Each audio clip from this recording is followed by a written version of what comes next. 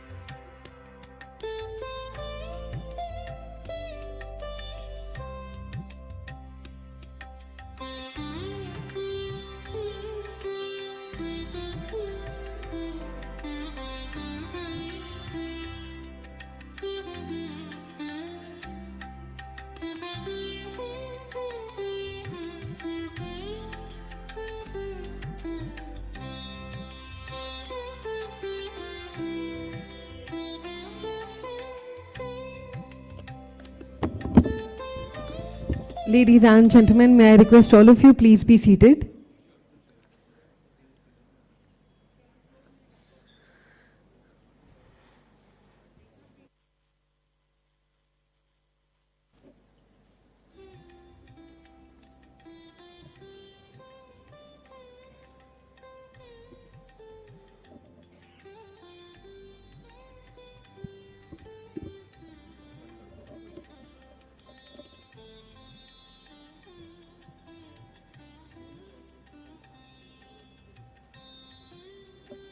Requesting everybody please be settled down.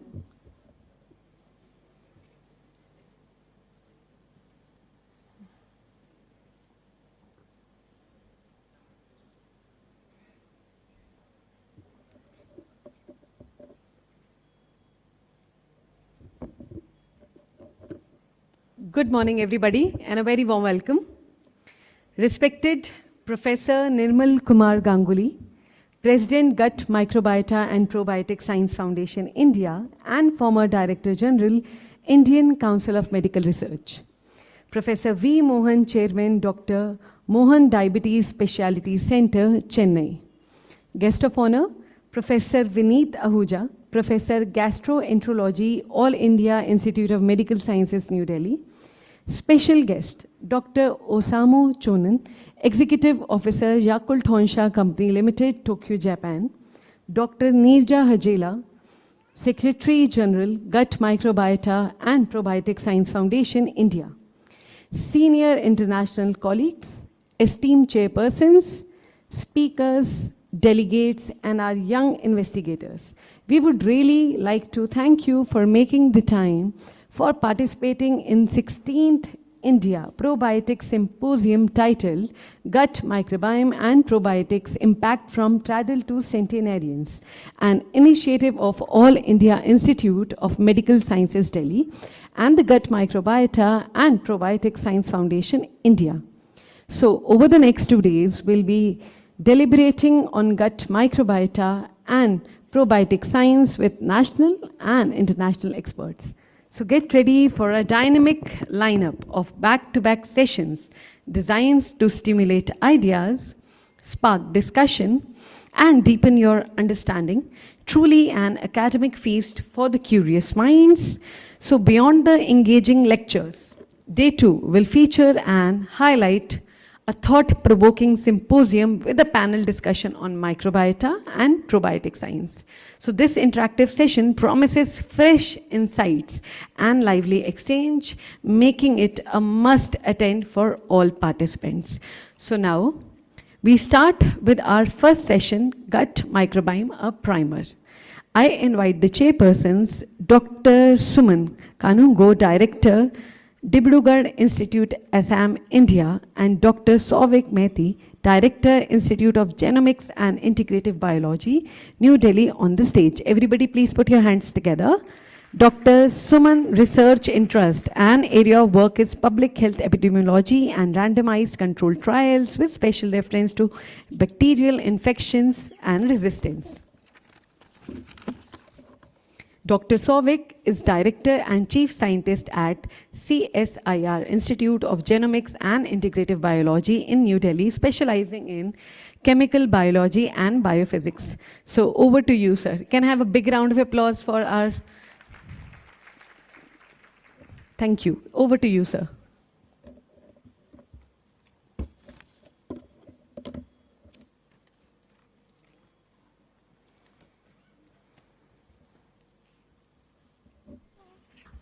Hello, good morning, everybody. Without much delay, let me, on behalf of my co-chair, I welcome to the very important and inaugural session where we plan to hear 3 very interesting talks on gut. The session is named as Gut Microbiome, a Primer. So when I was looking at the agenda, when it was discussed earlier, it was very carefully designed. Actually, it starts with a very crucial question of what is healthy microbiome, which we all want to know. Is it, what does it mean by healthy? Whether it's the healthy in India, Bangladesh, Pakistan, and healthy in Australia, New Zealand, or the US. What is meant by that? And based on that, designing a gut microbiome study, which is now an important part in terms of even in the world of antimicrobial resistance and ARGs. These are becoming very important, and this one. So we have three renowned and very established speakers, so whom we will be hearing. First, I hand over to Professor Maiti to give an introduction, then I can introduce Professor Bruno Pott. Again, good morning and welcome to all.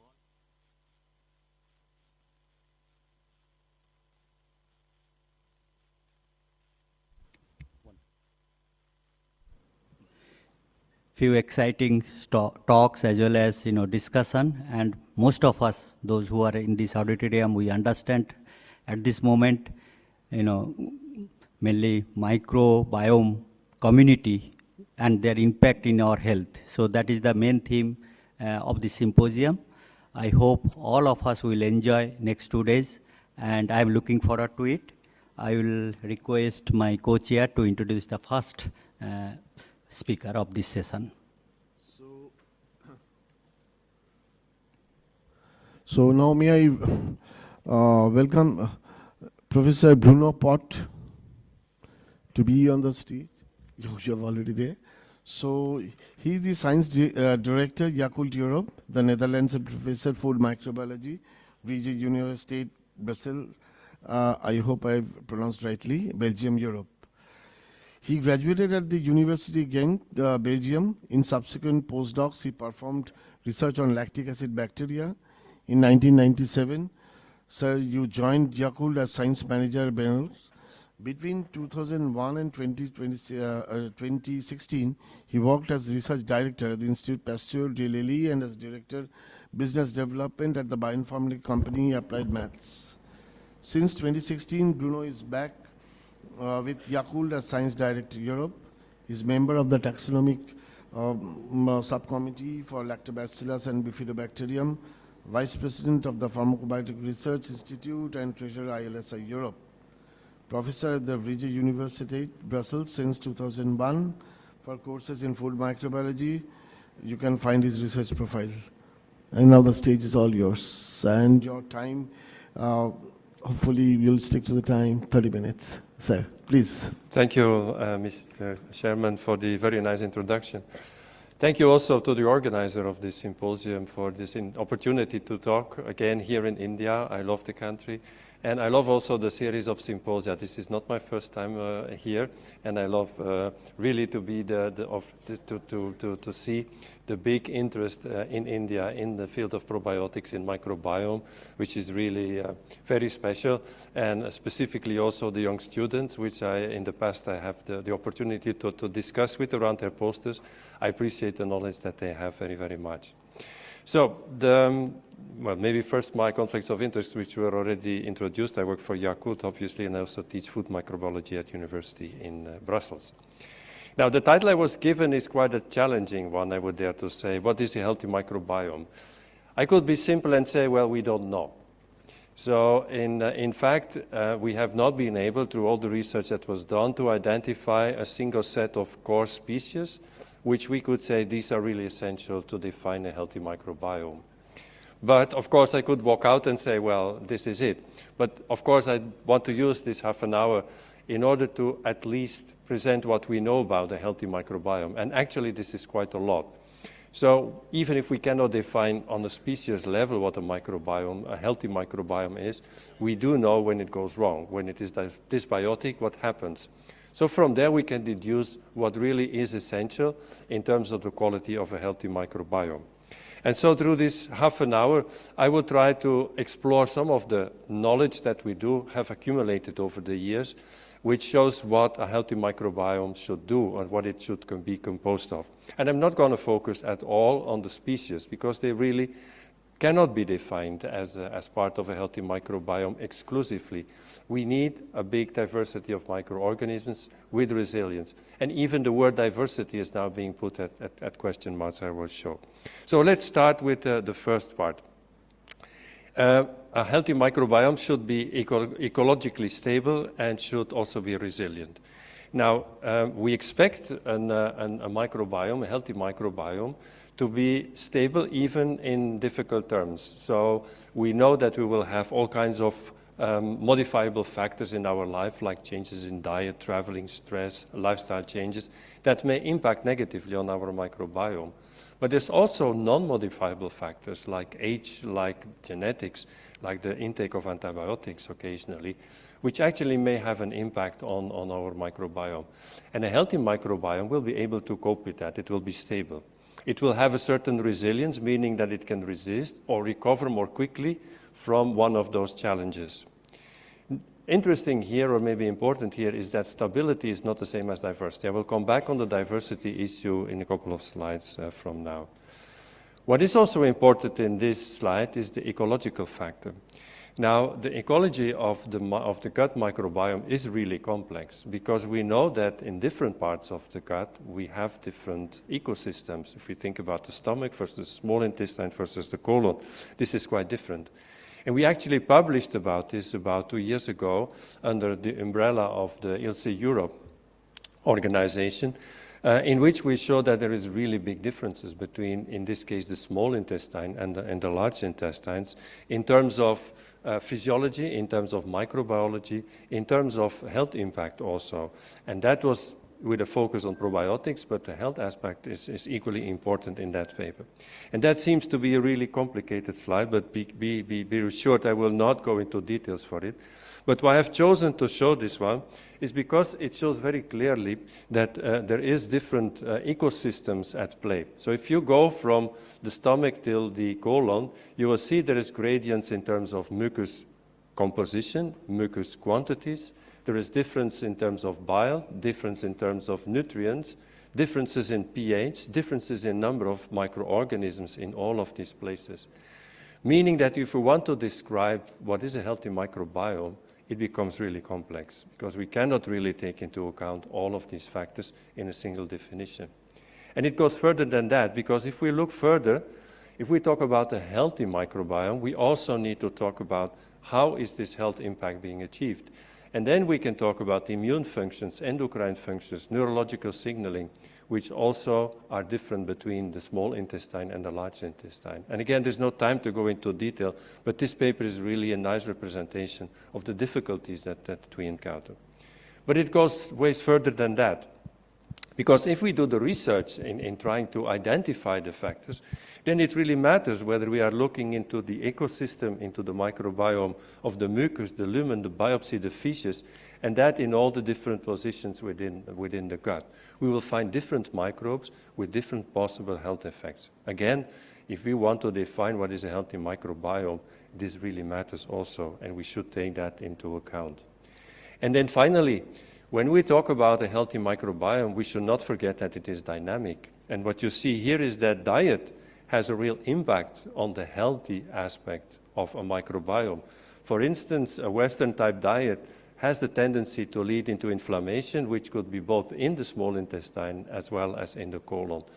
So also the diet and the conditions at a certain moment in time do play when we want to define what is a healthy microbiome. And diet definitely, as I will come back later, is one of the most important factors to consider in this. So the conclusion, why is it so difficult? The first conclusion is, well, we should accept that it is really complex and that we are really talking about diverse ecosystems as a whole. So defining it with a simple sentence or a simple phrase is going to be extremely difficult. Second point, the diversity. I promised to say something about diversity.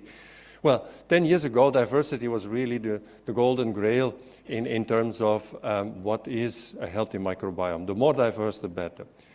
I think recent insights have turned this around a bit in a sense that it's not necessarily the case that we have high diversity linked to a healthy microbiome. And some examples are presented here. So the first one is infant gut. Specifically, when the infant is breastfed, we will see that there is really a dominance of bifidobacteria. The child is very, very healthy, and it is actually not a very diverse microbiota because it is dominated by bifidobacteria. The same story holds for the vagina, which is dominated by lactobacilli. So the most healthy vaginal microbiota is really dominated by a limited number of species of lactobacilli. So what we learn from this is that both bifidobacteria and lactobacilli have health aspects and are not necessarily depending on a larger diversity. And probably this is also the background of the development of many probiotic products with these different species. Another example is the lung microbiome. Well, we're very confident about the lung microbiome that we have bacteria in our lungs, but if the diversity becomes too big, then there is really a risk of a dysfunction and a threat to our health as well. So diversity, again, there is not necessarily beneficial. And then the gut microbiota in adults in this case. There we expect really, because of the diversity of the functions, we really expect a bigger diversity will be useful. But even then, I think some context is really important, and we need to be aware of what is covered by diversity, not in terms of numbers, not in terms of species names of taxonomy, but mainly in numbers of functionality. And in order to illustrate that, I would like to make a comparison between the diet of two different population groups, which is completely different. On the one hand, we have the Hadza in Tanzania, which are consuming a very fiber-rich plant-based diet, versus the Inuit in the north of Canada, where people are driving mainly on protein-rich diet, which is composed of fish and meat mainly. And so this will definitely have an impact on the microbiome. So what we see is that related to the diet, the main driver of the microbiome in the Hadza population in Tanzania is plant-based MAX. MAX stands for microbiota accessible carbohydrates. While in the Inuit, this is definitely fish proteins or meat proteins. There is a big seasonality in both population groups, where there is a switch in the Hadza population from plant to meat. And in the case of the Inuit, it is a switch between fish and meat over the year. There is further differences. For instance, the Hadza, they consume no industrial foods. They use very few medications, if at all, and they have minimally processed foods, while in the Inuit have gradually moved towards a Western type of diet. So inevitably, this will have an impact on the microbiome composition and the functionality. But as we look to the health impacts, both populations are really healthy. And so I think it is fair to conclude that really there is a context-specific adaptation to maintain health in both populations. And we cannot actually define one single healthy microbiota in both cases, because the microbiota will be very, very different in both cases. So, conclusion 2, there are no winning compositions of microbiota, only winning functionalities which keep the host healthy. Number 3, compatibility with host genetics and lifestyle. With Yakult Europe Science Department, we recently introduced this gut health model, which is a way to represent that the gut health, which is important for a large number of our daily activities and functions, depends on a number of factors which we, to some extent, can control, like sleep, lifestyle, and sometimes we cannot control, like genetics or age. So altogether, these will have an impact on our gut health. But we all agree that through this diversity of factors, we all have different stimuli for our microbiota. So this type of triggers for the development and the maintenance of the microbiota is really different for all of us. So having that in mind, I think it's obvious that it's almost impossible to make a generic definition of what is a healthy microbiome, because it is impacted by much more other factors than only the purely microbiology effect. So conclusion 3, healthy microbiome is really personal. It depends on your own diet, your lifestyle, your age, your environment, which are all factors that are independent of the pure microbial composition of your microbiota. Point number 4, a balanced microbial interaction, or the holobiont concept. I think we all agree that a healthy microbiome is characterized by microbial networks that work together to maintain health and promote a good functioning of the host. A good functioning of the host is also in their own benefit. They also will thrive much better if the host is healthy. A healthy microbiome will limit the expansion of opportunistic pathogens or pro-inflammatory taxa, and they will preferably interact through cross-feeding and all different kinds of mechanisms with each other. And if they interact with the host, then this is preferably a mutualistic approach. Again, the microbes have no interest in making the host sick because that would also be not in their own benefit. If you disrupt this balance, of course, disease is at stake. And so in order to show you this importance of this nice collaboration between the host and the microbiome, I've selected to show these graphs, which actually is interesting because it shows that as we grow in the evolutionary ladder of species, then we can see that also the number and the diversity of the microbiota that is associated with these species is increasing. So I think it's fair to say that actually we are more microbe than humans in terms of our genes and the metabolic pathways. We have gained a lot, we have evolved a lot over millions of years in order to cope with that diversity, which is already there in our microbes, and we have learned to use the metabolic power of that in our own benefit. But it means again that we have now a stable ecosystem developed. And that ecosystem is actually changed over the last 10 years, or the last 10 decades, or last 100 years. We have actually, through medical interventions, through better hygiene, through different type of nutrition, we have started to change that million years of evolutionary balance between the microbiota and ourselves as the hosts. And that has come with some consequences, as we all know, in a sense that we see an increase of non-communicable diseases in our societies today. Point number 5, absence of sustained inflammation and bacterial growth. Well, it is obvious for everybody, I think, that a healthy microbiome does not promote chronic low-grade inflammation, as I just mentioned, which is the basis of some of the non-communicable diseases that we are facing now. A healthy microbiome does not promote the expansions of the pathobionts, as I just mentioned, but it maintains a stable community structure that supports health, also in difficult situations like stress, heavy physical activity, aging, etc.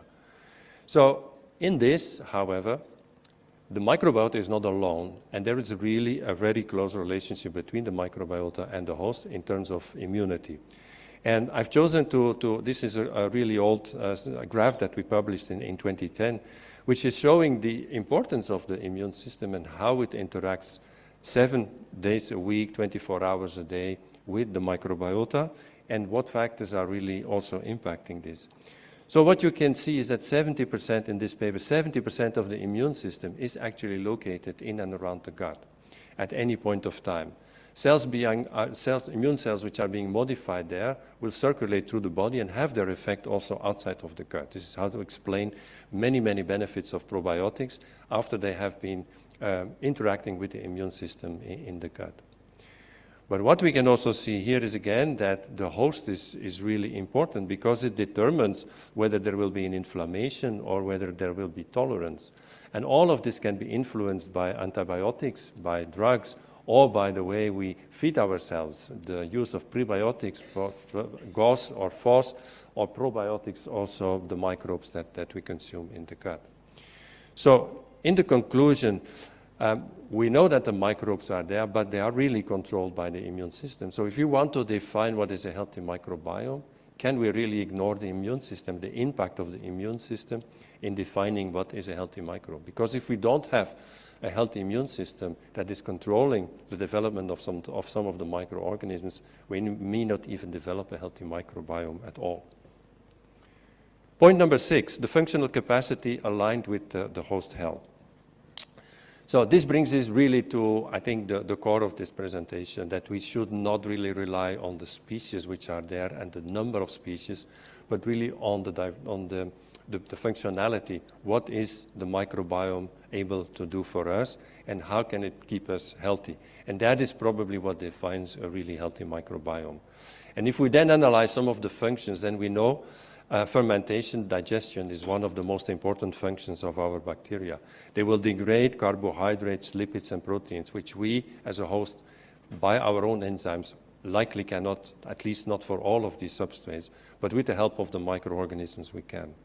They will produce plenty of beneficial metabolites like short-chain fatty acids or vitamins, which are really crucial for maintaining our health.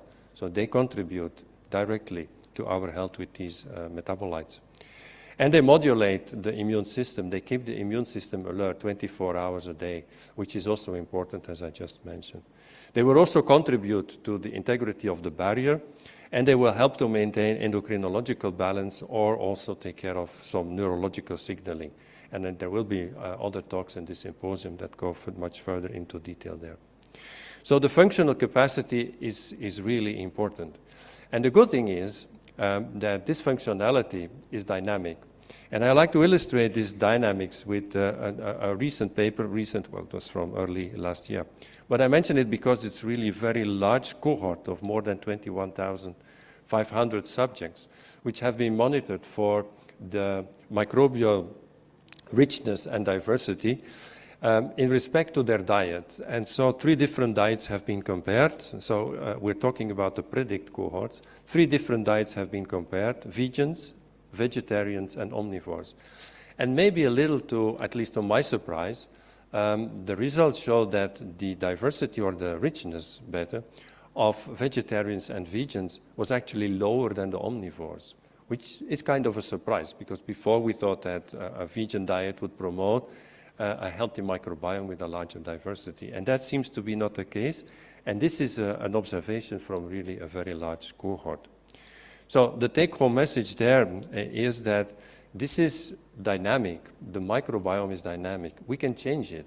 So if we have lost some of the diversity over the years, which before we had built up during evolution, millions of years of evolution, there is a possibility. And there's a nice paper from Jens Walter that recently appeared on the restore diet, where he is actually exploring with a specific type of diet how we can reestablish some of the bacteria that we have lost.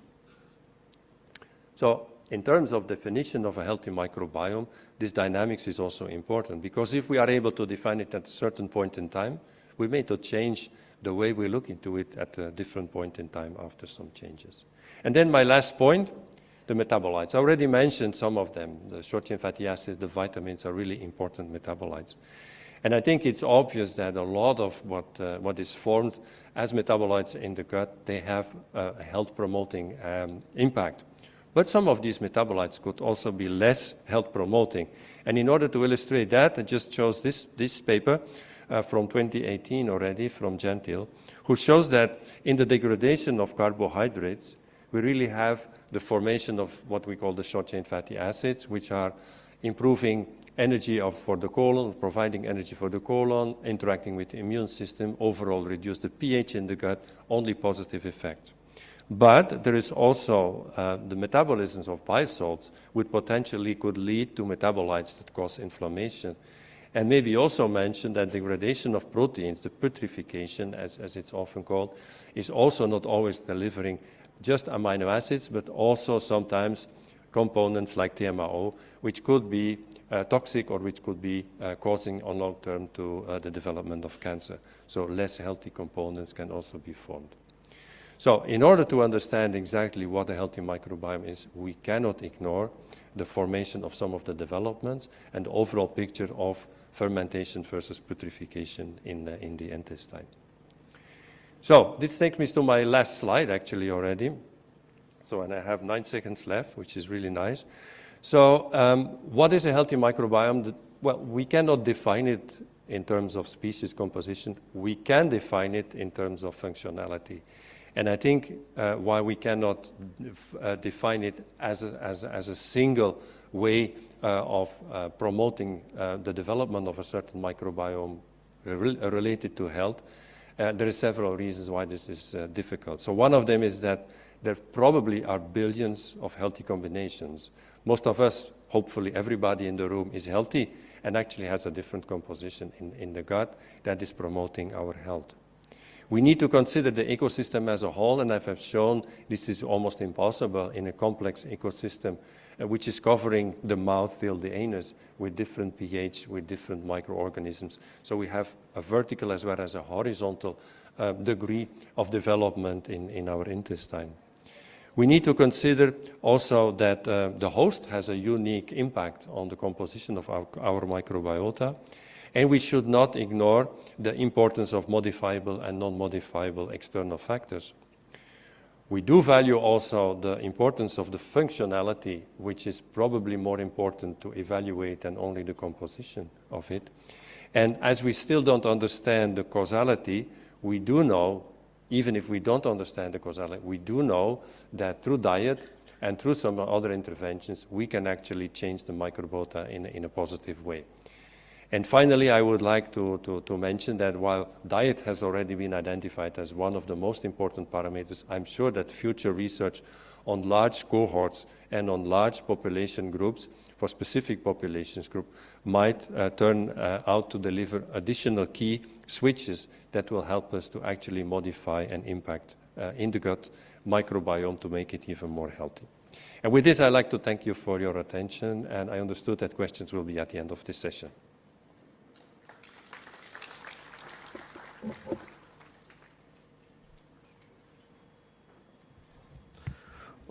Oh, thank you, Bruno. It's a wonderful talk, and most important that you stuck to the time within 5 minutes. You could finish up.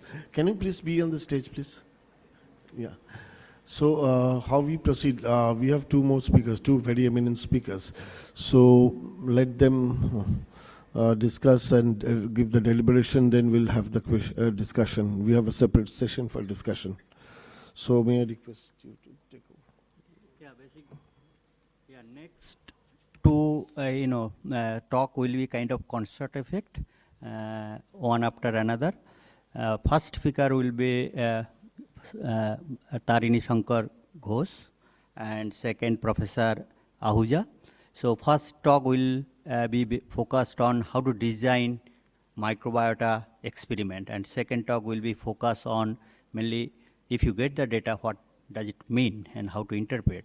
So it will be like, hands in hand, kind of presentation. So I will invite first you. Okay. So Professor Ahuja, as you know, he is one of the organizer and professor in AIMS and mainly work on, microbiome effect in health. So I will invite Professor Ahuja to present his talk. All of you. So with the permission of the chairpersons, we thought that Tarini and me could give a tandem talk. Because when you devise a microbiome study and when you try to interpret it, what happens is it's not done in isolation. Often what happens is that I know something which I tell Tarini, and Tarini knows a lot which I have to ask from him. So what we thought that we'll do this talk in terms of how we go about designing a study and what questions we have for each other. When we talk about any microbiome study, the first thing which comes to my mind is that it's like a census. Like, the census exercise is going on in India, and it is a huge exercise. It is very well planned. There are a lot of people doing lots of jobs, and responsibilities are given. Why am I reminded of census out here? I'm reminded of census out here because if you look at 1 gram of stool, that contains 100 billion microbes. Assuming 5 million bases per microbe, it will yield somewhere around 10⁻⁷ bases or 100,000 terabytes of data. A good flash drive would carry, or I would say the best flash drive would carry 1 terabyte of data, would be around 12 grams.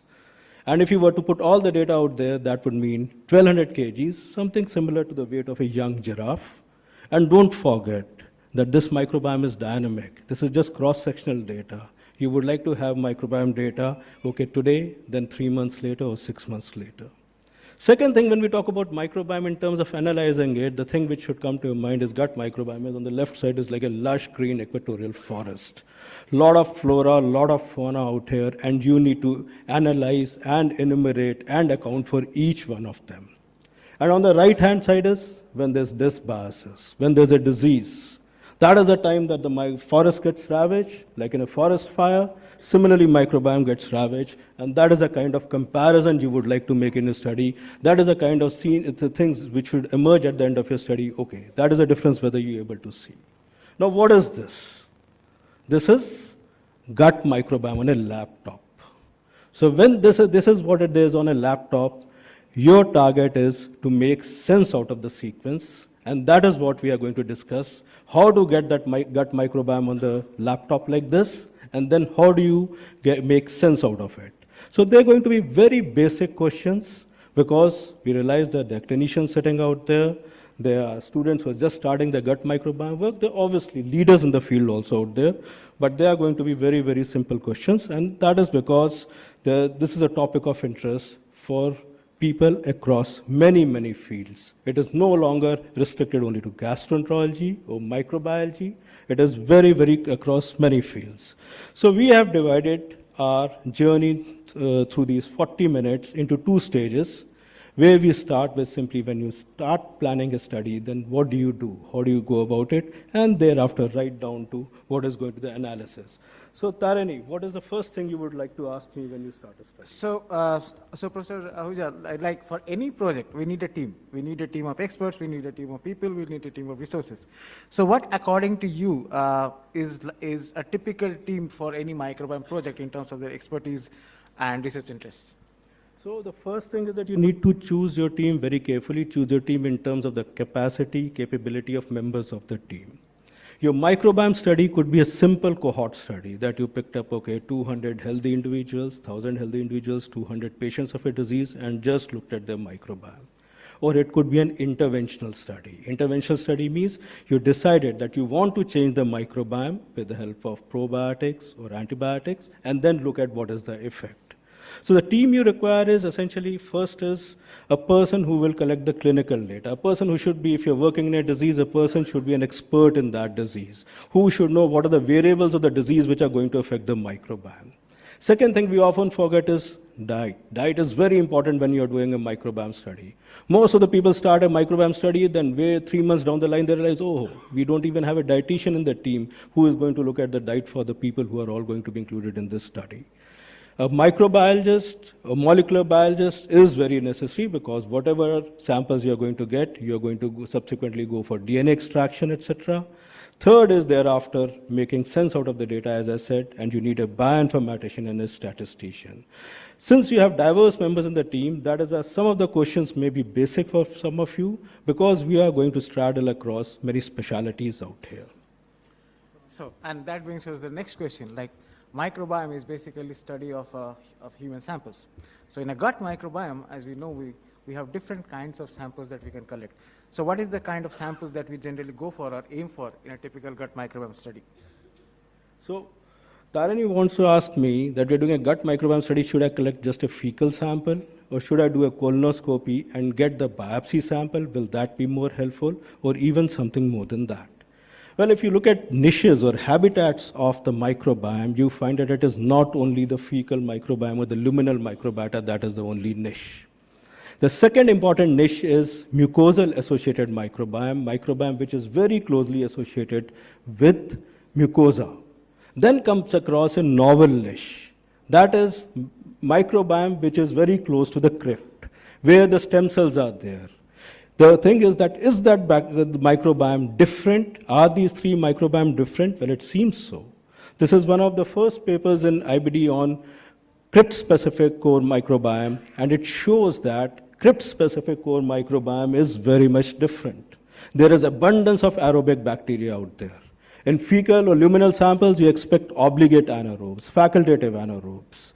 As the oxygen concentration increases, the anaerobes go away. Near the stem cells, what you find is there is abundance of aerobic bacteria, and they seem to be much more resilient to microbiome towards changes. So if you were to do a study, for example, this is a study which we did a year back, where we looked at fecal microbiota transplantation and anti-inflammatory diet. So these are the various changes which can be shown. First is changes in microbiome as well as mycobiome, that is the fungal elements, following intervention at two levels, fecal as well as mucosal.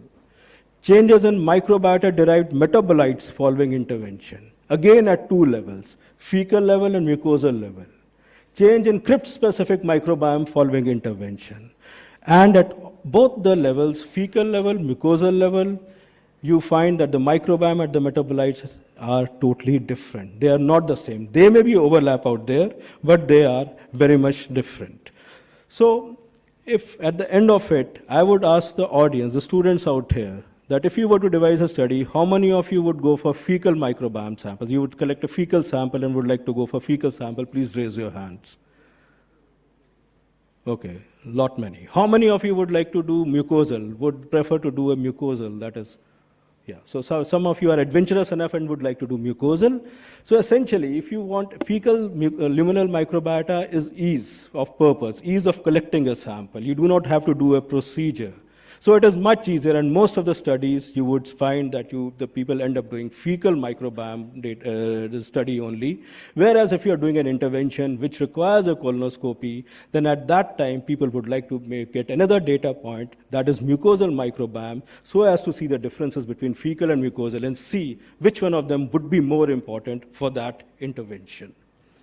So the next question that comes, immediate question that comes is, once you decide on what kind of samples you want to collect, how do you collect the samples and how do you process and store the samples? So let's talk about stool samples, because that is a study which most people do.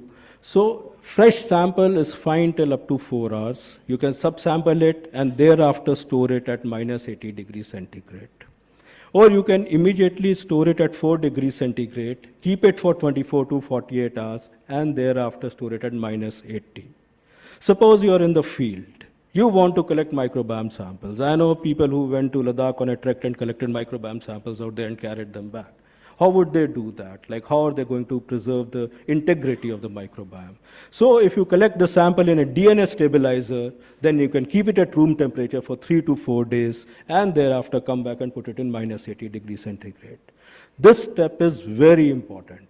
If this key step or initial step you feel, okay, this does not have much value, we can keep it anywhere, you will find at the end of it, your results would be erroneous. If you are doing a sample collection and want to do transcriptomic study, particularly for the mucosal sample, you flash freeze in liquid nitrogen and store at minus 80 degrees centigrade. If you store it in RNA later, remember, you will not be able to do metabolomics for that study at all.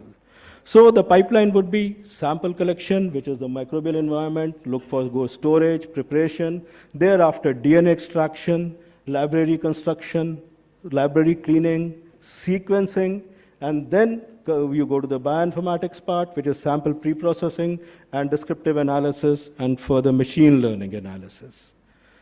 Another mistake which many of us make is that we only concentrate on the microbiome. We only concentrate on the sequencing. We forget that metadata is very important. First lecture by Professor Pott showed you clearly the variability, the number of factors which can affect the microbiome data. Each one of them needs to be accounted for. If you have not looked at age, gender, diet, some of the lifestyle factors, whether they were on antibiotics, the mode of delivery for some studies, vaginal, cesarean, then obviously, if you do not have this data, when you come out with the microbiome data, anybody who is reviewing that study would ask you, have you accounted for these factors? So this metadata should be built into the study right from the start, and it is very important. Second thing, if you can build into the study, is longitudinal sampling. Instead of cross-sectional sampling, if your budget allows, and you can take sample at 2 time points, that will again make the study more robust. Third thing, if you are doing a multi-center study, sometimes people do make the mistake that, okay, I'll use this sequencing platform. The other person is in United Kingdom, they can use the other sequencing platform. Somebody in USA can use a third sequencing platform, or the DNA extraction protocols may be different. No. If you want to compare the microbiome, particularly in a multi-center study, best that your SOPs, right from DNA extraction to sequencing platform to bioinformatics pipeline, they should be absolutely same. If they are not same, your results may not be comparable. So Tarini, next, what do you want me to do? So the next, we have collected the samples, we have done the processing, we have done the DNA extraction. The next question that comes is, how do we sequence? So we all know that there are these terms, 16S RNA sequencing, whole genome sequencing. So what are these, and what do we choose for our project?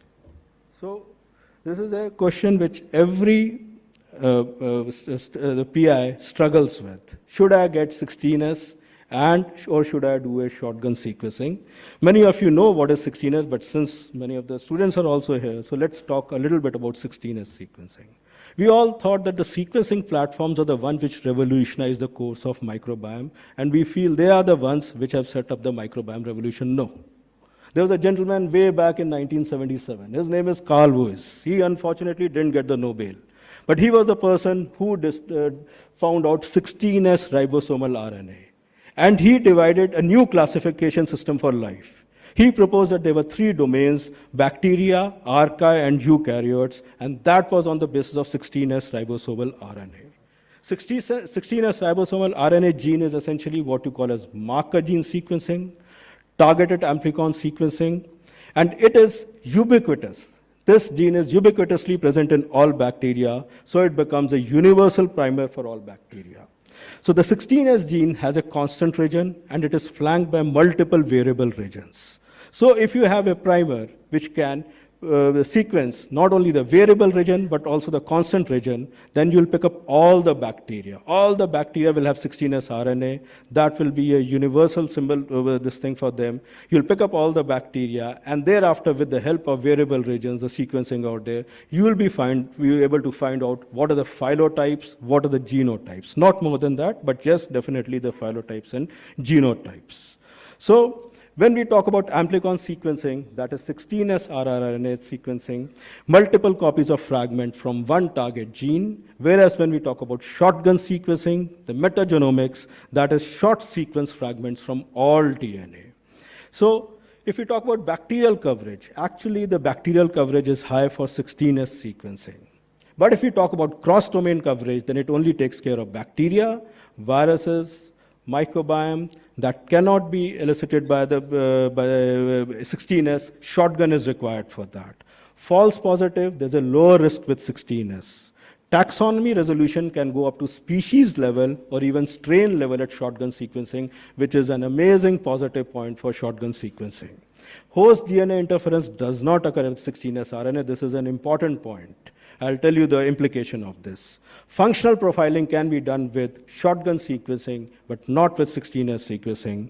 And this cost is extremely important. Although earlier there was a wide variation in cost between 16S and shotgun sequencing, but gradually that differences, the gap is narrowing down, and today actually you can do shotgun sequencing for many samples.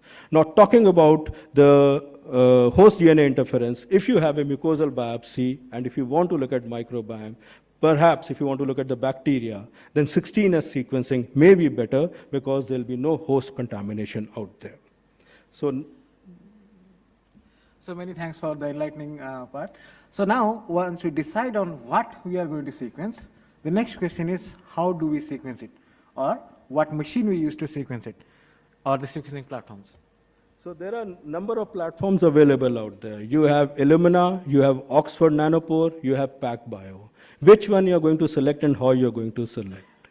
PacBio, long read lengths. You can also get epigenetic data along with that.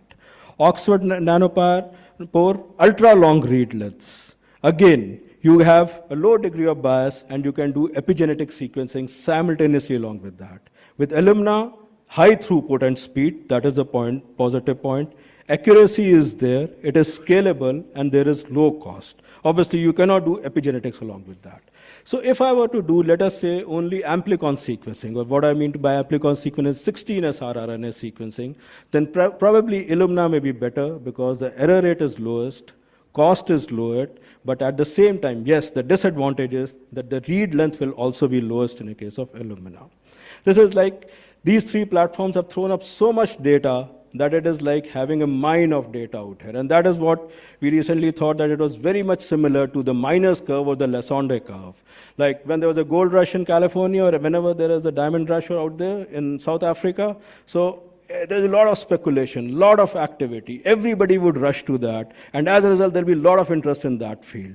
And what happens subsequently is gradually you find that you see behind what is behind the mirror scene, the speculators leave, and that is what where we are at that stage before the microbiome field of microbiome again takes off.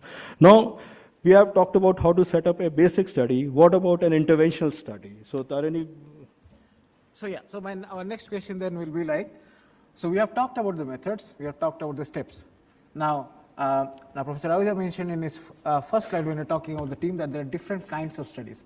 And one of the most buzzword studies, or kind of one of the most fascinating studies these days, are the microbiome intervention studies, where we change the microbiome for therapeutic benefits. So what are the different kinds of intervention studies? So 4, I would say, generations. Antibiotics diet, prebiotics, probiotics, fecal microbiota transplantation, and then the microbial ecosystem therapeutics or postbiotics, which are coming up. Of which, if we talk about fecal microbiota transplantation, it is infusion of a fecal suspension from a healthy individual into the GI tract of the individual, of an individual who has the disease. So essentially, a healthy donor giving feces, which a fecal slurry is made, filtered, and thereafter infused either in the colon with the help of a colonoscope, at times with the help of an endoscope in the duodenum or jejunum, and if capsules are available, then that is a third method by which it can be done. So FMT essentially involves getting a donor, taking 50 grams of stool, adding 200 ml of saline to it, and thereafter homogenize in a stomacher, and subsequently the filtered suspension is divided into aliquots and put it in the colon. And so you may put it in the right colon initially, that is somewhere around the cecum or the terminal ileum, and subsequently you can also put it in the left colon. For patients who have liver disease, like Dr. Shalimar does FMP in our department, they do the upper GI route, that is they would put it in the duodenum out there. So we have been doing at our center in India, now many centers are established. At our center, we have been doing FMT since 2014, and maybe more than 500 procedures have been done. So there are certain factors which are very important for fecal microbiota transplantation studies, and this is, again, there is a lot of gray zone out here. So it is not that you just give FMT and every time FMT would deliver the same results. No. It is very important to understand we still don't know who is the ideal donor.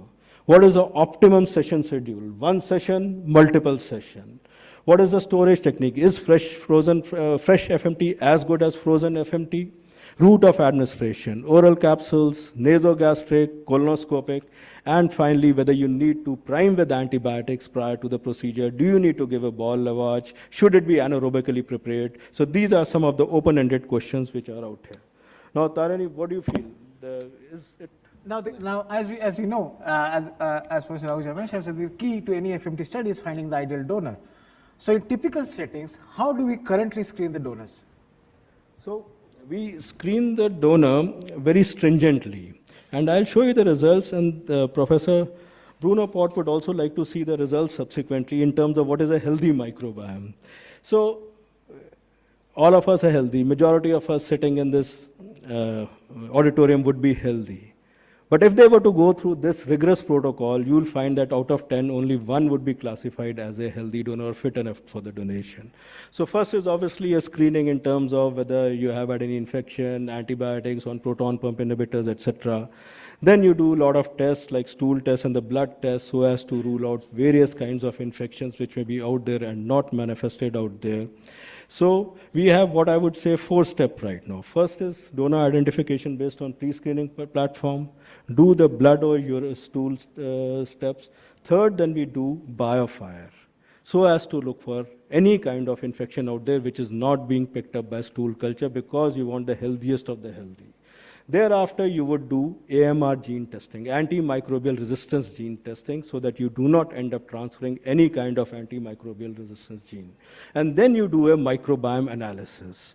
And the donor has to clear every step. Step 1, step 2, step 3, step 4, and step 5. In step 5, we look at 3 or 4 criteria. If the donor clears these 3 out of these 4 criteria, then it becomes a then he undergoes selection. So a sample is something which is, initially it is also matched with what Tarani has made up databases like the India-specific reference databases. And so when we talk about microbiome analysis for the donor has undergone screening, blood tests, subsequently AMR gene tests, biofire tests, cleared all of them, goes for microbiome sequencing, has high diversity, high butyrate producing bacteria, low number of fusobacterium or enterobacterium, and a high number of CMO trophic network that is known as Christenella, Methanobacter, Oscillosporia. And thereafter, then you would classify a person as having healthy donor. And as I said, like this is like 10 healthy individuals. When they're screened for it, out of them only one turns out to be the healthiest among them. For example, we are doing large multi-center FMT studies across the country. So this is a donor finally from Mumbai, which seems to be one of the very good donor. And Tarani, the microbiome analysis has been done by Tarani's team. So this donor had a high Shannon index, lot of diversity, lot of butyrate production, low amount of enterobacterium, fusobacterium, high amount of oscillobacterium and methanobacterium, and a very good hack index, hack top 17. What is hack index? Hack's index is again made by Tarani and his team. We were just a part of it, where that is a hunt for a healthy microbiome. And this is like in terms of ranked 201 taxa and the association with key traits of host and microbiome health.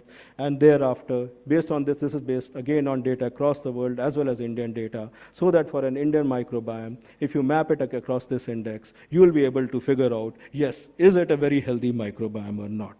So with this, we complete the stage one. That is what we would be setting up studies and what as a clinician I would like to know about microbiome. Now comes the more tougher part. And for that, I'll hand it over to Tarani, who is a genius at that. So Tarani, now we are going to get a lot of data. Yes. What are you going to do with that data? Okay, thank you, Professor Ahuja.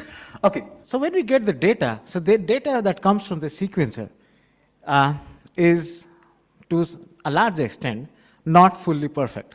And different sequencers produce different kinds of data, and the extent of imperfection is variable. Like if you have Illumina, it makes very less errors. Like by imperfection, I mean errors. If you look into other sequencers like Nanopore, for example, the current error rates are pretty high. Now, why do we have errors? Because when the sequencer reads a sequence, it does not read as a different kinds of characters. It reads them as something that you see on the left, which we call as the chromatogram. And the letters are read based on the peaks of the chromatograms. Now, when you read peaks, you will generally have scenarios like you see for the T over there, that the read is not perfect. The peak's intensity is actually low. And because of that, you have putative errors.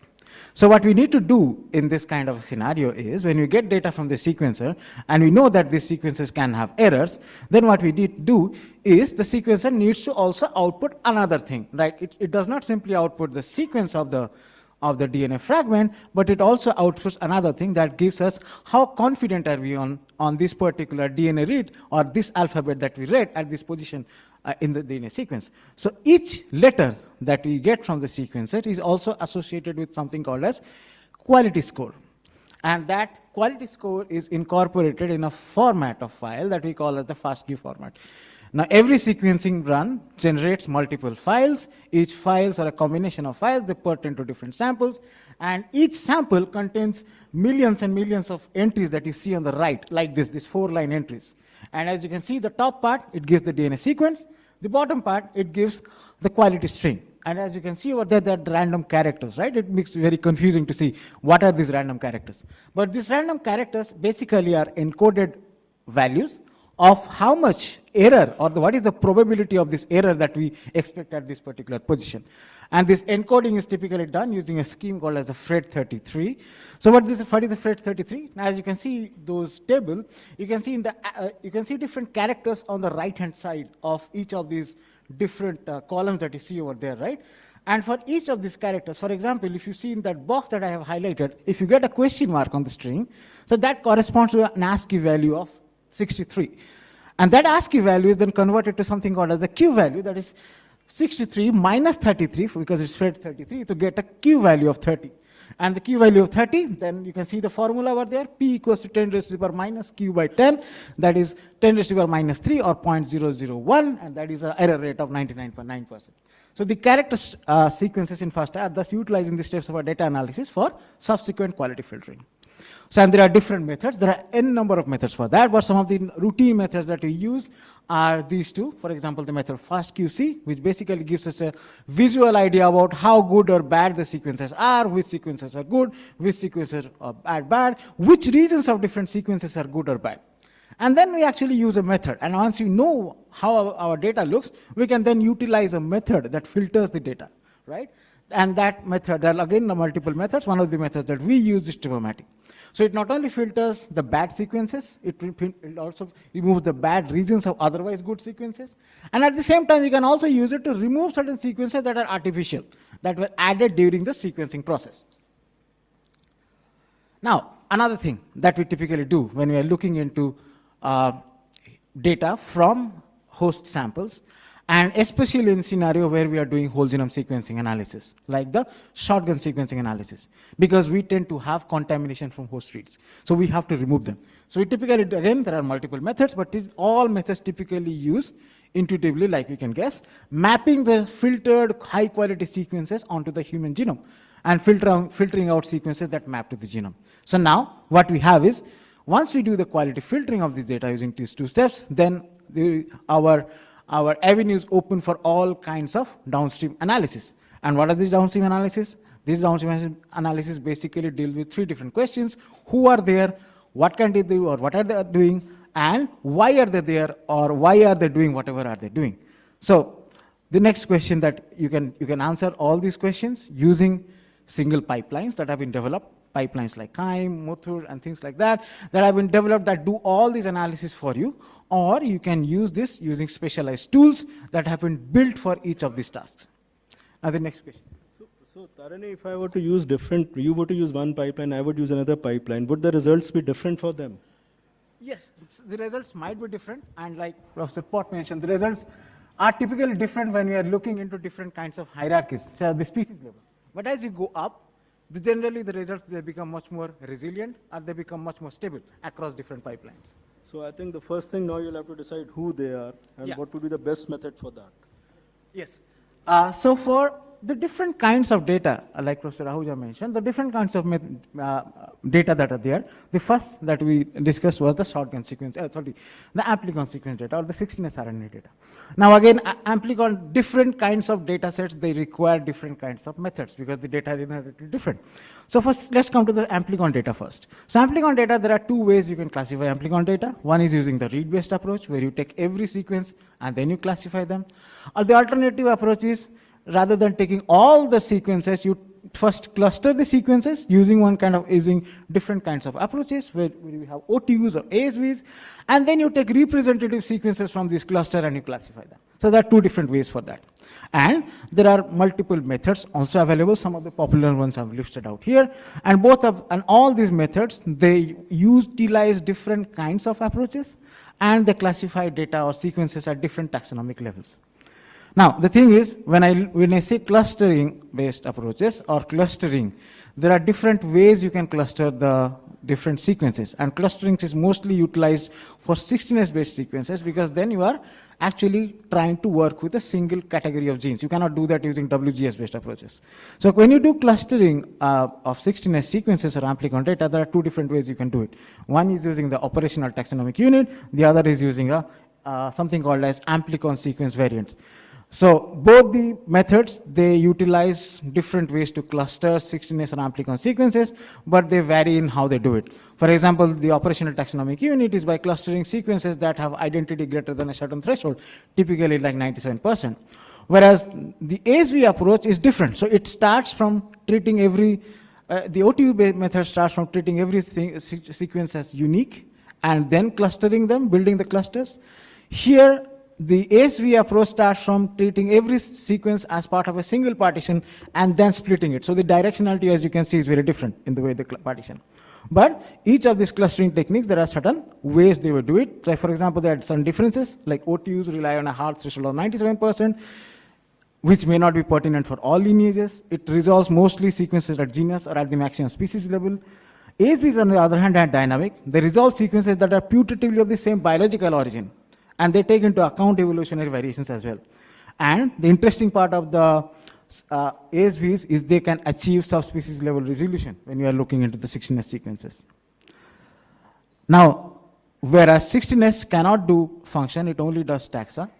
The WGS approach, you can actually do both taxa as well as functional classification. And there are different approaches for that. For example, the metaflan approach, the human 2 approach that can take your sequences and they can do both taxonomical classification as well as functional profiling. And there is another method that is widely used in shotgun sequencing that is Kraken, that actually classifies each read and it again does only taxonomy. So we have covered till the taxonomic part. The next thing. Tarini, to make one point clear, still it's not clear in my mind. What do you think today is better, O2U or ASV? What should be done? I would suggest that ASVs are definitely much better than the OTU-based approach, because the basic principle of OTUs is it forces a hard bound on the clusters. And the issue with that is different taxonomic lineages, they are not evolutionary similar. So you have to consider either you go for a read-based approach, that where you classify all reads, or if you are trying to do a cluster-based approach, you should ideally go for an ASV-based approach. Want to say something? Actually, if we leave some time for question answer, that will be good. Okay. So how many slides do you have? Another 7 minutes, sir. 7 minutes. We'll take another 5 minutes. Okay. Yeah, please go ahead. So you have all heard about alpha and beta diversity. So Tarini, let's see if you can make us understand that. Yeah. So the next question that comes is alpha and beta diversity. So alpha diversity, again, the definition is very similar. Alpha diversity measures diversity within communities, within a single community, and beta diversity measures diversity across communities or across samples. So alpha diversity answers how diverse is a given microbiome, and beta diversity answers how diverse are the different communities or different microbiomes with respect to each other. Alpha diversity again has two components, richness and evenness. Richness basically indicates how many unique members are there. Evenness basically indicates how are they represented in a community. Are all of them in similar proportions, or we have a bias towards members of a certain category. Now, how do we measure alpha diversity? Now, as I mentioned in the last slide, there are different facets to alpha diversity, and there are different indices to measure each of these facets. And one of the popular indices is actually the Shannon index, because it measures both. So, and this is the formula, I will not go into the details. So basically when you use Shannon index, you get a Shannon index value for each sample or each microbiome, which is indicative of both how rich is the microbiome as well as how even are the different members of the microbiome represented. Another thing is we generally take Shannon index for different kinds of communities and then we compare. Now, how do we compare? There are certain visualization techniques that I have highlighted here, box plot and violin plots. Box plots are both of them are essentially similar, but violin plots adds an extra probability density distribution, which you see how the values are distributed. Now, sometimes alpha diversity measure can tell us a lot about what happens across different disease states. Like, for example, Professor Ahuja mentioned about the different states of IBD. Now, here what we can see over here is this particular plot over here is in this particular study, which compares the differences in Shannon index across 3 different groups.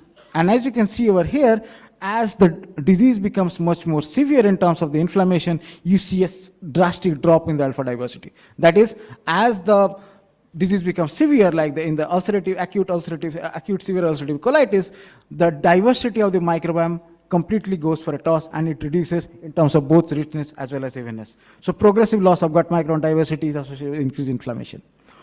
Another measure is called the phylogenetic diversity. I will not go into that, but it is very interesting, because what it does is it not only simply counts the unique members, it also tries to measure how distributed are these unique members across the phylogenetic tree. So basically, the formula is that we have given here some of the branch length covered by a sample, and that actually gives how diverse are the different members. Even though 2 samples might have the same species, but one sample has higher diversity in their phylogeny, it will give a higher phylogenetic diversity with respect to that. And the way to measure it is using the Faith's PD. So these are the different members of alpha diversity. Now the next question is beta diversity. Now what is beta diversity? Beta diversity is basically how different or diverse are the microbes between each other. Now, to measure how 2 different microbiomes are, we need to measure distances between them. And there are different distance measures. Now, each of these distance measures captures one specific facet of the microbiome variation. For example, Jacquard captures the differences in the presence and absence of different taxa. Bray-Curtis captures the differences in the presence and absence as well as the abundance of different taxa. Unifragment distance measured, they are similar to the phylogenetic diversity, like they capture how phylogenetically distributed are the variations. And then we have Kendall and Spearman, which basically looked into the variations in the how the different microbes are ranked in different communities. If you have two communities having same groups of highly abundant microbes and lowly abundant microbes, then we have similar Kendall or low Kendall variations. Now, as you can see over here, one of the main things that we use in beta diversity is the distance matrix. Now, how do we represent this distance matrix? We typically do that. So how do we visualize that? Two questions is how do we visualize the variations and how do we relate these variations to host metadata? That will be covering next quickly. How do we visualize the variation? One of the best ways to visualize this is using something called as the PCOA, or Principal Coordinate Analysis, which basically does what? It takes a distance matrix and then it simply tries to group the samples based on their similarity of their distances to all other samples. Now, for example, as you can see over here, the arrangement of the points is such that any 2 points that are closer to each other on the PCOA plot show distance variations, similar distance variations to all other points or all other microbiomes. So this is a kind of a technique that we call as a dimensionality reduction technique. Now, what are dimensionality reduction technique? Is those techniques that take a large multivariate data and then they reduce it to just 2 or 3 dimensions that makes it easier to visualize. Now, once we are aware of how to represent the beta diversity, the next question is the utility of how we can utilize the beta diversity measurements. Now, as you can see over here, again, in this particular study that I have mentioned in the last few slides, we saw that the alpha diversity fell with increase in inflammation that you see for acute severe ulcerative colitis. Now, here we see a very different aspect of those microbiomes. And as you can see over here, the healthies, if you look into the green ones, they are all very complex. They all have very similar microbiome profile, very low beta diversity. As we go towards the UC or the ulcerative colitis, that is the orange one, the beta diversity increases. They become much more different from each other. And as you go towards the blue one, you see that they become even more different. That means there is, with disease, there is not only a loss of alpha diversity, but the microbiome, and this loss is associated with the loss of some core microbes typically associated with the healthy individuals. And then because of the loss of these core microbes, you see a complete loss of the microbiome community as such. They become much more heterogeneous with respect to each other. This is another aspect, another investigation. I'll cover it at the end. Now, the thing is, again, so this is nowadays, how do we associate host traits with microbiome beta diversity? So there are different methods like PERMANOVA, where we have a single test, like if you may have host metadata that is single variate, like single value analysis, or you may have metadata that are composite, like Professor Ahuja mentioned about dietary profiles. So dietary variations. So dietary variations are actually multi-omic data. So there are different ways or different methods that you can associate to link how your beta diversity links to different kinds of host metadata. So again, one of the methods that we do is the PROCUST analysis. In this particular example of one of my study, what I did was I was looking into the association of microbiome composition with host diet.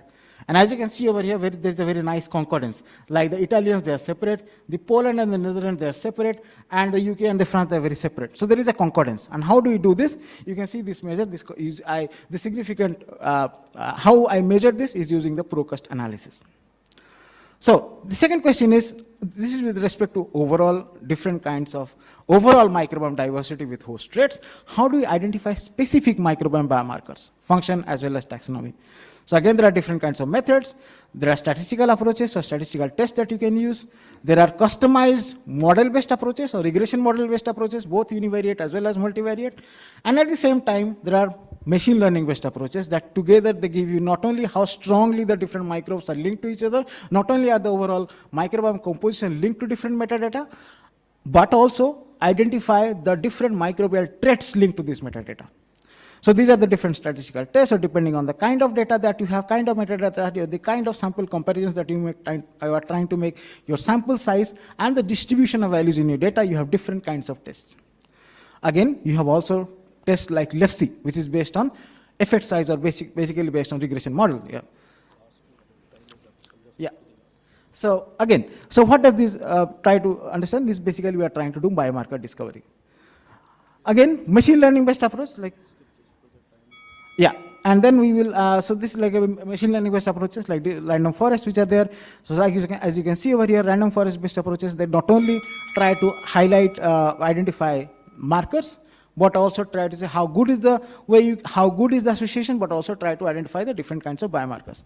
Now, one case study I would like to present here to end is this particular case study where we actually had both microbiome as well as microbiome, and we were trying to build a classifier using different kinds of, for Crohn's disease, intestinal tuberculosis, and healthy samples.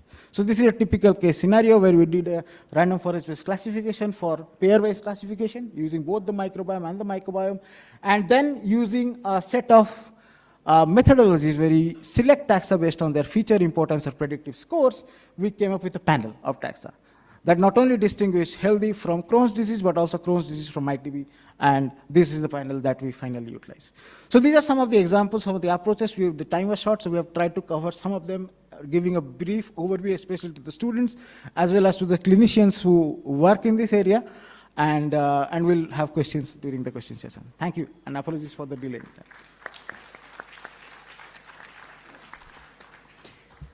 Thank all three speakers. So this session is open for question. Somebody is there to hand over the mic? Organizer?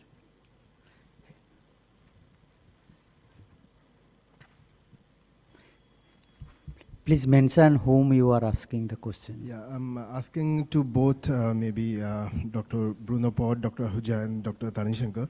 It was amazing, first session with the interactive session with Dr. Ghosh and Dr. Ahuja. So what we came to know from this, first session is that, gut microbiome is quite dynamic, and we don't have the definition of dysbiosis or eubiosis, we call it, right? So, but at the same time, we are focusing on gut microbiome-based, personalized medication or personalized therapy. So on one hand, we are saying that, day-to-day or every seasonal variation, there's a gut microbiome variation with diet and our lifestyle. Plus, we are trying to have microbiome-based therapeutics. So how do these kind of two different, concept comes to play, and then how it will change the personalized therapy maybe? Thank you.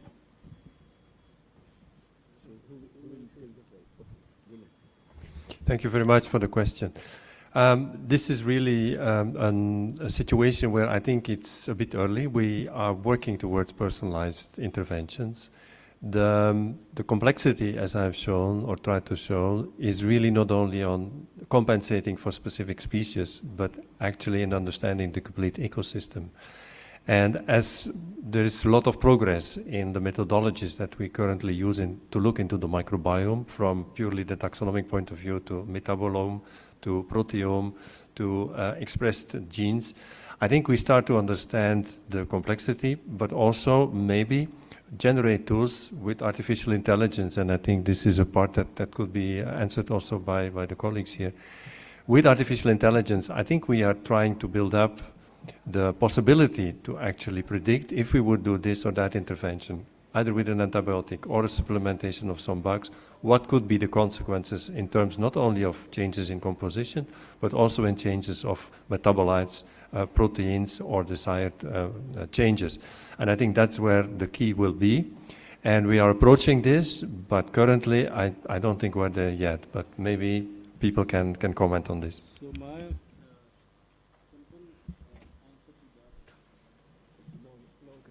my simple answer to that would be, we know what is bad, we know what is good, we don't know what is the best.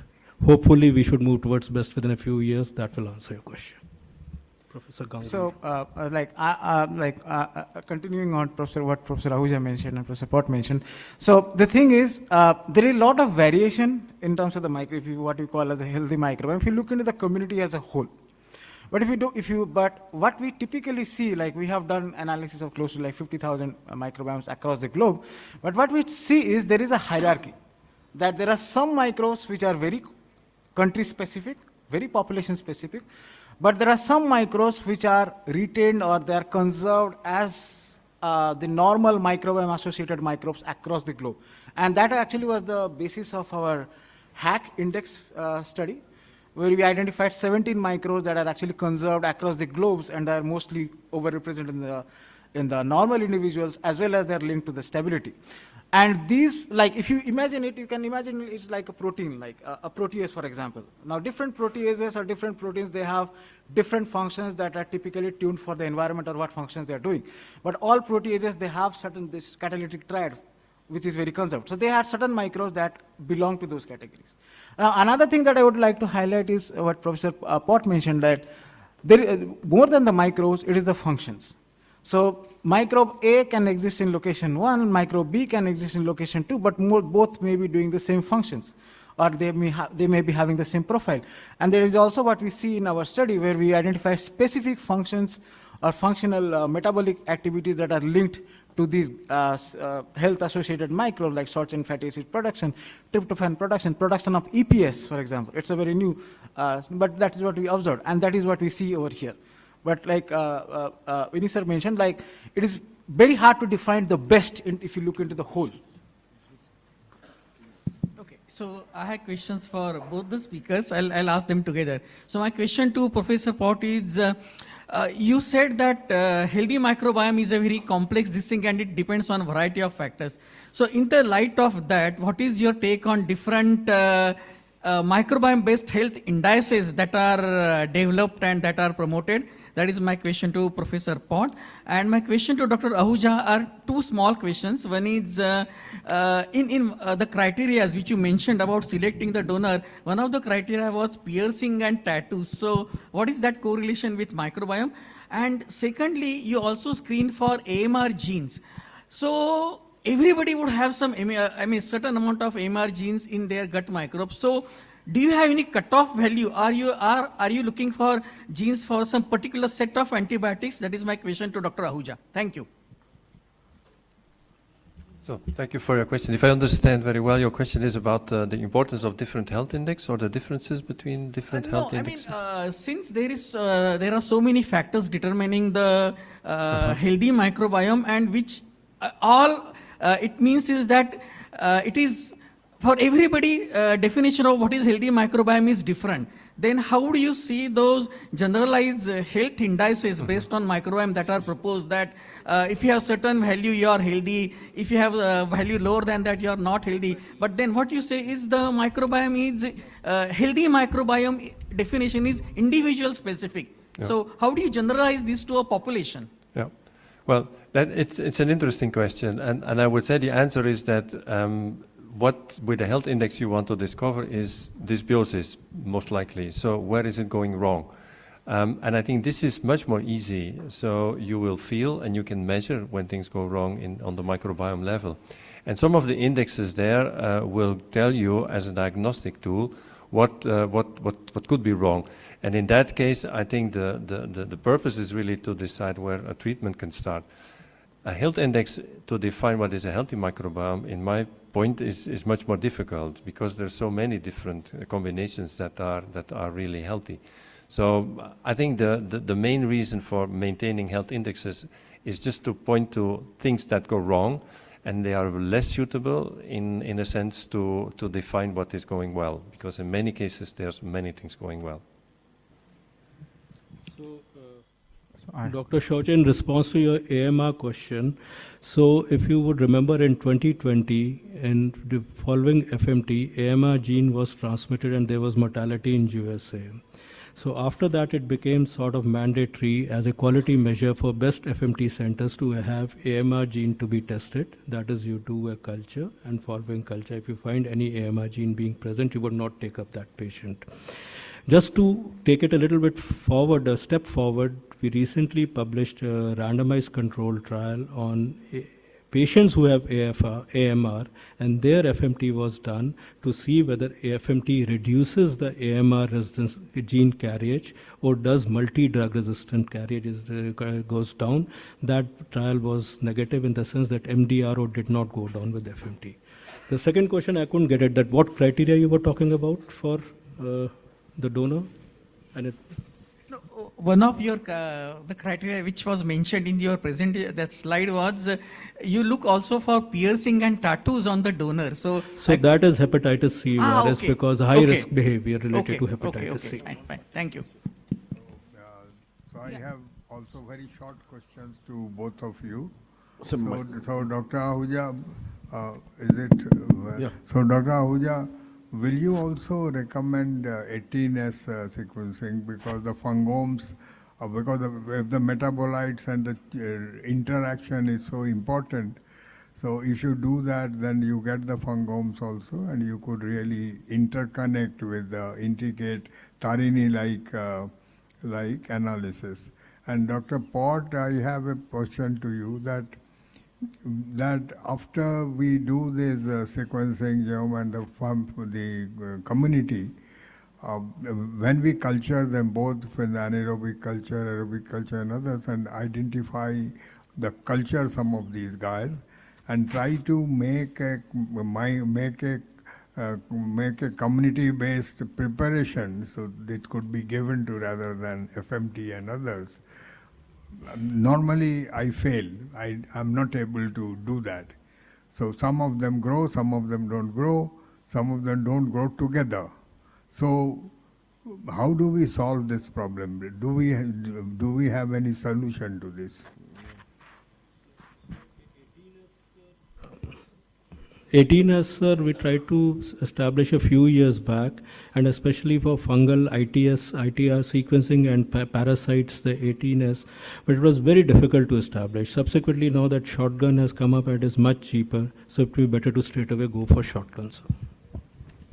Yeah, so it's also an interesting question about how to grow these microorganisms together. I think there is a product on the market now in the United States, FDA approved, which is called VOST, which is actually a combination of well-known, I'm not sure, I don't think it's published how many bacteria are in there, but they are used in fecal transplants.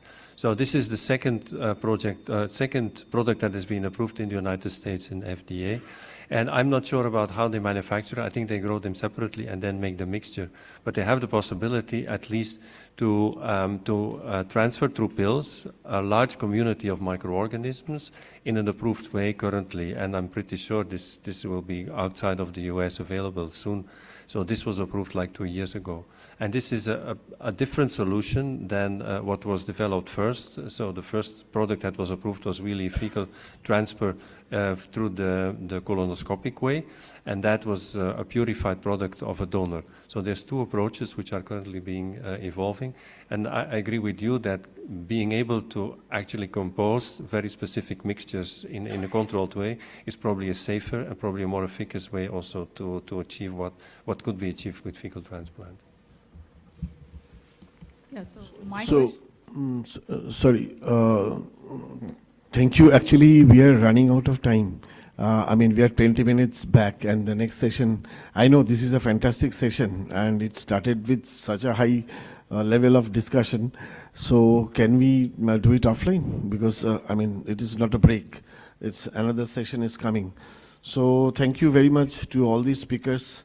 It was a fantastic talk from Professor Bruno Pott, Professor Vinita Ahuja, and Dr. Tarini Shankar Ghosh. It's a wonderful thing that we learned that different is beautiful, that especially when we talk about the countries like India, where it's such a diverse thing from northeast to maybe the southern India, the guts are so different, and there is no such single thing that can take care of this one. So with these few words, we come to an end, a wonderful session. We'll move on to the next session. Thank you very much, sir. Well, thank you everybody for a wonderful session. We would like to proceed for felicitation. May I invite Dr. Suman to felicitate Professor Bruno Pott. Everybody please put your hands together. Everyone please come forward.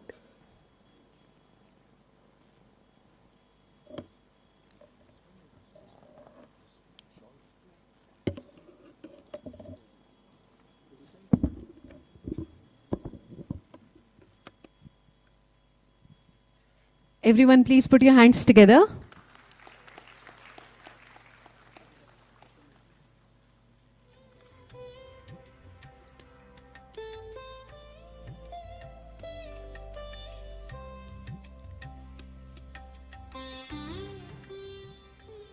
A small token of felicitation, sir.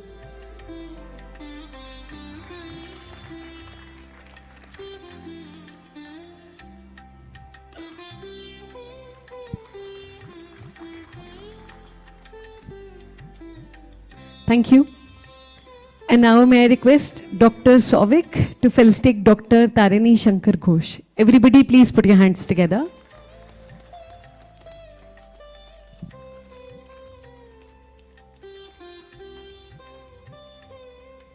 Big round of applause, everyone.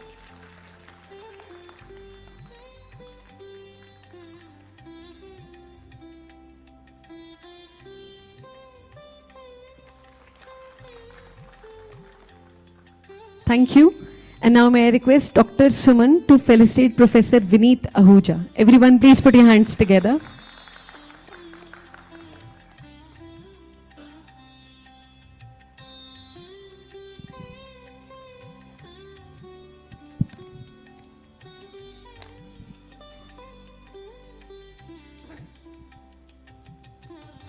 Everyone, big round of applause.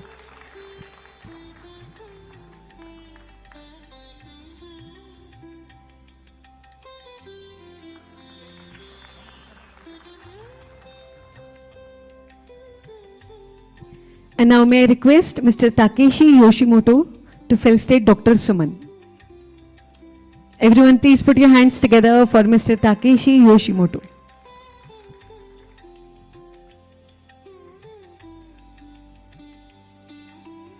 Warm welcome, sir.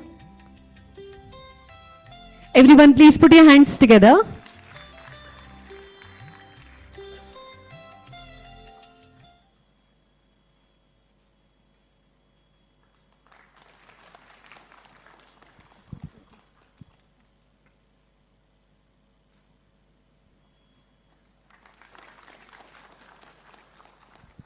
Thank you. And now may I request Dr. Tate Suji Hori to please join us on the stage to felicitate Dr. Souvik. Everyone please put your hands together.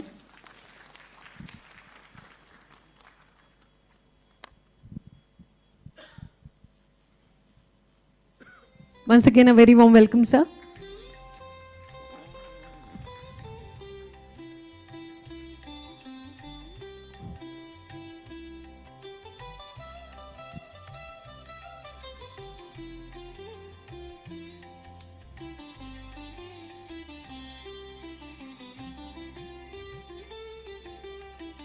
Everybody please put your hands together.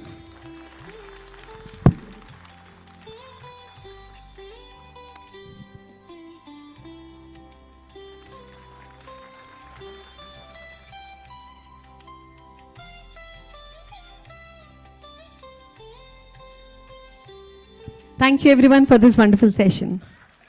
Requesting all the dignitaries to please be seated.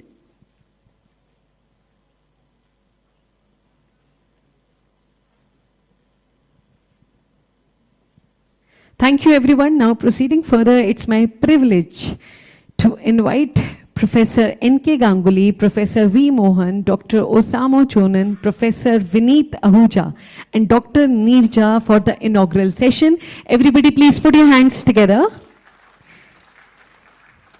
Professor Ganguly is President Gut Microbiota and Probiotic Science Foundation, India, former Director General, Indian Council of Medical Research, Senior Advisor, Global Health Strategies, New Delhi, India. May I request Professor V. Mohan to please join us. Professor V. Mohan is our Chairman, Dr. Mohan Diabetes Specialty Center, Chennai, India. Our special guest, Dr. Osamu, Executive Officer, Yakult Honsha Company Limited, Tokyo, Japan. Professor Ahuja, Professor, Department of Gastroenterology, All India Institute of Medical Sciences, New Delhi, India. And Dr. Neerja, General Secretary, Gut Microbiota and Probiotic Science Foundation, New Delhi, India. Everybody please put your hands together for the dignitaries on stage. Once again, I would like to extend a very warm welcome, and now we will proceed for lamp lighting ceremony.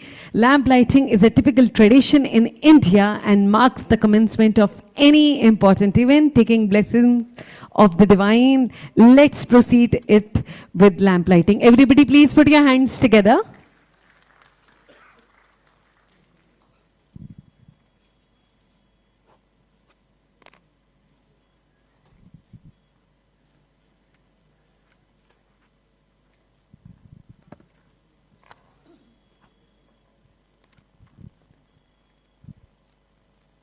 requesting Professor Ganguly, Professor V. Mohan, our special guest Dr. Osamu, Professor Vineet Ahuja, and Dr. Neerja Hajela, please come forward. Let's start this lamp lighting ceremony. Everyone, please put your hands together.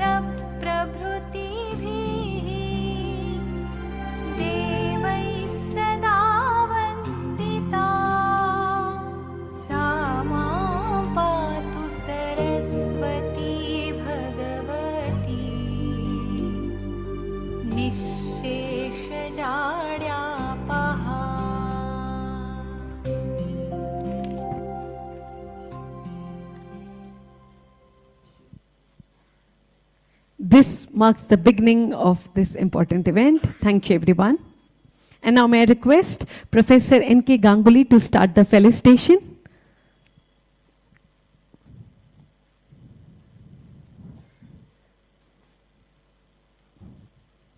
Everyone, please come forward.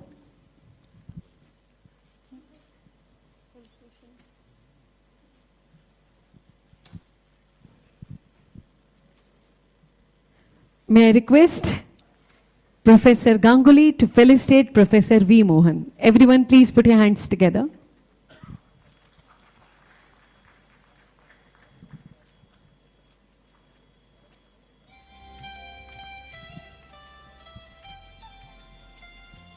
Everybody, please put your hands together.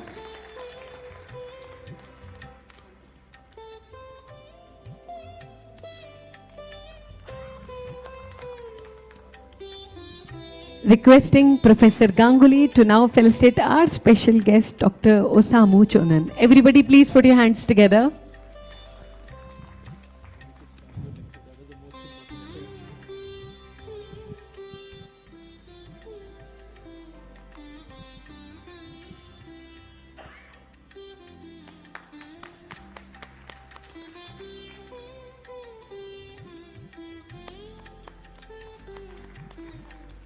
Thank you. May I request Professor Vineet Ahuja to come forward, and requesting Professor Ganguly to felicitate Professor Vineet Ahuja. Everyone, please put your hands together.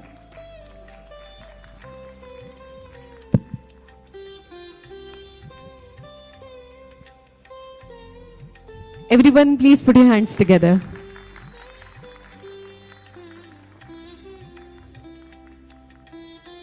Thank you, and now requesting Professor Ganguly to felicitate Dr. Neerja. Everybody, please put your hands together.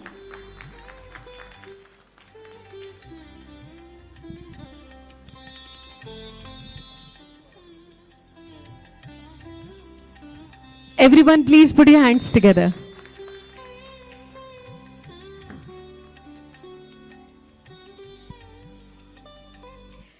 And now, requesting Professor V. Mohan to felicitate our President, Professor N.K. Ganguly. Everyone, please put your hands together.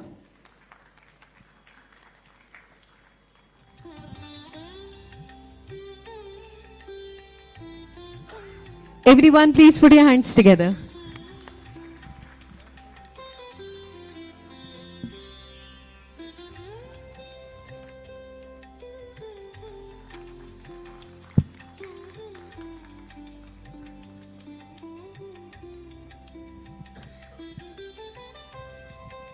Thank you, everyone.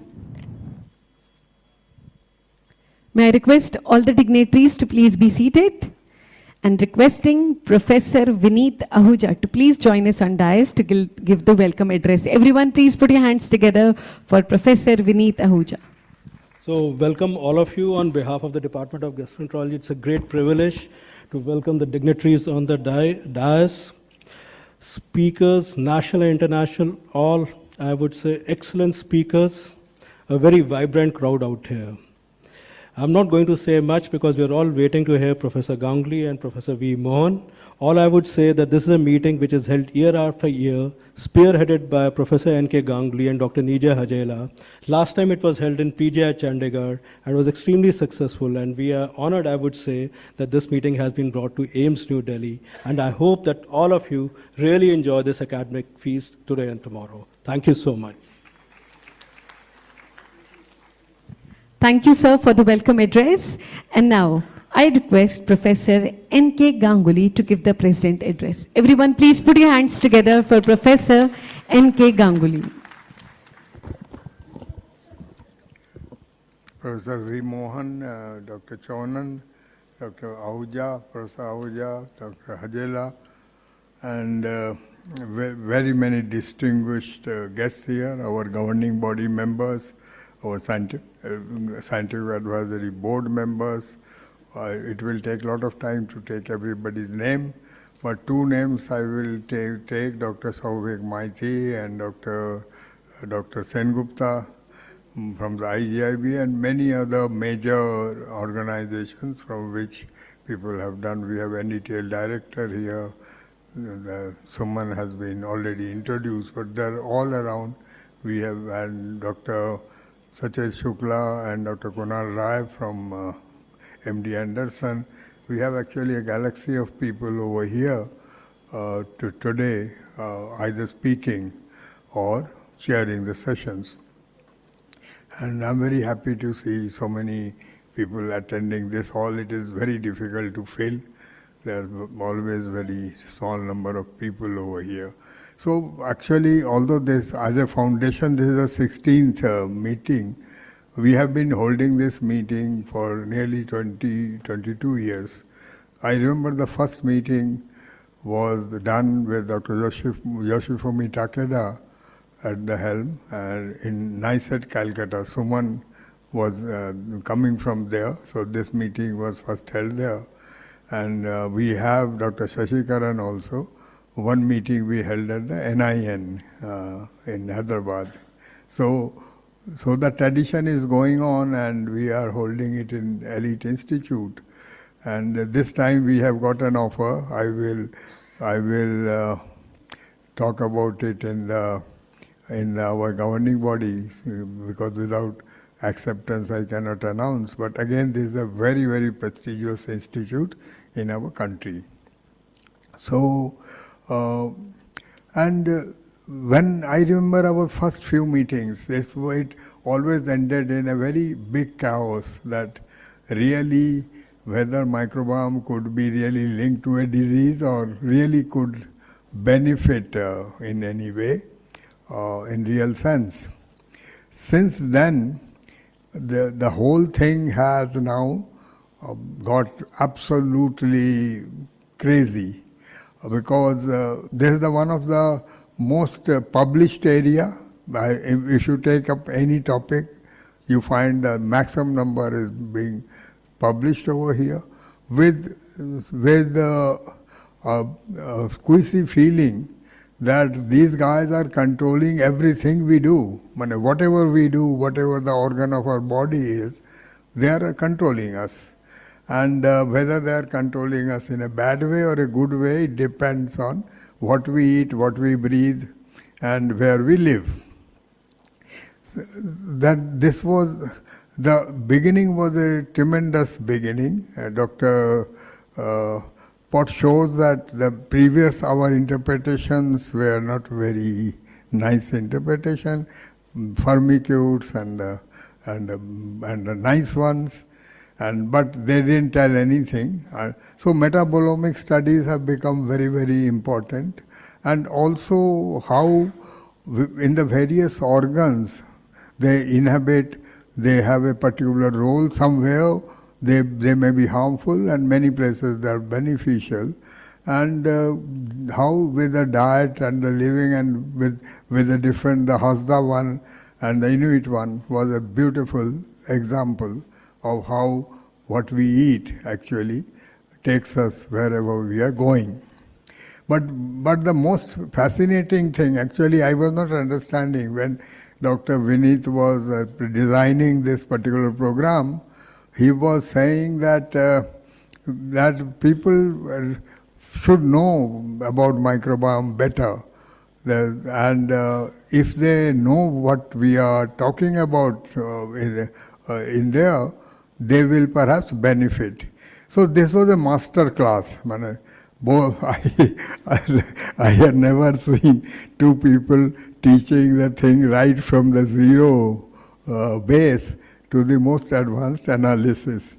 And I hope they agree, because we record everything in a video recording, that we are able to gift this video recorded talk to all the colleges where the students are studying this, both universities, colleges, as well as medical schools, so that when they are walking their path into this area, they will have fairly good knowledge of how to go about it.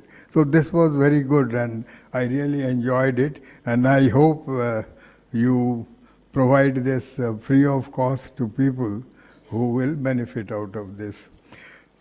So few things have come up which is very, very nice at this given moment, which is going to benefit us tremendously. We have now a clinical definition of dysbiosis. This has come in a very, very famous journal, and very nicely done, very nicely dissected. So this is one very good thing.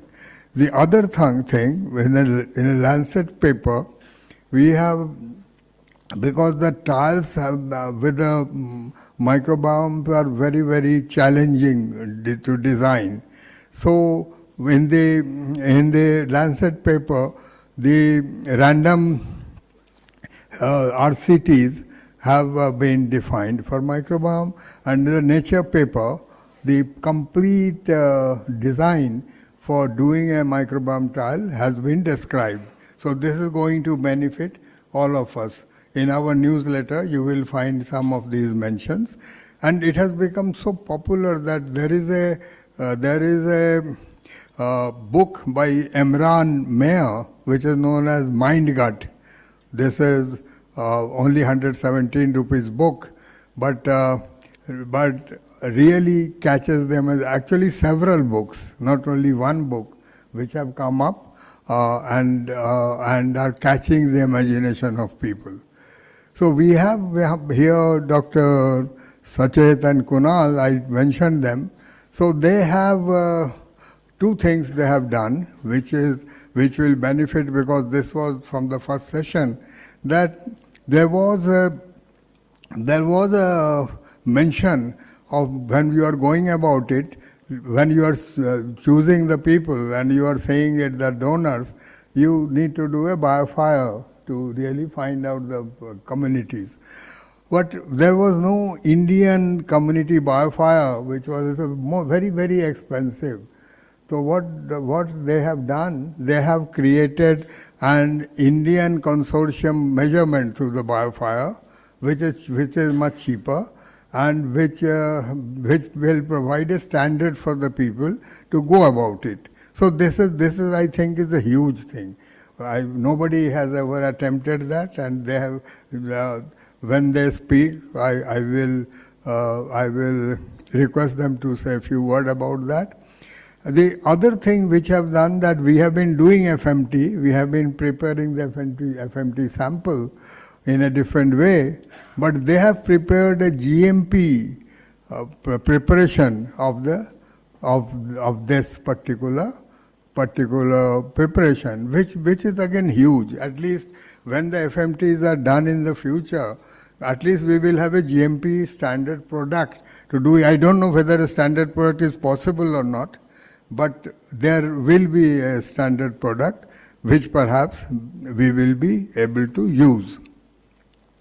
Then the major issues which were actually explained by Dr. Ahuja, that what kind of FMT and where do we do this. So the cradle one is the concept which we had brought in today. The cradle one is very, very important because this was one of the very path-breaking studies by Dr. Tahmeed Ahmad from the from the ICDDRB Dhaka and Geoffrey Gordon from Boston. They have shown how the microbiome promotes the linear growth of the children, and our famous Dr. Yagnik has also done the similar work. And this particular area is growing, and how you design microbiome with the food to really do the great science to promote linear growth of children, which is very, very important, because in India there are so many preterm and extreme preterm babies and low birth weight babies, which go into a big problem.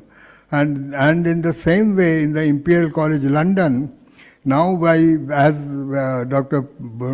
Pott was showing, that measuring of the linolenic acid as well as the olic acid and the RBC can provide a supplement of DHA, and which does the brain development as well as the growth of the children. So cradle part is really moving on in a very, very big way.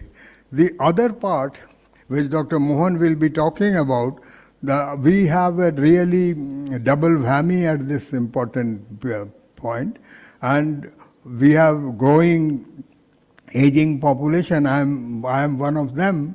So there will be talks here on the aging as well as the microbiome, that how do we create a good mental health for them, that dementia, how do we reduce the obesity in the aging population, and obesity and diabetes, of course, Dr.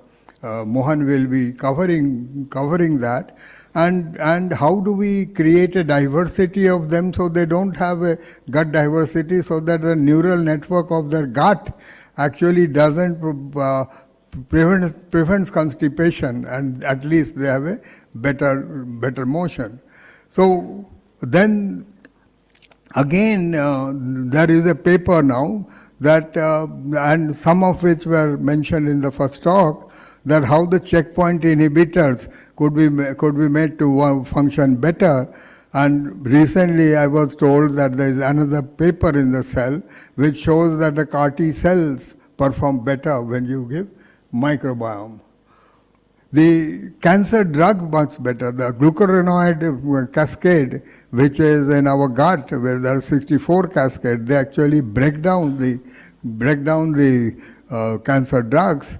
And if you give the appropriate microbiome mix, it becomes very, very nice. So lot of products are coming up, consortiums are coming up. I recently, Bhavtosh sent me one of his products which has gone in the market. And I will feel that there will be more and more of those. And the tribal populations in India have a very, very unique signature, unique dietary habits, unique living habits, as well as their signatures have become very, very unique in this. I can go on talking about it, but what I wanted to convey in my short intervention, I will finish now, to say that the whole world is becoming very, very exciting, and our meetings are becoming very, very exciting. This year, every year, we are topping what we were doing last year, and I will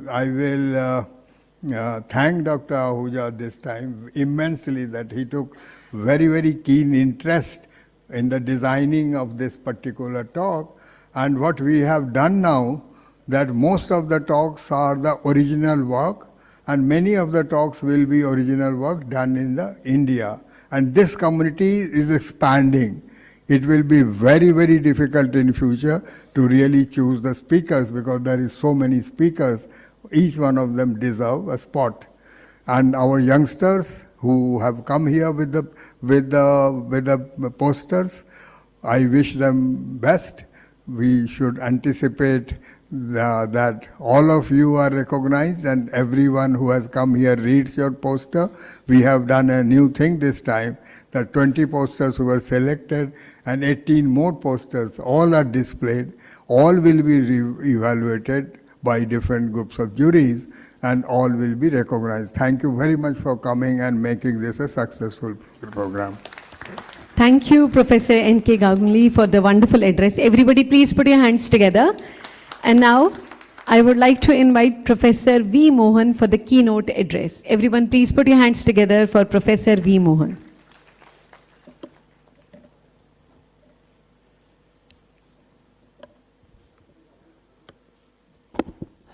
Good morning, everyone. Professor N.K. Ganguly, Professor Ahuja, Professor Sean, Dr. Nirja, distinguished scientists in the audience and members of the Governing Council, students. It's a great honor for me to stand here and to deliver a talk. When we were planning this meeting, it was termed as Gut Microbiome Science from the Cradle to the Tomb, almost it was. So I have been asked to give you an overview. First of all, I must tell you that this has been one of the best meetings that we have attended, and I think the idea of having a masterclass primer kind of a thing with Dr. Pott's lecture is very, very stimulating. We learned so many things. So congratulations, Professor Ahuja, for putting up this meeting. So in the interest of time, let me go on. These are my disclosures. I do work with many companies, but I don't think this is related to what I'm going to say. There's two fundamental for all of you, for me to tell you about the gut microbiome. You know about it much better than me.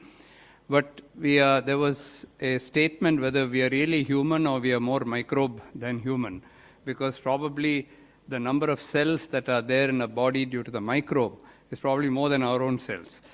So it's a good debate to have maybe for the next one. Are we microbe or are we human?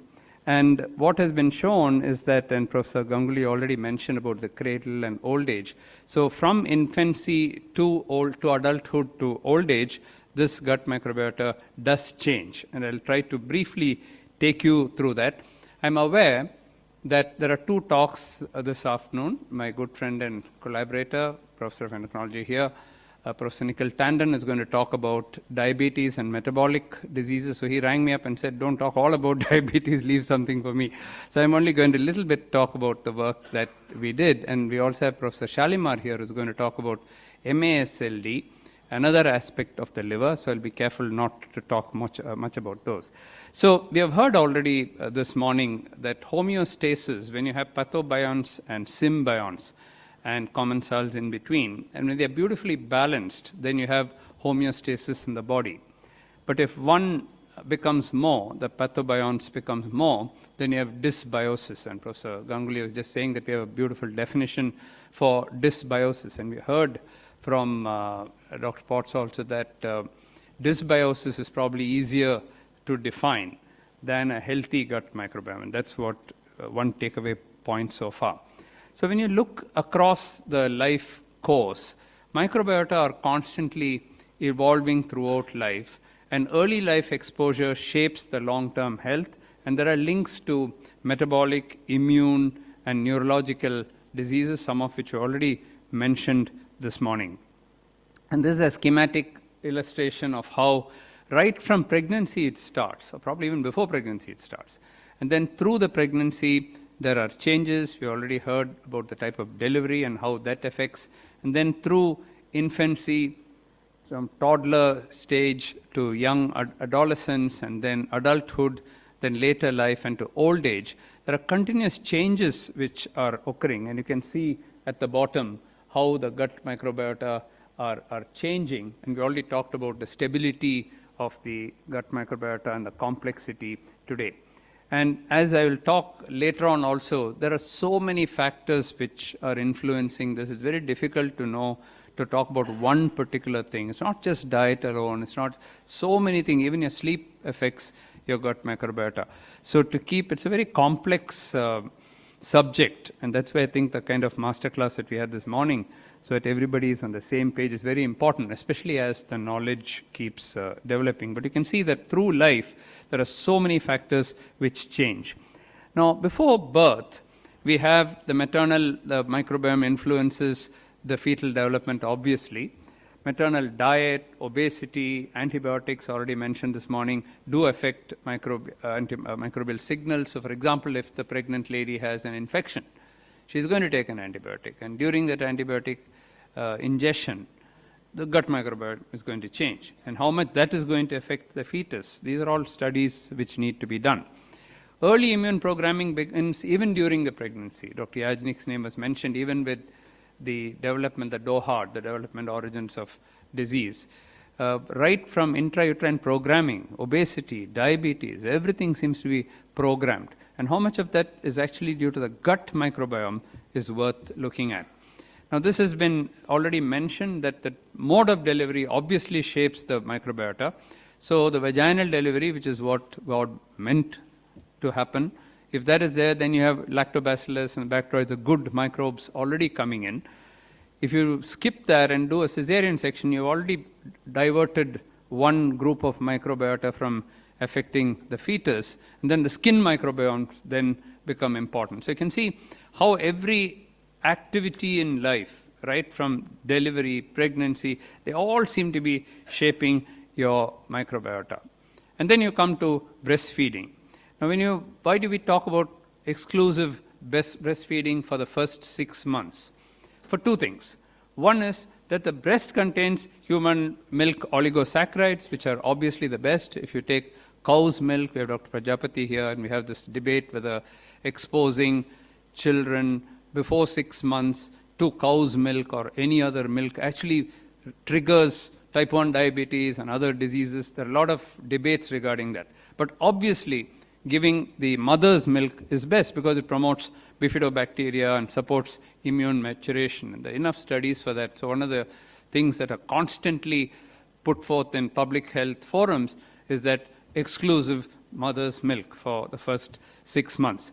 When you introduce solid foods around 6 months, this increases the microbial diversity because the child so far has only been used to the mother's milk.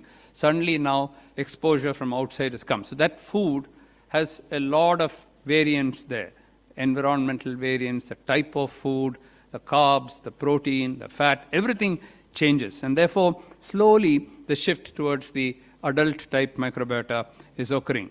By age 3 to 5, the microbiota now is actually resembling an adult microbiota, and it's influenced again by diet, environment, use of antibiotics. The child might have had diarrhea and then exposed to antibiotics, and the microbe begins to change.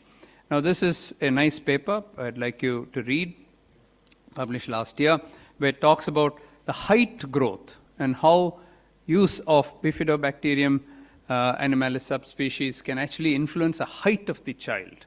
So right from the growth and the height itself, there are changes. When you come to the adult microbiome, they're relatively stable until you reach 60, 65 years. And the dominant phyla here are the Firmicutes and the Bacteroidetes. And again, highly influenced by diet. Lifestyle is not just physical activity or diet, but many other things, including probably we don't know. If you look at cell phones all the time, the brain-gut axis was already mentioned, your sleep, the type of light which goes in, all these things can influence every part of your body. Why wouldn't they influence the gut? We need studies on that. And of course, various medications that you take. We'll come to diabetes a little later.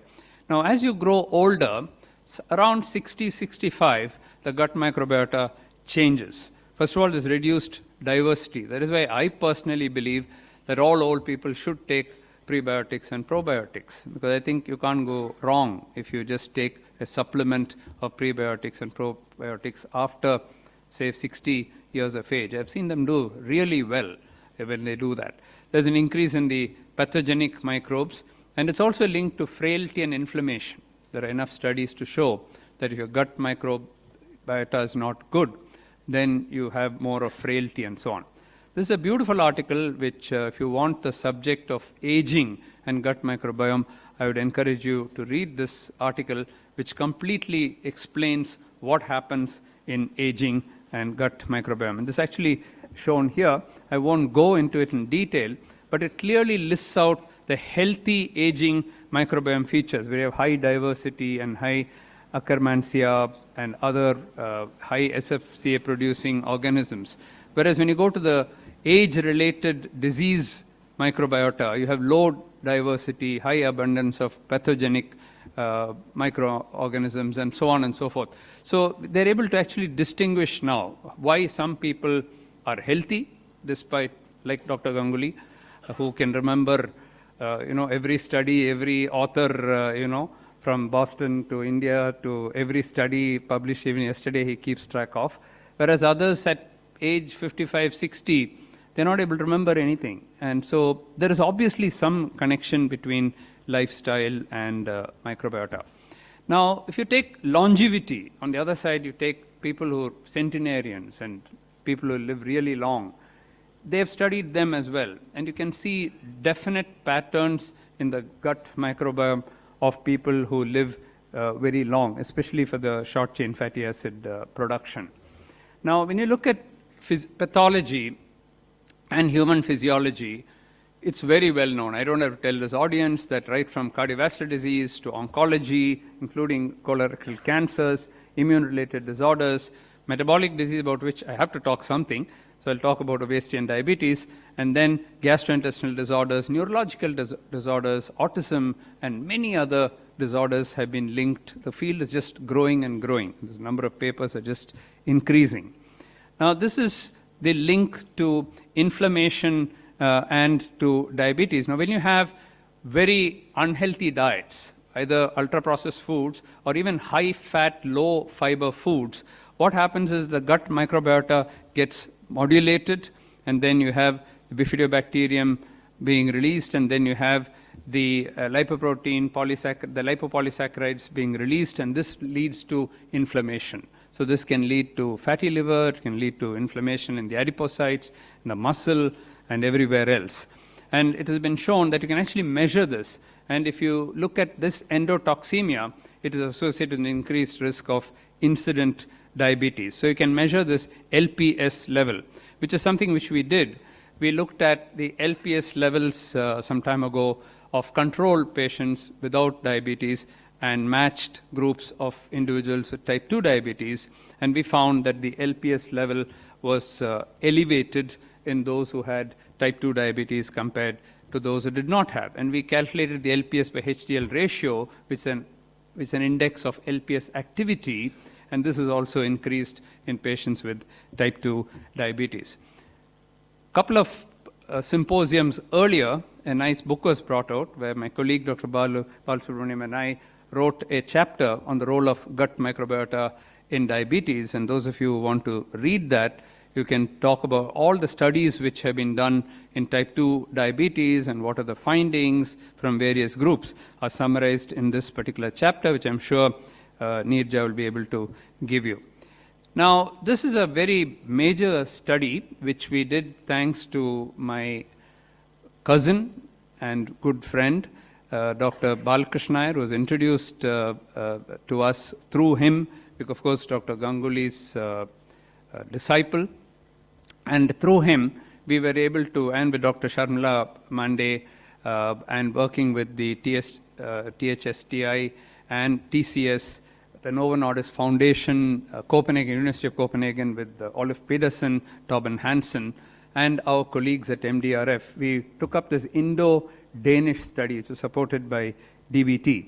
So, I'm not going to the details of that, but two major papers came out. One on pre-diabetes signatures between the Indians and the Danes, and then one more also in genome medicine on diabetes in differences in Danes and Indians. What we set out to study was, our hypothesis was that by studying the gut microbiota, we can say how the normals look like, how the pre-diabetic people look like, and how people with diabetes look like. That was our hypothesis. But when we completed the study, we found something a little different. What was different was that the Indians and Danes are completely different. We had a lot of Prevotella and other things which they did not have at all, probably because the high carb diet that we eat and the diet of the Danish people is quite different. So you could easily separate out, looking at the gut microbiota, the Indians and the Danes. And you can see that even better here in some of these other presentations. You can see the abundance of the various genera are completely different between the Danes and the Indians. So you can actually look at the gut microbiome and say who's an Indian and who's a Dane, although you don't really need gut microbiota to do that. but very easily you could do that. But where we are disappointed is that if you look at the Denmark or India and look at those who are normal, pre-diabetic and diabetic, there was not too much of difference. There's overlap. So we're a little disappointed there that it didn't come out very clearly separated out, either in Denmark or in India. They were all kind of mixed up. Very recently, with Russian colleagues, we have done some work looking at, can you use gut microbiota? It was just published a couple of weeks ago. So we looked at gut microbiota in gestational diabetes and said, can you look at gestational diabetes to see gut microbiota to see who needs insulin? Because not everybody needs insulin in pregnancy when you have GDM. Some can be treated with diet alone.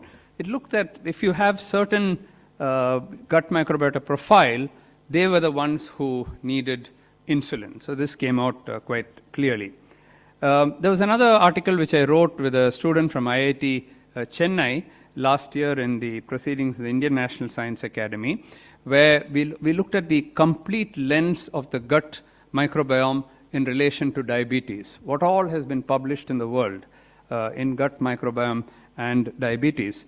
And it's a very interesting article. I won't go into that, but every aspect of it, for insulin secretion, for insulin resistance, from inflammation, peripheral glucose uptake, everything, hepatic glucose output, everything, there is studies to show links to gut microbiota.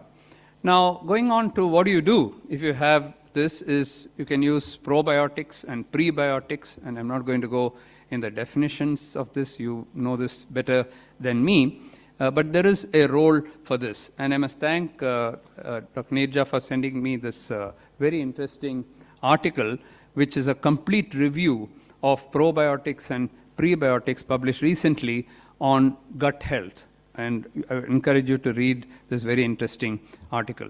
We did some experimental studies based on some probiotics prepared indigenously in India by the National Dairy Research Institute at Karnal, where we looked at rats fed high-fat, mice fed high-fat diet and high-fat diet along with the supplements, and we were able to show a very impressive reduction in the GTT profile. Of course, this is in mice, but very impressive improvement in the glucose tolerance in mice who were fed this supplements, and also improvement in the insulin resistance.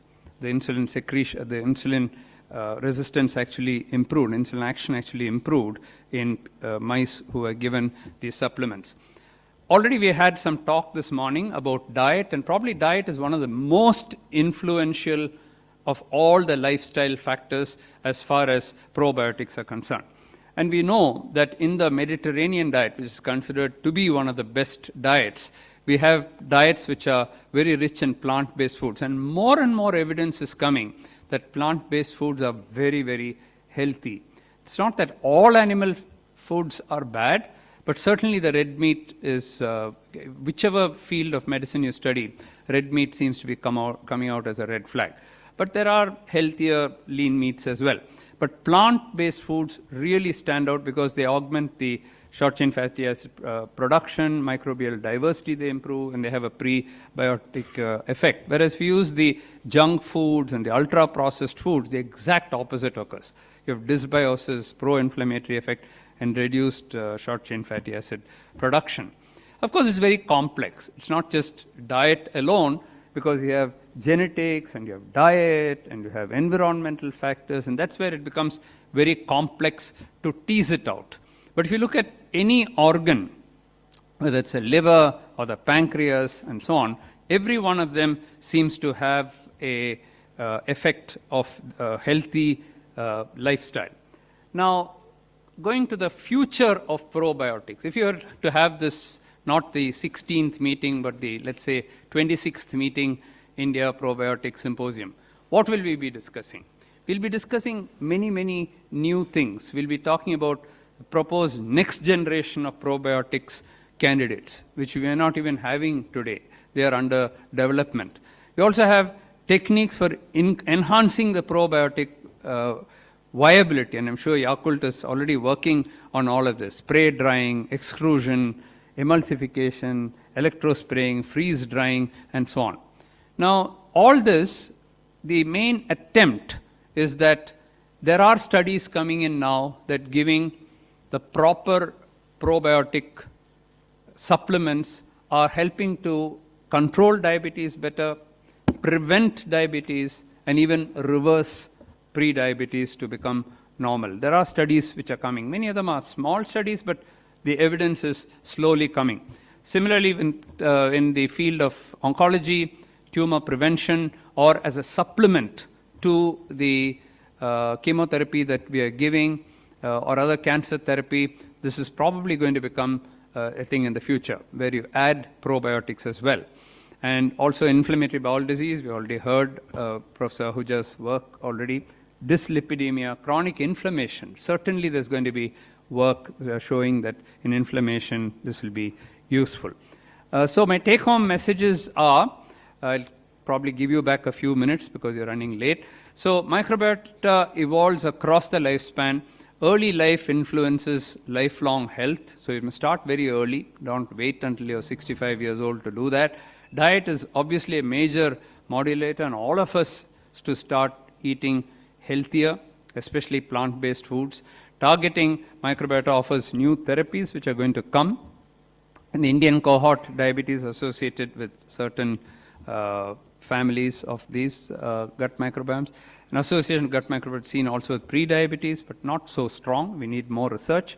More Indian data is needed, and this therefore highlights the need for population-focused research.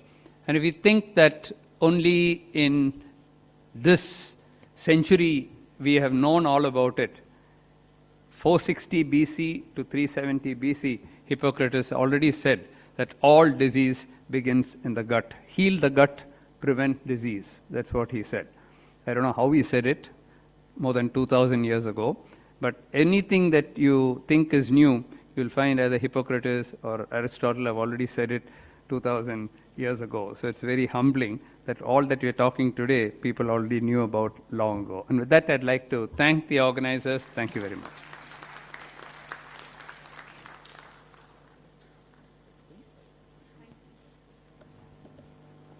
Thank you so much, sir.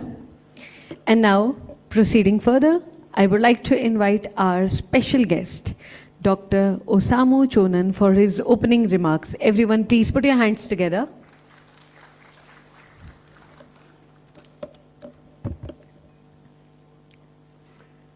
Good morning, everyone. On behalf of Yakult Honsha, I'd like to extend our greeting to everyone here today. I am Osamu Chonan, Executive Officer of Yakult Central Institute. I'm most grateful that you have been able to attend this symposium today despite your busy schedule. I'd like to say a few words. It has been 19 years since the Yakult founder and doctor of medicine, Minoru Shirota, discovered a lactic acid bacteria and brought Yakult to the world. An average of 40 million bottles of our daily product are now enjoyed each day in 40 countries and regions around the world. I believe good health is desired, shared by all of the humanity, regardless language and culture. And global COVID-19 pandemics that began in 2019 has also made us recognize anew the importance of being healthy. Recently, research on gut microbiota has rapidly expanding on an international scale, and it became clear that the influence of gut microbiota on the host is not limited to the gut health, but also include lifestyle-related disease such as cancer and mental influences, as previously Professor Ganguly and Professor Mohan mentioned about it. And it is great pleasure to welcome you to the 19th Indian Probiotics Symposium here in New Delhi. capital city of India. This symposium bring the latest science of gut microbiota and probiotics from around the world to India, helping to advance research and improve health of people in India. This symposium provides a platform to explore new research area and interact with experts to discuss and find new opportunity to better health outcome. The first symposium was held in 2006, and it has been 20 years since then. During this time, the research on gut microbiota and probiotics in India has rapidly grown, and as many of you know, our company, Yakult Honsha, has supported this symposium since the beginning, and we are very pleased to see the progress in India. We thank Professor Ganguly and many other experts for your effort. This year's theme is gut microbiome and probiotics, impact from cradle to centenarian.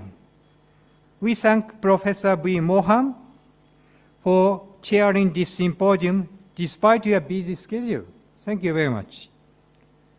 We hope this symposium will allow us to review the past research and exchange the idea for the future.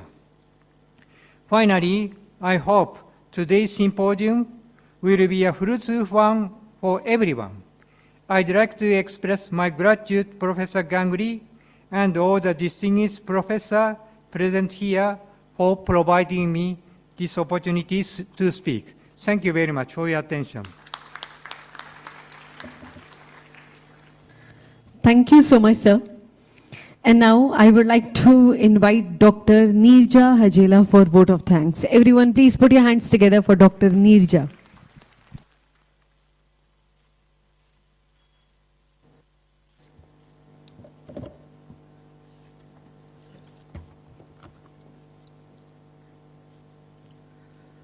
So, respected dignitaries on the dais, esteemed guests, distinguished international speakers, national speakers, dear colleagues, delegates, and my young students.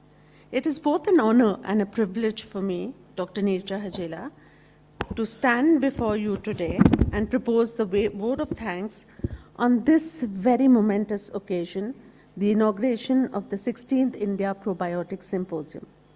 So we've just heard that what began as a modest initiative has now blossomed into a distinguished platform for scientific exchange, innovation, and collaboration in the field of gut microbiota and probiotics. And this symposium brings together eminent experts and thought leaders from across the globe. At the very outset, I would extend my deepest and most heartfelt gratitude to our esteemed chief guests and guest of honor, Shri Rajiv Gauba-ji and Professor V. Mohan, whose gracious presence has lent immense prestige and significance to this occasion. Shri Rajiv Gauba-ji will be with us tomorrow. He is an eminent civil servant of exceptional distinction, has rendered invaluable service to the nation through his visionary leadership and steadfast commitment to public administration.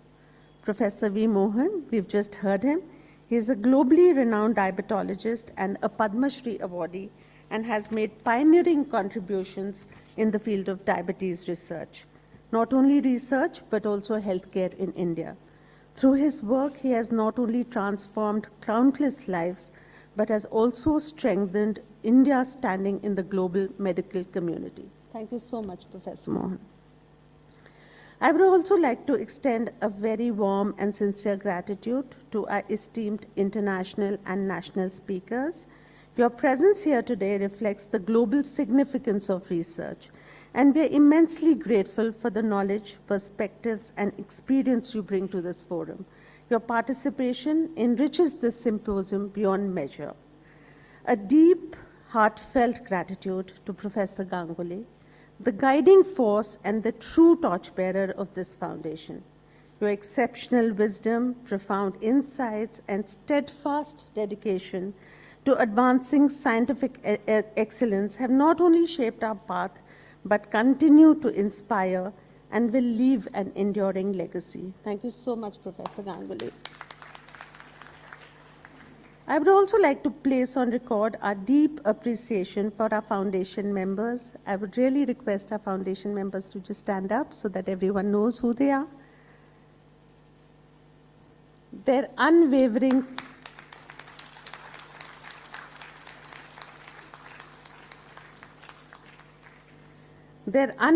support, vision, and commitment forms the very backbone of this initiative.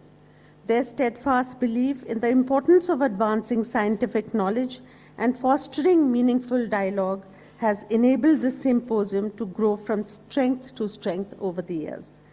We extend our heartfelt gratitude to our Japanese and French colleagues for their invaluable support to the foundation. May I please request you to stand up, all our Japanese colleagues who are here.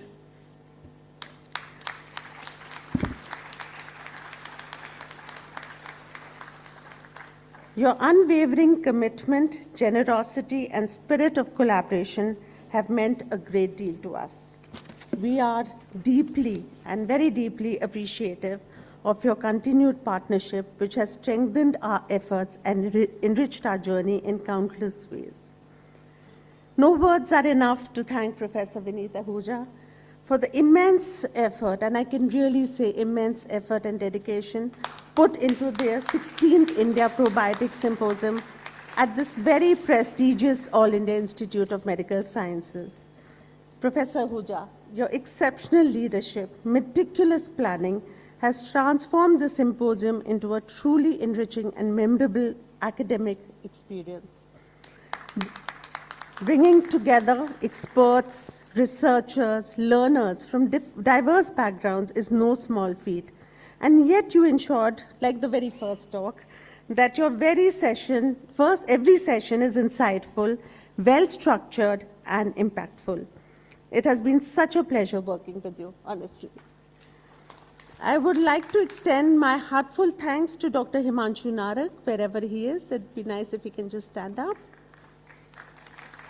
And actually the entire team of All India Institute of Medical Sciences for the invaluable support in organizing this symposium. The teamwork and enthusiasm demonstrated by everyone involved was exceptional. And such behind-the-scenes contributions are the backbone of any successful event. So a big round of applause for all the management. And I would also like to acknowledge the tireless effort, really tireless effort of SEM Events and Meetings Private Limited, led by Rajiv Pandey and his team, Pankaj, Shikha, Harsh, Yash, Tripti, East, all of you. You all were just amazing.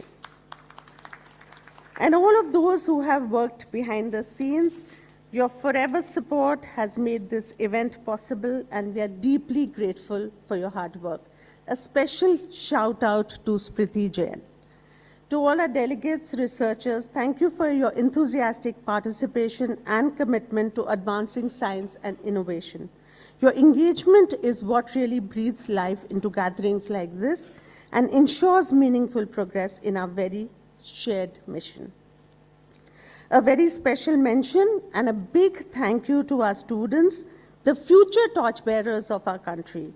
Your energy, passion, and enthusiasm are truly, truly inspiring. We hope this symposium ignites new ideas and strengthens your resolve to contribute to this evolving field.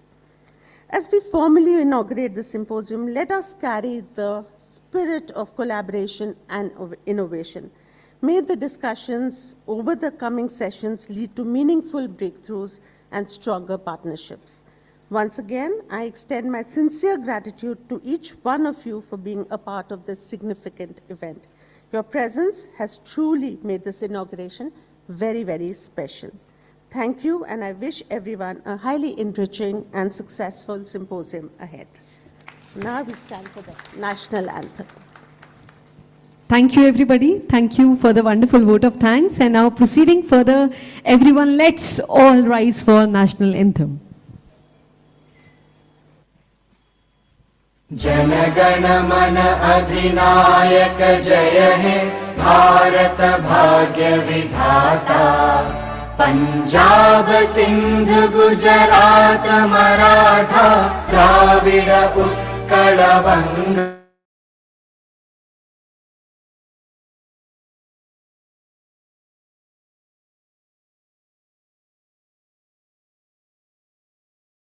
नामे जागे तब शुभ आशीष मांगे गाहे तब जय गाथा जनगण मंगलदायक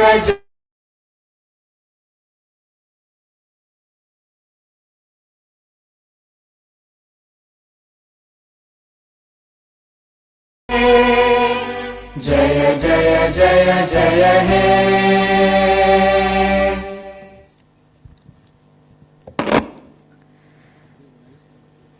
Thank you, everyone. And now we have a short tea break. Thank you.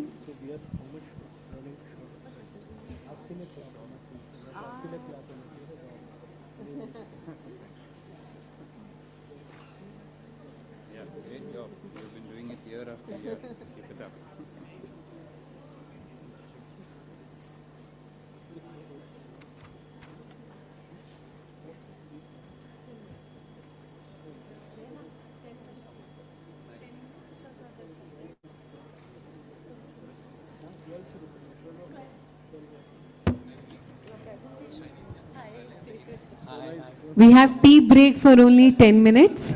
Thank you.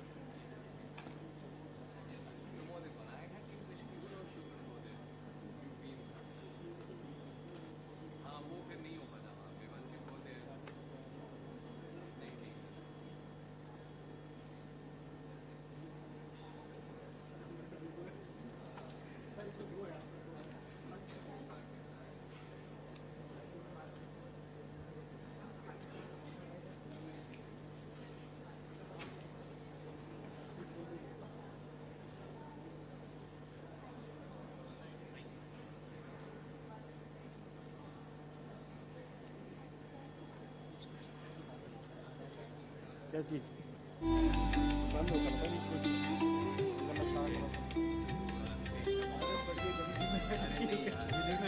बड़ी बस है.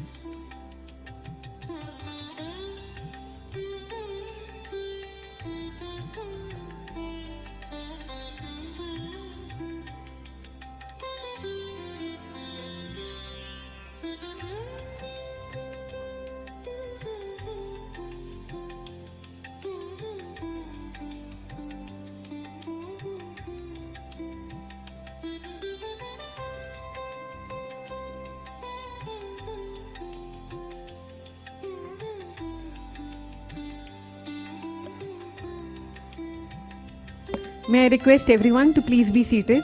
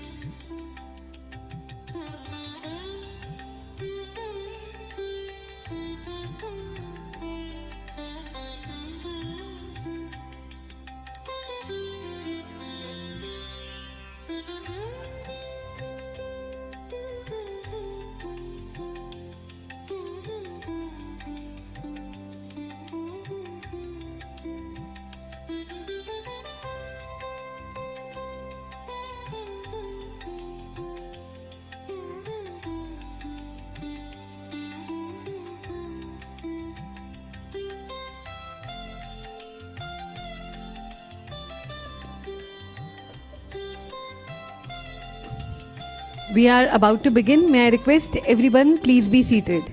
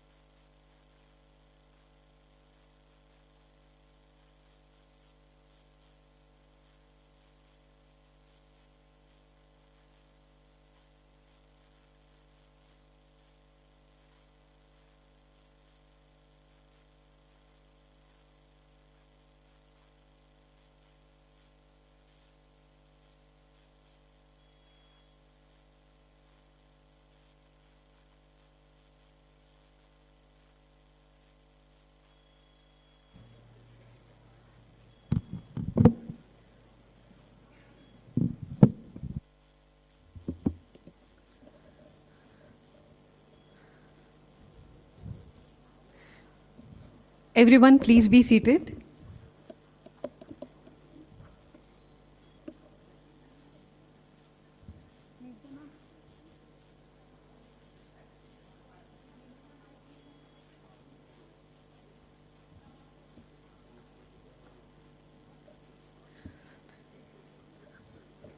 Once again, welcome back. Now we continue with our next session of the day, Gut Chronology, Mapping Microbial Shifts Across the Human Life Cycle. I have the pleasure of inviting our chairperson, Professor S.K. Mittal, former Director Professor and Head Department of Pediatrics, Maulana Azad Medical College, New Delhi, India, and Professor K.R. Lahiri, former Professor and Head Pediatrics, Seth GS Medical College and Hospital, KEM Hospital, Mumbai, to please join us to take over the session. Professor S.K. Mittal is a highly distinguished pediatrician with over 58 years of experience. And Professor K.R. Lahiri is a highly respected pediatrician with extensive experience. Thank you. Over to you, sir. Hello. Okay. Good afternoon, everybody. This session is actually includes the total theme of this conference, from the womb to the childhood and then to the aging process. That is from the cradle to the old age.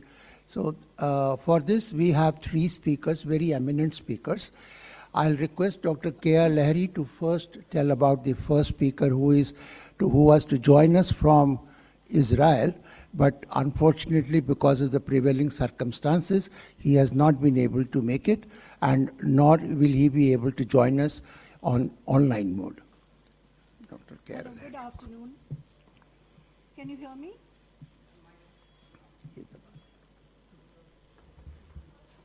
Can you hear me? Yeah, good afternoon, senior academicians, my lovely students and delegates. It's an honor and privilege to chair this session. Yeah, we're starting with the cradle, not only the cradle, the womb, because the prenatal, natal, postnatal would be a very, very important aspect. 200 plus. Now, it's a sad news. It's not sad exactly, but Professor Koren will not be able to join us, obviously because of the fragile situation across the globe. But he has sent his best wishes, and he's appreciated the thought that we have invited him, and maybe in future we can call him sometime. And I think with that, we'll move on to the second speaker, Professor Anupam Sibal. Professor Anupam Sibal, who is the Group Medical Director of Apollo Hospital, outstanding pediatric gastroenterologist, pioneer of liver transplant in India, especially that in pediatric age group. I don't think he needs any further introduction. He will be speaking on hygiene hypothesis revisited, a role of probiotics in children and adolescents.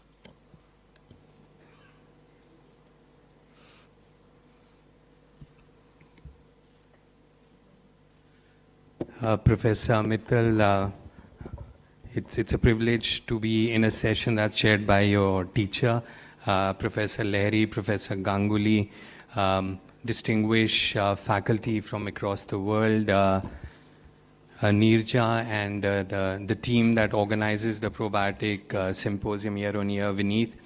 Friends, very good afternoon. It's a privilege for me to be here this afternoon and share some thoughts with you on the role of probiotics in the prevention and treatment of childhood diseases. You know, there are hypotheses and version 1, version 2, version 3, version 4, and the same applies to the hygiene hypothesis. It started way back in 1989, and the hypothesis was that reduced early life infections result in increased risk of allergy. This had happened in the West and was also being replicated in the developing world. And then, of course, there have been several versions. From 1989, we moved on to the next decade, where the Th1, Th2 imbalance was studied, lack of microbial exposure results in the immune system moving to Th2, so you get more allergy, atopy. And then we had the old friends hypothesis, and there is a critical role of co-evolved microbes in developing immune tolerance. 2010 came the microbiome hypothesis, that the gut microbiome started to be recognized as an immune regulator. And then, of course, we have the modulation, that era where we are looking at the critical window that we have, the first 1,000 days, and that we perhaps will move to a precision microbiome therapy. So while there was a belief that too clean is bad, we are now moving on to lack of diverse microbial exposure may disrupt immune tolerance. We are seeing a rise in several conditions across the globe that we did not see as often. If you look at allergy, we look at this is allergic rhinitis data, asthma, we look at pediatric inflammatory bowel disease, and if we look at India, we are seeing a lot more Crohn's disease in the north than we did earlier. Crohn's used to be a South Indian phenomena. Ulcerative colitis was seen more often in children in North India, but we are seeing changes here with the increase in the incidence and a changing pattern. Of course, celiac disease in North India, 1 in 100 in certain population subgroups, and an increase in type 1 diabetes. And of course, we are all very concerned on why this is happening. Could be because of urbanization, could be because of the small family size, which comes with its own challenges, reduced environmental microbial exposure. Clearly, that is pretty evident. A lot of usage of antibiotics, and clearly, even the Prime Minister has talked about how we need to control this, the use of antibiotics in animals, and then thereby increasing exposure in humans. The fact that we have moved on to processed diets a lot, and the fact that parents these days talk about cheat diets and talk about Friday is your junk food day, and this really is a norm today, and this is something that has become so common. And of course, lack of exercise and the fact that we spend so much time indoors. So there is definitely an understanding that reduced microbial diversity might have a role to play in increasing incidence of these conditions. We all recognize gut as the second brain, but when we look at the immune system, that's where all the learning begins. We understand now that the first 1,000 days is critical, and the microbial programming and the immune programming begins at birth with the mode of delivery, and that's why the focus on recommending vaginal deliveries, the importance of exclusive breastfeeding, avoiding antibiotics, how infections can be prevented and managed, and of course, exposure within the family and the environment. Probiotics, we know, have an important role to play because they restore microbial balance, they reinforce mucosal defense, they compete with pathogens, and we know that they modulate immune responses. With the war, and Professor Larry talked about it, the whole focus these days is on the state of Hormuz, and I think everybody knows more about Hormuz than they know about many other things in life. And I think we are seeing something like that with the gut dysbiosis. There's just so much talk about dysbiosis and this axis and that axis, and this is just a list. Gut-brain axis, gut-lung axis, gut-liver axis, gut-skin axis, gut-immune axis, gut-metabolic axis, gut-kidney axis, gut-heart axis, and all the conditions where there is some role of dysbiosis in perpetuating this. So it's really becoming very interesting, the kind of growth that we are seeing and the interest we are seeing in this area. Now, who doesn't want to have a suit like James Bond, really dressed, perfect? But sometimes you go online and this is what you get. And this is really important from a probiotics point of view, right? So you talk to a mom, and she'll say, can I give my baby probiotics to make my baby healthier? And then you have to have this deep discussion of what exactly is a probiotic and what it means. So, it depends on the strain, it depends on the dose, it depends on the timing, it depends on the host phenotype, it depends on the baseline microbiome, it depends on the product quality. So there are just so many questions that need to be addressed, and listen, I can have a probiotic sachet every day and I will feel better is something that has started to become a conversation point in many clinics between pediatricians and parents.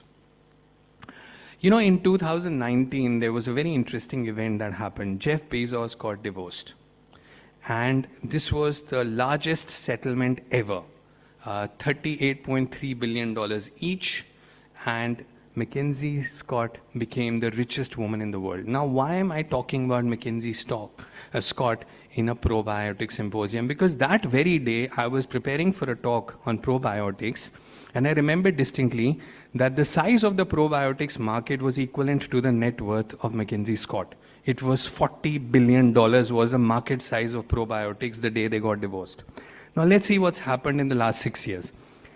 So from 40, if you look at 2026, it's going to be about $90 billion, so 2.5 times. And if you look at the way it's growing, in the next 8 years, it's going to get to about $170 billion. And if you look at this boom, it's across the world, but it's pretty substantive in Asia Pacific. Of course, North America will always be important because the price points are higher, but there's a lot of traction globally, and this also applies to the Asia Pacific. So there are a whole lot of products out there. There are a whole lot of publications out there. And when we spent the last 7 days, 2 of my colleagues and I, we went through all the papers that are available that apply to pediatrics, and I'm just going to give you a summary of what is relevant today. Very, very simplified summary. Acute infectious diarrhea, the commonest indication in pediatrics for which probiotics have been studied. Well, what do we know?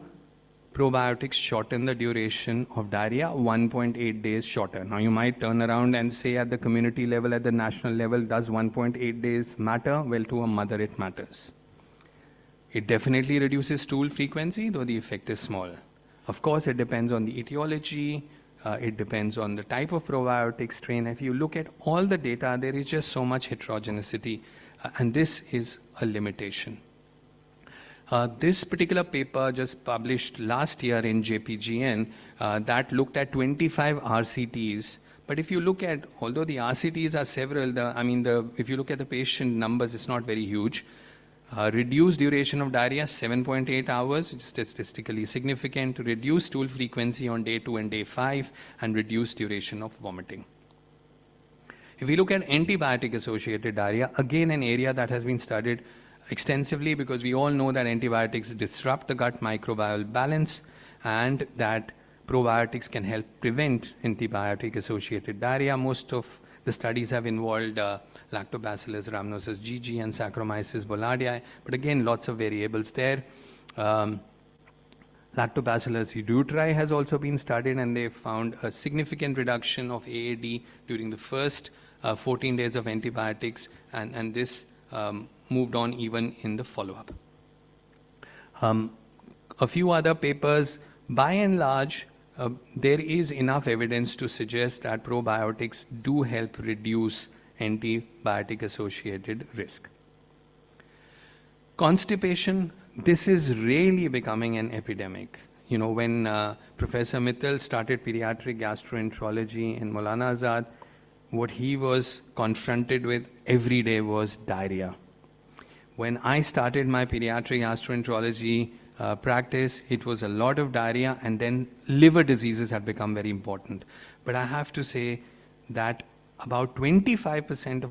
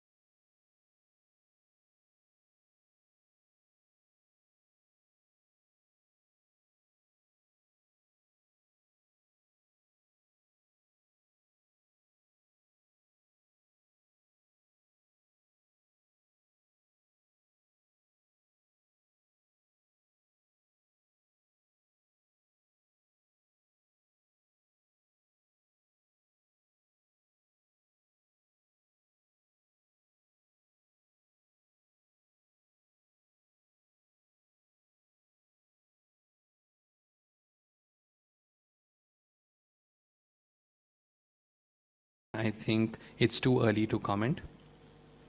Respiratory tract infection, preventing and in treatment of recurrent respiratory tract infection, there is some suggestion that probiotics might be helpful. So again, this is an area that is evolving, and we will see more research in this aspect. So to summarize the take-home messages, the hygiene hypothesis has evolved into a microbiome-centered framework. Early life microbial diversity is crucial for immune tolerance. Dysbiosis is linked to multiple childhood diseases. Probiotics have specific indications which are linked to specific probiotic agents, and it's important to get this aspect right. So the right agent for the right condition in the right dose for the right duration will result in the right response. So that's a lot of rights to get right. And of course, you have to be careful which probiotic really stands out. So you really need to study the condition and then identify this particular agent is really the one to use. And of course, for you to be able to do that, one has to look in the right direction. And the point I'm trying to make here is to look at evidence more than anything else. You know, there is this big concern that we have as pediatricians in that children these days don't get exposed to the environment at all. You know, I have a cohort of mothers where they actually have trained nurses to look after, not a nanny, not a helper, but qualified trained nurses. And they are raising children in an environment where they just don't get exposed to anything. I really worry about not getting exposed to any germs and what that might actually do to these children as they grow up. So cleanliness isn't the enemy here. No one is saying that, but poor immune training is, and we want balance. We don't want excessive exposure, but we also want no exposure. You know, there was this ad that used to come out from a manufacturer of a detergent, and I think it's really appropriate. Daag achhe hain, dirt is good. It's nice for children also to get exposed to dirt, get exposed to the microbe that are present in the environment. And like in many things in life, you need help, and I think probiotics do fit in with the role of the little boy there, and I think as time evolves, that role will become even better. Thank you very much. Thank you, Anupam, for that very extensive coverage of the topic and in a really good time. I think we will have questions now on this because the next talk is entirely on aging. So these two are very separate chapters. So if anybody asked any question to Dr. Anupam? We have here, sir. Yes, please, Professor Ramakrishna.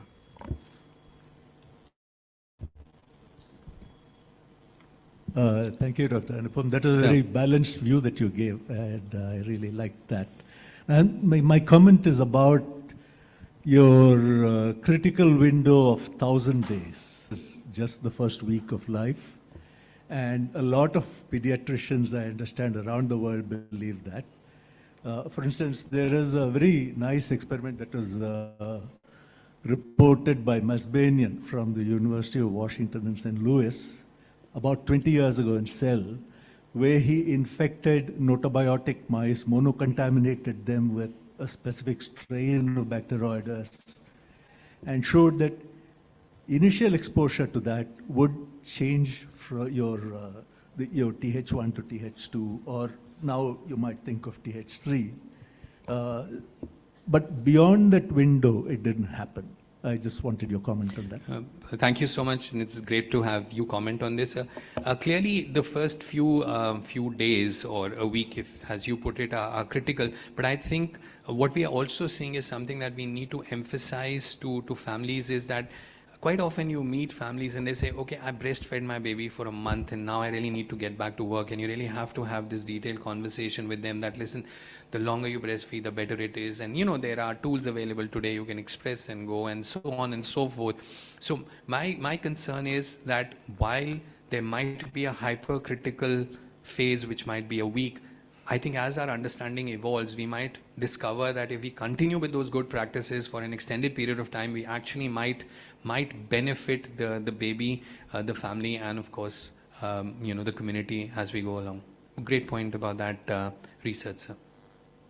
Anybody else? Professor Ganguly. Mr. Ganguly? Dr. Anupam, the quality of the best milk in India and other developing countries is very, very challenging. That's why some of the neonatologists and perinatologists have a best milk bank, but that's only privileged get those best milk. Will you prescribe probiotic to an infant? Well, at this point in time, I wouldn't, because I think we need to know a bit more. But I have to confess that if you have a child who's got a lot of, say, colic, for example, and nothing else is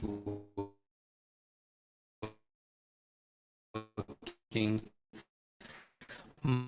might give a probiotic for a few weeks just to ease. But again, like between 7:45 and 8, if he's calmer by 8 minutes, might make patient per se. Thank you, Yes, Anupam, for an excellent talk and a very balanced view you presented. And you talked about variety of conditions, and since we are talking about the cradle here at the moment, what are those areas which you in your clinical practice very frequently prescribe probiotics, and have you ever observed some ill effects, bad effects of them? So, by and large, probiotics are very safe. The only word of caution is that when you're using a yeast, when you're using Saccharomyces boulardii, you won't want to use it in someone who's immunocompromised. So that is one word, and that, all the trainees also know that you don't go ahead prescribe that. But by and large, one hasn't really encountered with any problems. Now, areas where we tend to use, we tend to use it in acute gastroenteritis sometimes. Again, does no harm. And again, we can debate 7.8 hours, 1.8 days, does it matter? 10 nappies less, 10 nappies more, right? So that's one area. We did a study looking at VSL3 in inflammatory bowel disease, and that is one area where we have used it. I haven't really used it in constipation per se, and sometimes in functional abdominal pain when everything else hasn't worked, it perhaps works as a placebo. Or, there are one or two strains where there has been some evidence to suggest one uses it in day-to-day practice. And I think in pediatrics, there's a lot of overtone of what the moms think and what the parents want, like you said, as a placebo as well. So that also functions in some sort of way. And also, our understanding of functional abdominal pain has improved so much. The fact that we understand the enteric nervous system so much better than we did 10 years ago, and the key role it plays. I think in the years to come, managing the microbiome better will definitely play a key role in managing functional abdominal disorders, whether it is vomiting, whether it's constipation, whether it's diarrhea, whether it's IBS, whether it's diarrhea alternating with constipation, whether it's just isolated functional abdominal pain syndrome. I think it's an area that's evolving, and it's going to be very interesting to see how things pan out. Okay. So it was a good talk, and see, there are several infant formula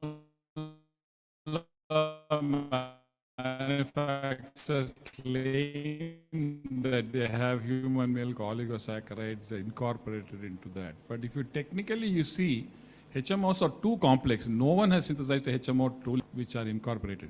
Now, in your experience, by feeding children with these kind of formulas, have they improved their gut health or improved the bifidobacteria in the gut? It's a very difficult question to answer, sir, because by and large, for as long as, of course, there is a subgroup of families where they are on breastfeed plus some of these fancy formulas, and then there are that group of babies that for whatever reason have not been breastfed or given breastfeeding for a very, very small period of time and then moved on to these fancy formulas. But Professor Sajkal, inventory of foreign formulas that are used in this country, because one mother in the peer group uses it, then every mother has to use that particular imported formula only, and you can tell them that, listen, it's the same manufacturer, there's very little difference, no, but it's, so, there's a whole lot of, what should I say, the narrative in terms of social media, there's so much that goes on in terms of the direction of day that you need to spend one hell of a lot of time talking to them to explain and demystify some of these. But it's a very interesting space, I have to say. And what one has learned is the pressure to do what others in your group do also applies. I mean, it applies to which pediatrician you see and where you get your delivery done, but it also applies to which milk and what nappy you use. Okay, I'll just make one or two comments, Anupam. Sir Ramakrishna, about the early neonatal period, no doubt it is very valid, but when we say 1000 days, we start from the time of conception. So it is gestational microbe also which is important. Professor Omi has not come, he would have emphasized on that. Secondly, my concern is, you have shown us a lot of studies which show good effect of this.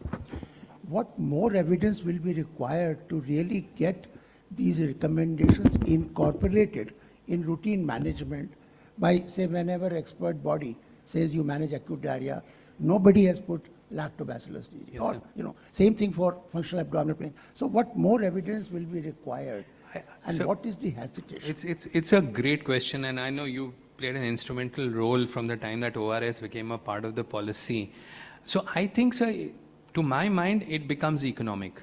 So if you're going to give a recommendation and the impact is 1.7 days, then any policy holder is going to say, like, at the community level, at the national level, at the state level, can I justify that? And that's why all these recommendations say this is the benefit and leave it to the end user, which is the pediatrician, to decide whether or not. Nobody is like, when it was zinc, it was easy. What does zinc cost? Economic issue doesn't apply to developed countries. No, so in the developed countries, they don't have so much of a problem in terms of the community. So the community, no, I'm talking about diarrhea. I mean, I'm talking about diarrhea per se. That was your question. I'll not enter. Another small question which I have about you. You see, when we say use of probiotics as a therapeutic, we expect the bacteria to get established in the gut and then start their functionality. How do we expect them to work in acute conditions like acute diarrhea or NEC like that? Well, because, again, a great question. I think there are multiple effects that a probiotic actually, from the barrier to working on the mucosa to, all the other things that, and I think that's why perhaps we oversimplify our understanding of probiotics in terms of how they actually work. It's quite a complex area, and I think it requires a fair amount of demystification. Professor, thank you. Professor Sibyl, I have a question. It's a more of we have done a RCTV placebo-driven, double-blind, as well as open label studies as proof of intent of contact and proof of concept. But the point is that the duration, frequency, ask the mother who has to change nappies, like you rightly said, it makes a big difference. And the point is, many of the children, they demand for the probiotic, they like it. Be it Bacillus clausii or be it lactobacillus, they say, mujhe wo chahiye. And they are doing well. So is there a difference between a evidence-based medicine and real experience-based medicine? So the point is, as pediatricians, you know how it is. You have to convince the mother, the mother-in-law, the grandmother. We say, everybody sit down and listen for once. So the point is, it does help in a way where strain specificity is being emphasized and not and some articles mention multi-speciality also would be fine. So the point is now, we have to drive towards the talk in the morning was very, very informative, that what are we driving at? Last 10, 20 years we are discussing, but we have not come down to any conclusion, and the positivity it has. So a fantastic point, Professor Larry, and we have colleagues from the manufacturing industry, and it's gone from 40 crores to, 40 billion to 90 million to 170, so the answer lies there. Thank you very much. Thank you very much. It was a pleasure listening to you. Give him a round of applause. It was really good. Very practical. We have Our last but not the least speaker, the third speaker, Professor Prasun Chatterjee. Can we have him on the dais, please? He'll be speaking on inflammaging. That's a nice terminology. Restoring microbial diversity for healthy longevity. And as we all know now, senior citizens are increasing all over the globe. In India itself, there's a 12% of total Indian population, that is about 149 million. And by 2050, it's going to rise much higher. Kerala leads, Tamil Nadu, Himachal. Majority are females. 17% to 20% of them have no income, 75% have chronic illnesses. Now we are all dealing with it, all of us. Someday the juniors would be dealing with it. But I think Professor Prasun has a lot of experience. He has been the former person attached to All India Institute of Medical Sciences. It's like coming back home and talking. And I think, Prasun, you give us an insight and your views as to how all of us can improve our lifestyles and whether we like it or not. Thank you, ma'am. Thank you, Professor Mittal.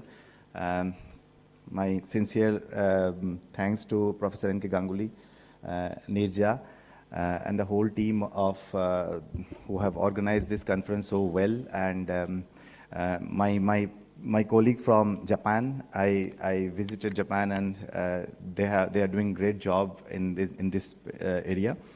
And of course, coming back to AIMS is like I was here for 15 years. I have organized many events in this stage, so it's almost after 2 years I'm here. Great to have here, and thanks for this opportunity. You know, I'm also very happy to see so many young people are listening to the talk, you know, where we are talking about aging population, but you know, aging starts in the womb, not after 60. So, so it's good that you are listening, so you can prepare it better. I will of course demystify first about longevity. Longevity, many youngsters ask me this question. It's all about health span. That means how long you can live with a great health, with complete independence. So whoever here who thinks that you can live up to 100 years, you have to prepare for that, and this is the best time. So longevity is the like balance of microbial diversity, inflammation, repair physiology, and aging is a dynamic for that. We need some personalized geriatric care. I have mentioned geriatric care because the topic has been given me geriatric care, but this is a lifelong care. It is a life course perspective. So the central theme of chronic inflammation or inflammaging is a chronic, low-grade, sterile inflammation that drives age-related disease, and it's one of the very important hallmarks of aging. Nowadays, globally, scientists have found out around 14 biomarkers of hallmarks of aging. They are like DNA instability, genome instability, followed by epigenetic alteration, cellular senescence, mitochondrial dysfunction. Likewise, chronic inflammation is inflammaging is one of the major factor, major driver of aging and how long you are living and how healthy you will live. So its impact is on senescent cells. It's a pro-inflammatory cytokine. Senescent cells are like old cell who doesn't die. Usually, cell grows, it dies, and we remove it just like garbage clearance.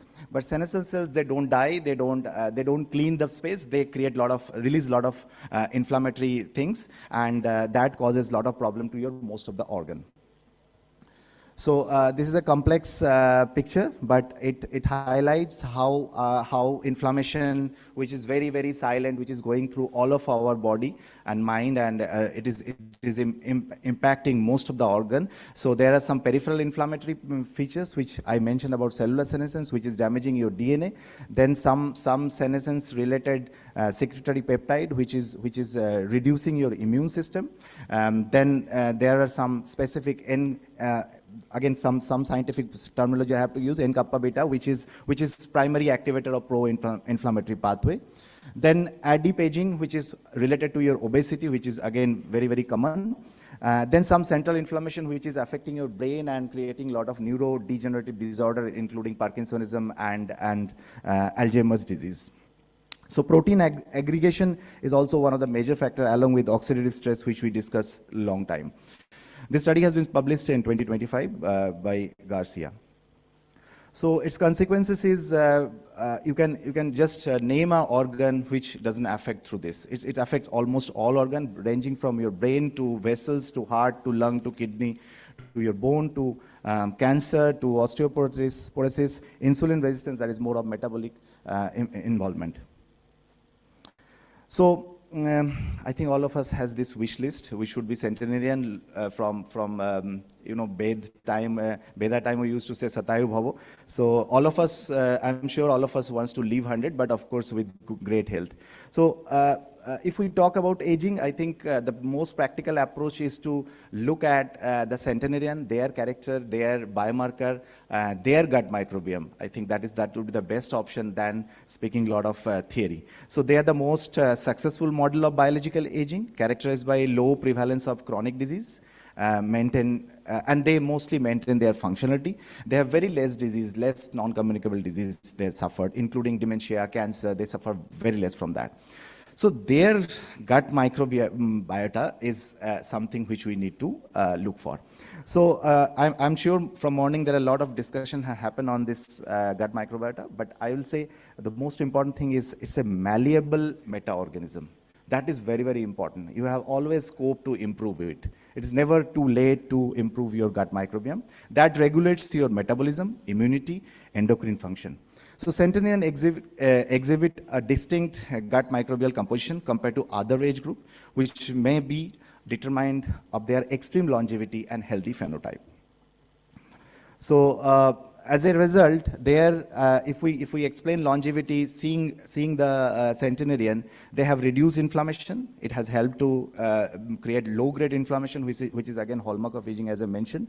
They have the capacity to enhance adaptation because they have a great immune system, and their metabolic regulation was great. So mostly centenarians are non-obese, non-diabetic, so they could able to manage their metabolism very well.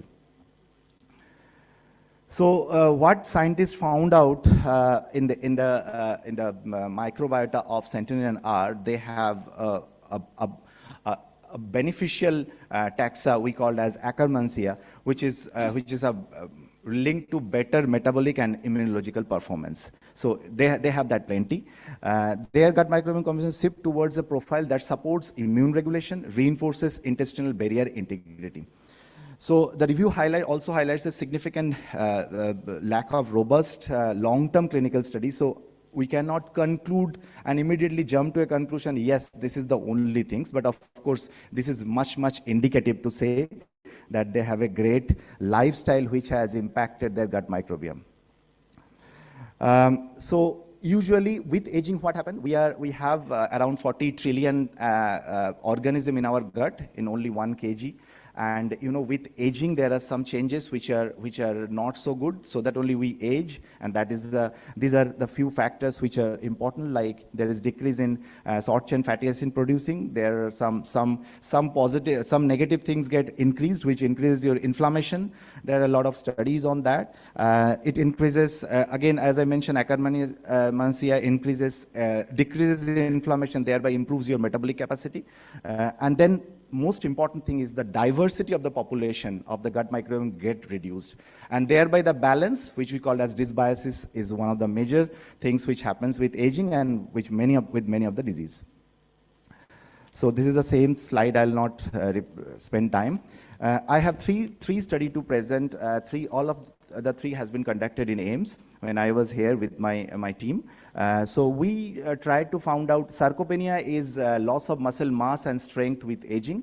Muscle mass start losing those who are here 30. After 30, you start losing your muscle mass and strength. So 30 to 60, every decade we lose around 1 to 2%, but after 60, we lose every decade 10% muscle mass and strength. So sarcopenia is highly prevalent in aging population, and it is one of the major impediment against active and healthy aging. So we conducted a study in AIMS where we tried to understand between sarcopenic versus non-sarcopenic population, and see it was hospital seeking population, and tried to look at their gut microbiome diversity and short chain fatty acid production taxa. So both of them are reduced in our study. So we followed there is a Asian group of sarcopenia diagnostic criteria. I will not go in detail for lack of time. We do cuff circumference, we do muscle mass and strength. We see, so basically your muscle, along with your DEXA, we do clinical assessment.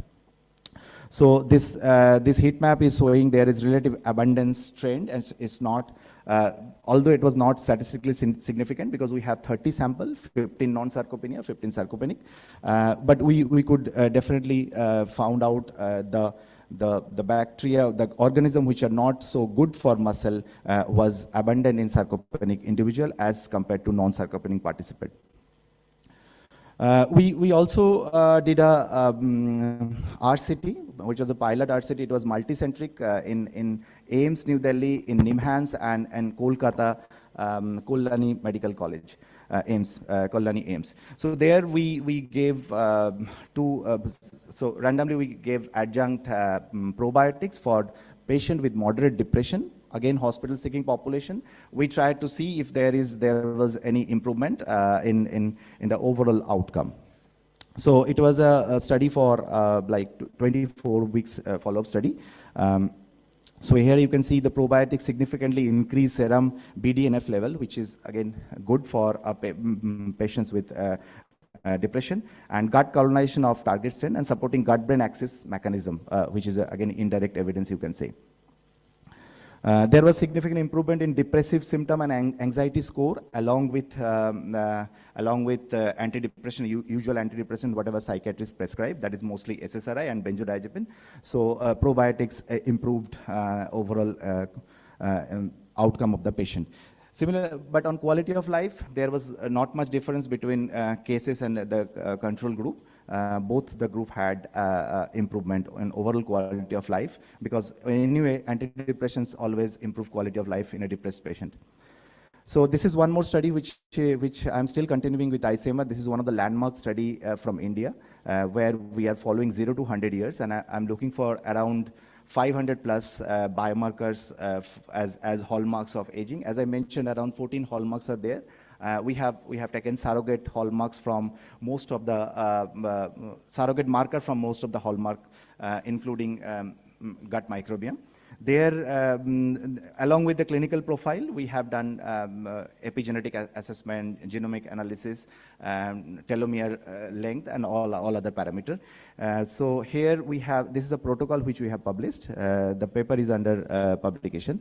So here we saw again the inflammation is getting increased with aging, newborn to oldest old, including centenarian. N-kappa beta levels were significantly lower in newborn compared with all older age group, and it is definitely increasing with aging, and there is a constant level of inflammation. You can see the level is almost constant with aging.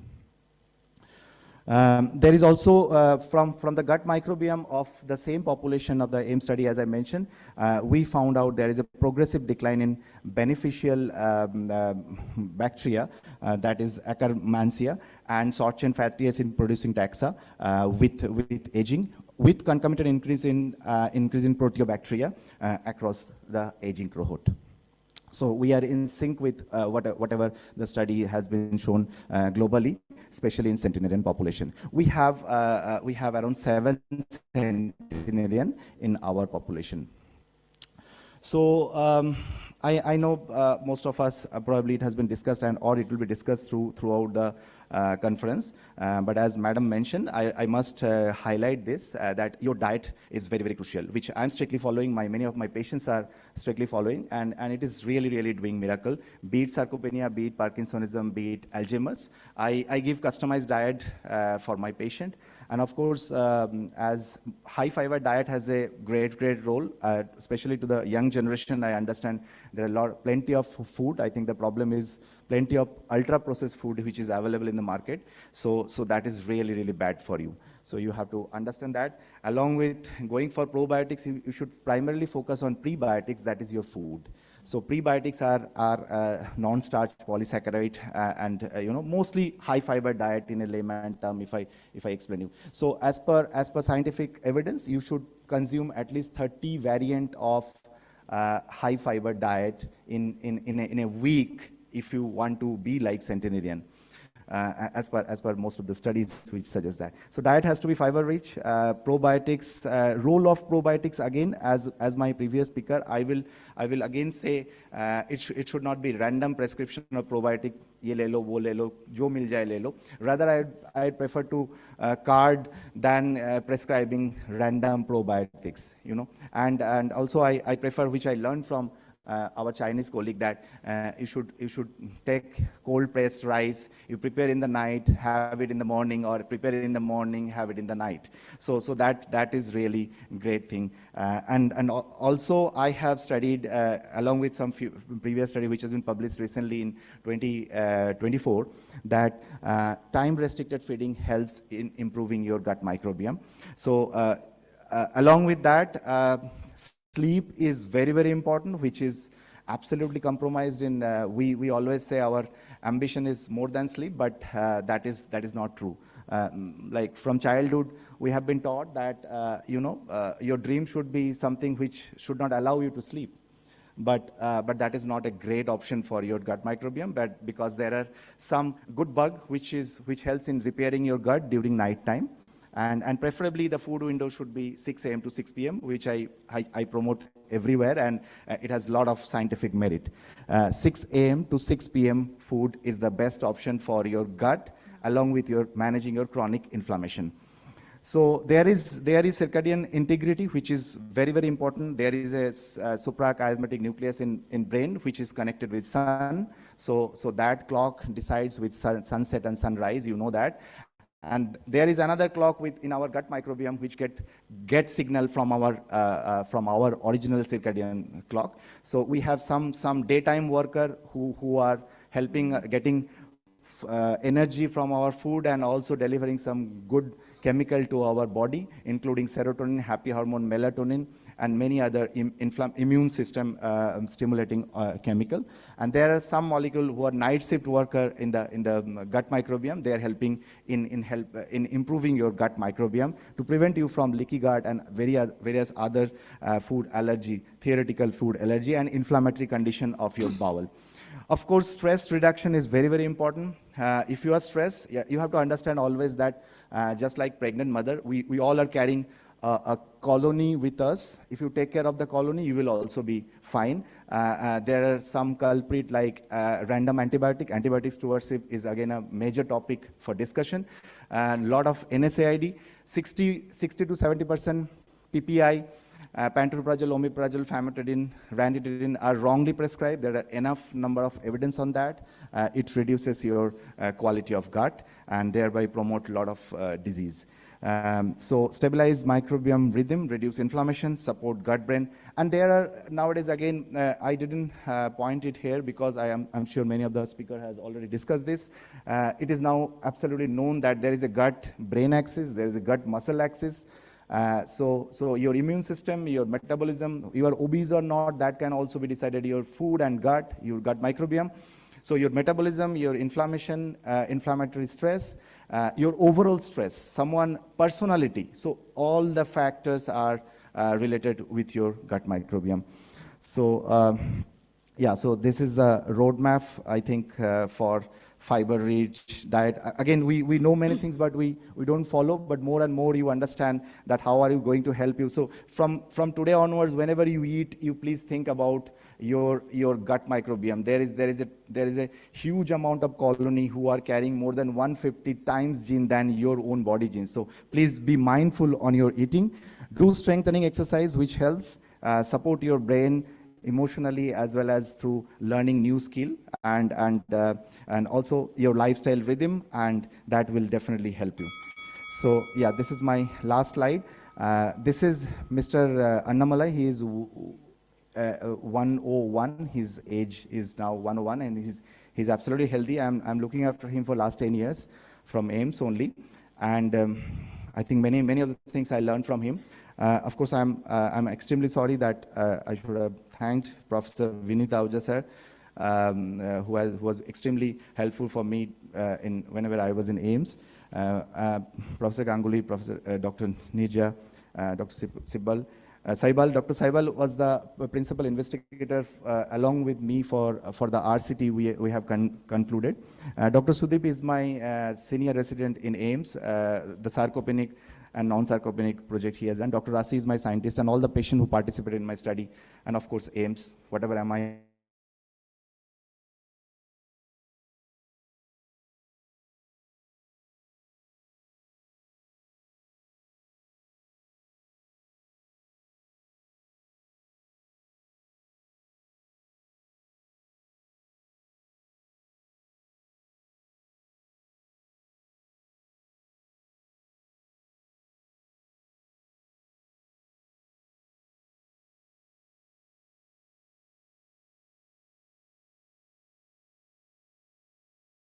Believe that is becoming a talking point, and it is very healthy, and I think you could promote that, and it could be given as a routine newspaper printing or whatever, that it could be very, very useful.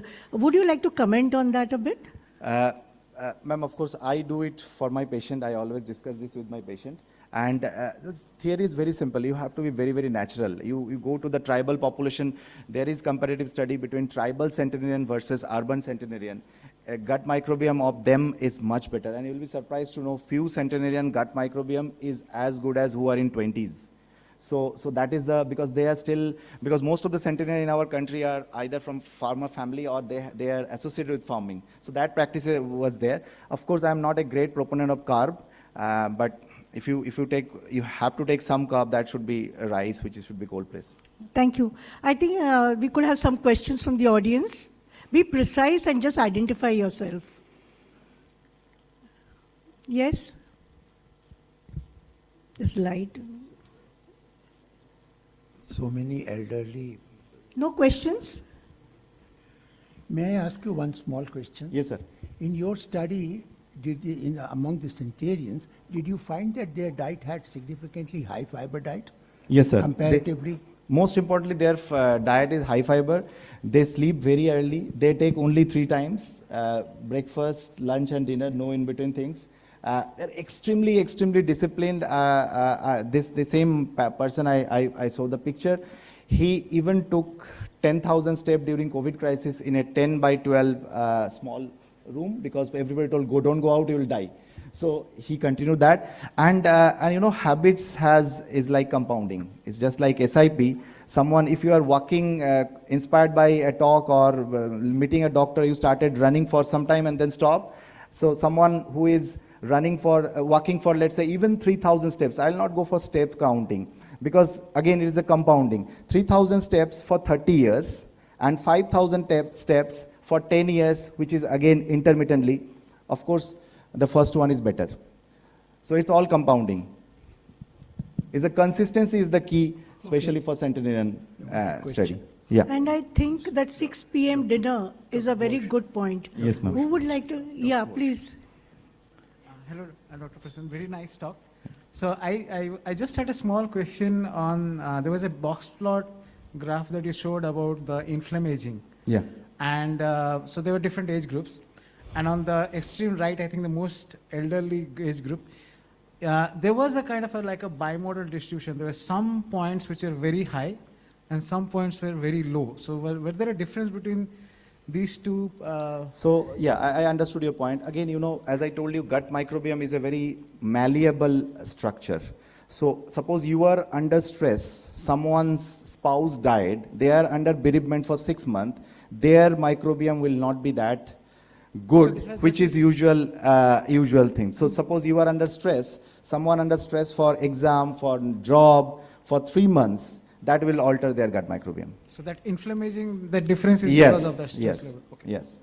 So I had a question. So here, on your left. Yeah. Thank you for the talk. I just wanted to ask regarding, so here. Oh, sorry. Yes. So regarding the box plots that you showed, I just wanted to know what were the dietary inclusion exclusion criteria for the population, and also what was the ethnicity for that? Did you consider the ethnicity? No, angle so as well? the population where what we did is we gave ad through AIMS website. We also gave ad in many metro stations, including CP. So whoever volunteered to join, and we didn't, because this was not an intervention study. This is simply I am following them. I have asked to ICMR for extension also. We have already followed for 3 years. I want to follow as long as possible. The uniqueness of our study was, I can say, we are following newborn also, which none of the longevity trial has done, because they started mostly from 20 or 30. So we are following that, but we didn't discriminate any ethnicity. Of course, analysis show there was few few tribal, few Hindu, few Christian. That is there, but yes, we didn't demarcate it that way as per education or things. So whoever joined, we took them. Yeah. So that may be limitation, you can say. Question for you. Thank you for such a nice talk. There are blue zones in the world, which the National Geographic has defined. Yes, sir. You There are asked question, yeah. 5 blue zones. And they talked about the 80% rule, where they say you should never eat more than 80% of what your hunger is. There's also another thing which they notice, that it's on the side. I'm a gastroenterologist, but people who were drinkers, moderate drinkers, outlived those who were non-drinkers. So it's something which was unusual from 5 different blue zones, a universal phenomena. Is that something to do with, again, the microbiome, or is something else which is there? Just wanted you to highlight. Sir, you of course, you asked for drink, but here I would like to mention that soft drinks are horrible. So because there are a lot of young generation is there. Soft drinks are horrible. It's like poison to your microbiome. Regarding blue zones, sir, there are 5 blue zones. Their average lifespan is 100. Of course, Japanese, there are a lot of Japanese are here. They may follow that rule, but what I have seen, as per my experience, I try to tell this to many people, including me, because again, the consistency is the key. Because when we are hungry, we try to overfeed. The concept is 20%, you should skip. But ultimately, sir, concept is only calorie restriction. The basic theory of longevity is calorie restriction. So be it every meal you take 5 times, take less. I do 3 times because I am a greedy person, so I cannot restrict my tummy with 80% food. I will take full. So I take 3 meal. So even if I am taking full meal 3 times, my calorie is definitely 20 to 30% less than as compared to anybody of my age and also my exercise habit. Regarding your last question, any form of drink, be it wine, I'm very sorry, extremely sorry to say this, is absolutely toxin to you and your body in many form. Why they leave? The story may be gene, because your gene decide 30 to 50%. Recent studies say 50%, but 30%. Your epigenetics, which is again decided by your lifestyle. So I mentioned 14 hallmark of aging. Out of 14, even if one gut microbiome is not doing well, rest is doing well, you may be better off. But I would say the greatest USP of blue zone is generation to generation they are going for the same. So their gene is definitely helping them. So I tell this to everyone, if your parents has lived up to 100 or 90, you are blessed with health, longevity gene, then maybe you can smoke and take alcohol. That is a different story. Dr. Shashikaran, I think you wanted to ask. You have mentioned, Last question. emphasized on this fiber. Yes, sir. In the fiber, are you referring to the soluble fiber or the insoluble fiber? Insoluble. Or both? Both is fine. Okay. So again, the point is, sir, I don't recommend anybody eat this, just because everybody knows this actually, But what evidence suggests is your 50% food should be fiber, vegetables and fibers and fruits. Yes, sir. Yeah, just excellent talk. Just a related question. You talked about fiber. What about fermented foods? Because there are We mentioned, sir. Yeah. So fermented food is good, but again, if you take 3 times, you have to decide kya loge aap. And I'm sorry, I missed to mention, especially for elderly people, you need protein 1 gram per kg body weight. I'm sure Ishit is here, she will counter me, but as many as evidence you search, I have seen improvement in my sarcopenic patient when we induct 1 gram per kg. So I'm 76, I need 76 gram protein. So after taking protein, limited fermented carb, some vegetables, some fruits, and I have only 3 window. So how much food you can take, right? But yes, protein should not be protein powder or protein shake which is available for your gymming. It should be natural protein. Yes, Isi. Yes, thank you. That was exactly my question on protein.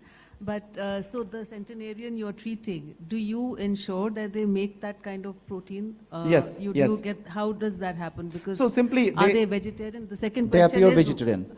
The second question is, what is your take on vegetarianism versus non-vegetarianism in general for the microbiome and in the longer lived populations? Because those blue zones are not exactly vegetarian, but they do take meats and in moderation. So the protein is something which your patients, I'd like to know how you deal with it. So basically, my 7 out of 7 centenarian are pure veg. Out of them, 3 were previously non-veg, but they switched to veg because, as I told, gut is so malleable now, he's behaving like veg. Of course, veg is better, no doubt, because non-veg protein releases a lot of ammonia and other nitrogen component food, which increases your inflammation. So there are many other theory. I'll not go in that detail, but yes, if we go by evidence, veg is better than non-veg, although I am non-veg, I'm very sorry. I think we could have more questions during lunchtime. I think we are on time and we should not be delaying the program further. Thank you. Thank you very much, Dr. Dr. Chatterjee, that was great for being practical.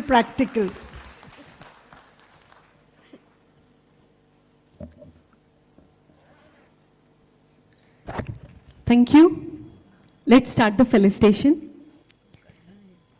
May I request Professor S.K. Mittal to felicitate Professor Anupam. Everyone, please put your hands together. Proceeding further, may I request Professor K.R. Lahiri to felicitate Professor Prasoon Chatterjee.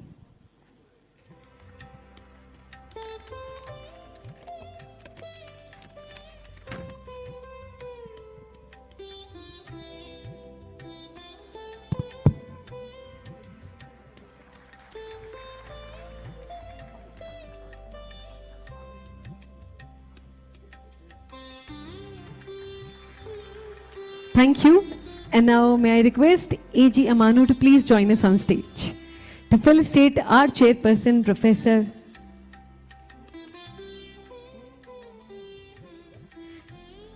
May I request A.G. Amanu to please join us on stage. A very warm welcome, sir. May I request sir to please felicitate our chairperson, Professor S.K. Mittal.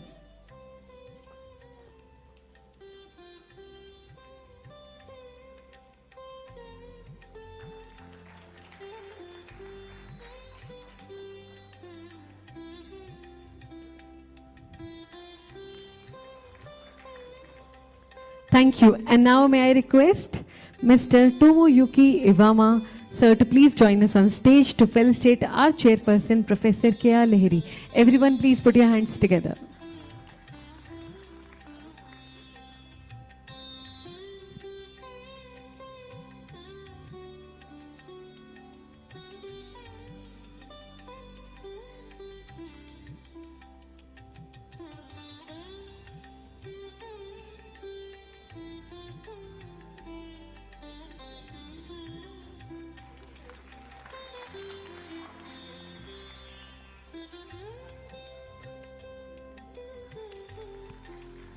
Thanks everyone for the wonderful session.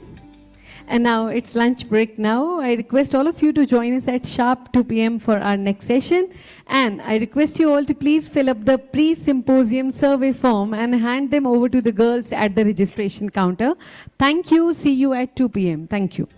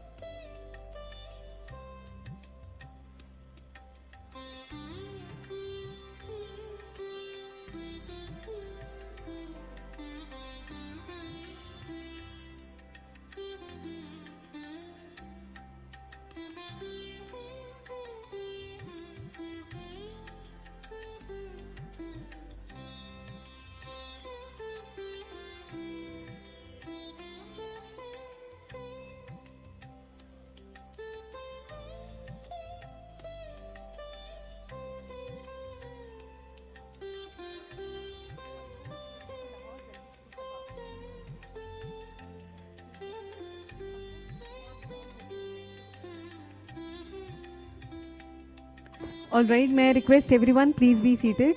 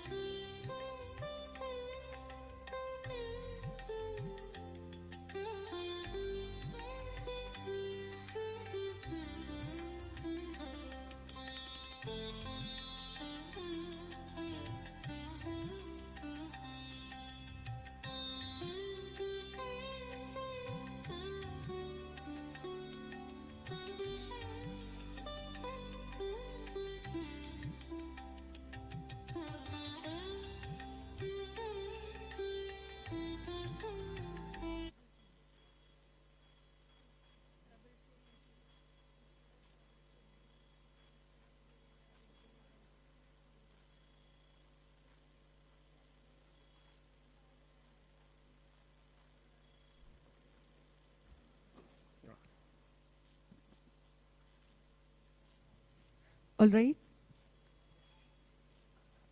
Warm welcome once again. Proceeding for our next session.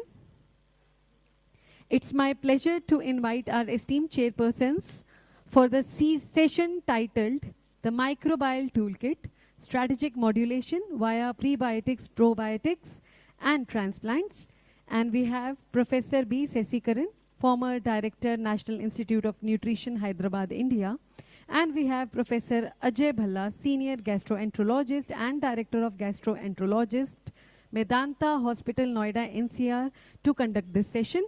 I would like to highlight Professor B. Sesikaran is a pathologist by training and has carried out research in the area of nutrition, food safety for 30 years. And he has over 120 publications and chapters in 3 books and has guidelines for probiotics in foods, guidelines for GM food safety, guidelines for biosimilar drugs, and recommended dietary allowances and dietary guidelines.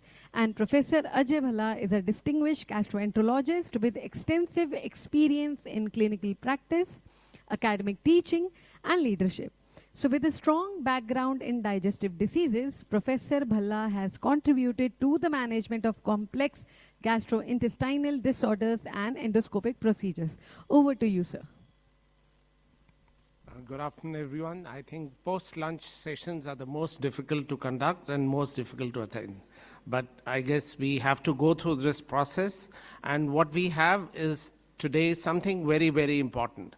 You know, surgical interventions of the intestine, be it as minimal as an appendectomy or doing a surgery like intestinal resection for cancers of the intestine or inflammatory bowel disease, they are all prone to post-operative infections. Why is that so? It's probably related to the intestinal mucosal barrier which is disrupted, and probiotics are known to help. They help in protecting that barrier, they're helping in promoting motility, decreasing inflammation. And to talk about this, we have with us a very, very prominent speaker, Professor Yukiro Yokoyama, who is a professor of medicine. He handles mostly what is the perioperative medicine, but he is a hepatobiliary surgeon, I just got to know, and he will be talking about the importance of intestinal microbiota in a highly invasive gastrointestinal surgery. So over to Professor Yokoyama. Thank you very much for the introduction. And I'd like to thank Dr. Professor Ganguly for inviting me to this wonderful meeting. And in my presentation, I'd like to talk about the importance of intestinal microbiota in highly invasive gastrointestinal surgery. I'm basically an HPV surgeon and doing many highly invasive surgery and have a lot of post-operative complications after surgery. So I have been trying to decrease the complication as much as possible. And one of the key factor for decreasing the complication is microbiota, that I believe. And here is one question. The people believe that the intestinal environment is important, but how do we actually assess our intestinal environment? If we cannot access an intestinal environment as poor or favorable, it may be difficult to assess whether a poor intestinal environment has bad effects on our body. And even if there are methods to improve the intestinal environment, their efficacy cannot be evaluated without some standard for improvement. And to do this, I believe that evaluating the fecal organic acid concentration is useful. And what is fecal organic acid? There are metabolites that are produced by degradation of dietary fiber and oligosaccharides by intestinal bacteria. And the main organic acid includes succinic, lactic, formic, acetic, propionic, butyric, isovaleric, and valeric acid. And among them, acetic, propionic, and butyric have the highest concentration, and these are called short-chain fatty acid, SCFA. And succinic and lactic are intermediate metabolites, and they are ultimately metabolized into SCFA by normal intestinal bacteria. And this slide shows the fecal organic acid concentration in patients who underwent major hepatectomy in our department. As we can see, the concentration of short-chain fatty acids are predominant, and that of lactic acid is very low, although bifidobacteria and lactobacilli produce lactic acid, but it is metabolized into the SCFA by normal gut microbiota. But when the disruption of gut microbiota occurred, the metabolism from lactic acid to SCFA was disturbed. Then the fecal concentration of lactic acid increased and that of SCFA decreased. So we can hypothesize the following. The intestinal microbiota is like an organ, and each bacterium is a cell that constitutes that organ. And fecal organic acid concentration, especially those of lactic acid and SCFA, are useful to estimate the function of this organ. So this is the first study that recognized the importance of fecal organic acids before surgery in patients undergoing major HPV surgery. So in 44 patients who underwent major hepatectomy for perihilar cholangiocarcinoma, we collected fecal samples before surgery. And we measured fecal organic acid concentration and compared the fecal organic acid profile between patients with and without postoperative infectious complication. In patients without infectious complication, the fecal concentration of SCFA were predominant, and that of lactic acid is very low. However, in patients with infectious complication, the concentration of SCFA was lower, and that of lactic acid was higher. So total organic acid was also lower in patients with infectious complication. So these results indicate that preoperative intestinal microenvironment was not favorable in patients who developed postoperative infectious complication. But this is only the result for the major hepatectomy. but similar results were observed in patients who underwent pancreatic duodenectomy, which is another highly invasive surgery, and esophagectomy for esophageal cancer. So it is likely the association between the preoperative fecal organic acid profile and the postoperative infectious complication may be universal among different types of disease and different types of surgery. And the key element for these observations may be bacterial translocation. So this is proposed by Berg et al. In 1979. When the intestinal environment is impaired, the microbiota in the intestine invades the blood and the lymphatic flow, thereby inducing infectious complication. They proved this using an animal model, but it has been very difficult to prove this in human. So we try to prove the presence of BT in patients undergoing major gastrointestinal surgery. So this is our hypothesis. We proposed this. An impaired intestinal microenvironment leads to bacterial translocation. And highly invasive surgery further enhances BT. And this leads to occult bacteremia and subsequently postoperative infectious complications such as sepsis, intra-abdominal abscess, wound infection, and pneumonia, etc. Probably not everyone is not familiar with the word occult bacteremia. I will explain this in the following slides.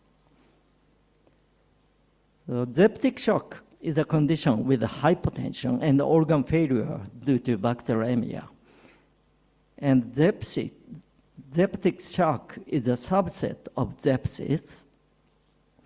And sepsis is a subset of bacteremia, which is a condition with bacteria in the blood detected by the conventional culture method.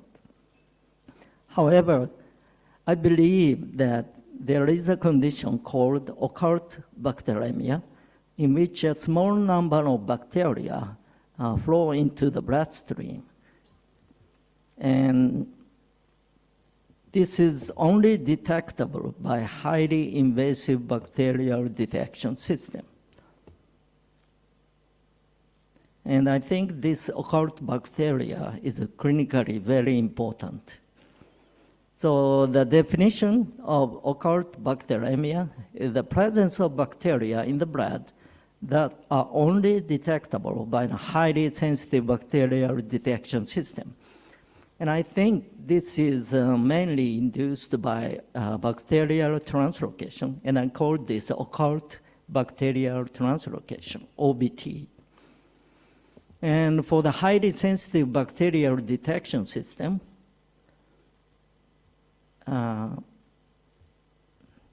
we have been using bacteria-specific ribosomal RNA-targeted RT-PCR method. And this is called Yakult intestinal flora scan, and it is abbreviated IFSCAN. And Yakult Honsha holds the patent for IFSCAN in Japan.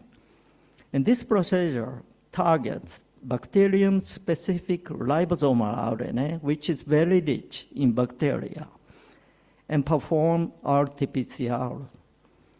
And compared to the conventional bacterial detection system, which targets the genome, PCR testing has a sensitivity that is more than 1,000 times higher. The advantage of IFSCAN is not only its high sensitivity, it detects and quantitates the live bacteria, because IFSCAN targets ribosomal RNA. When we target the genome, dead bacteria are also detected. And the lowest detection limit of IFSCAN is theoretically 100 cells in 1 gram of feces and 1 cell in 1 milliliter of blood. In addition, the sample processing is automatic and it is completed within 6 hours. For example, if the sample was obtained before surgery, we will get the result during the surgery if it is a long surgery. Moreover, the sample is easy to store. It is stable in the RNA preservation solution.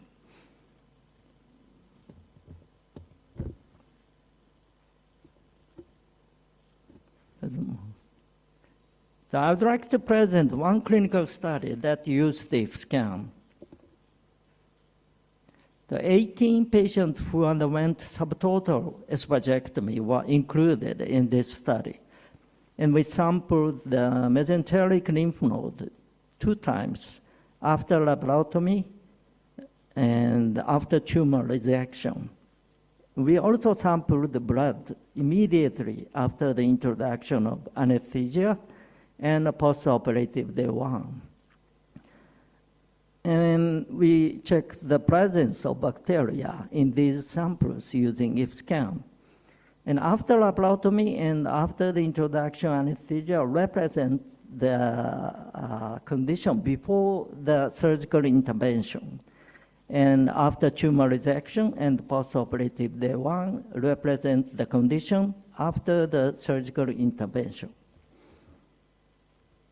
And this is a summary of results from the 18th patient.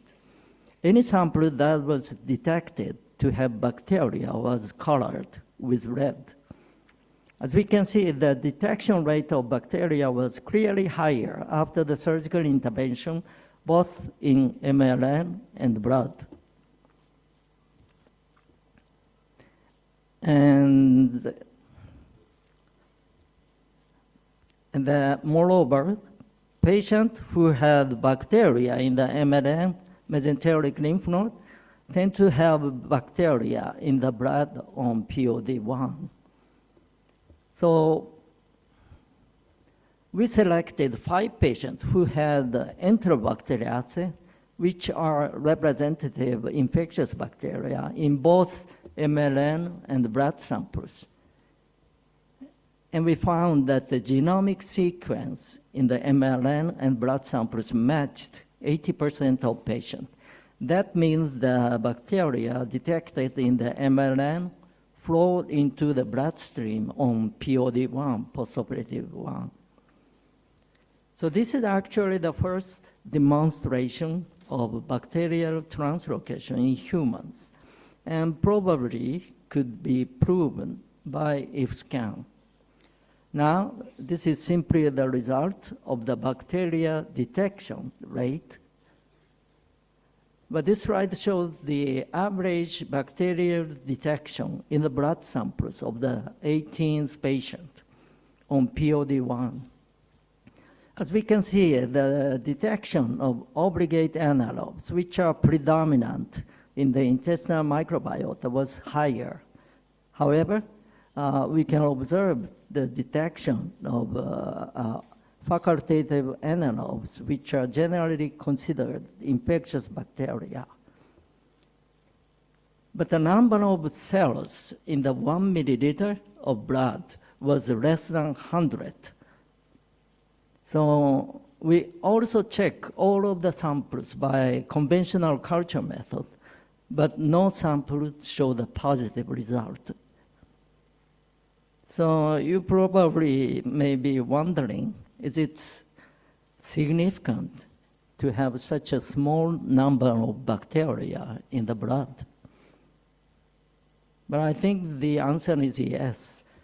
We examined the mesenteric lymph node samples, both in the esophagectomy and the major hepatectomy. And we found that the rate of postoperative infectious complication was higher in patients with bacteria in the mesenteric lymph node.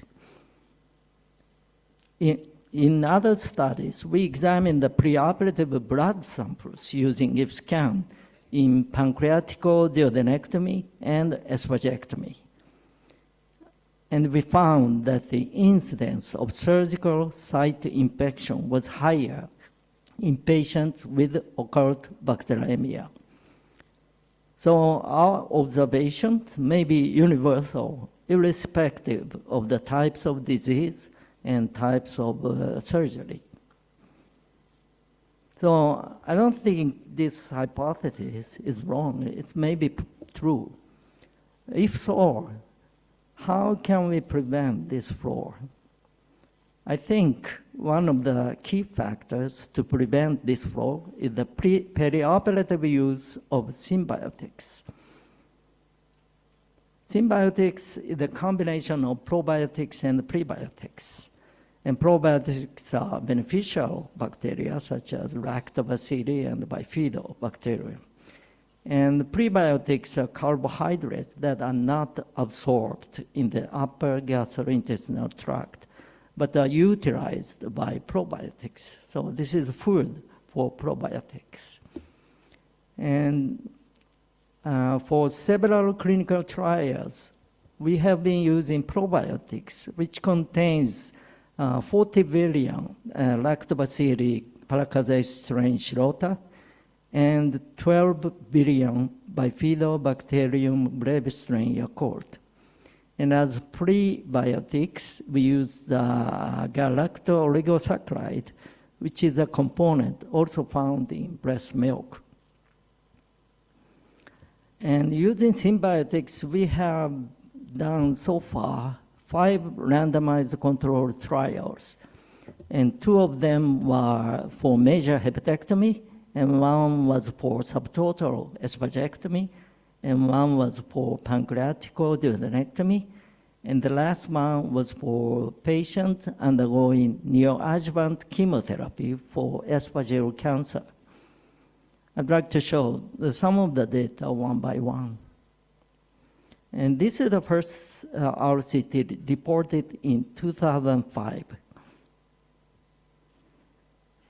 And in this RCT, we examined the effect of symbiotics after surgery in patients undergoing major hepatectomy. And we inserted an enteral feeding tube during surgery and administered the symbiotics through this tube. In this study, we collected the fecal samples before surgery and post-operative day 7 and 28 and analyzed the fecal organic acid concentration. And acetic acid and the propionic acid concentration, which are small short-chain fatty acid, decrease after surgery, and they don't recover even after 28 days in the non-symbiotics group. However, when we administer the symbiotics, they were maintained at the preoperative level. And the rates of post-operative infectious complications were significantly lower in the symbiotics group. As a result, the length of hospital stay was shorter, and the length of antibiotics use was shorter in the symbiotics group. At this time, but it was not easy to believe these results because we use just a food, not a drug. But this was positive result. So we tried another randomized controlled trial. This time, we tried to use symbiotics before surgery. So in group A, we administered symbiotics for 2 weeks before surgery. And after surgery, we administered symbiotics in both group A and B, just as we do in the first RCT. And we also collected a fecal sample in this study before the symbiotics administration, and 1 day before surgery, and 7 and 14 days after surgery. And when we looked at the total organic acid and acetic acid concentration, the concentration was already higher in the group A compared to group B. And this difference continued throughout the post-operative course.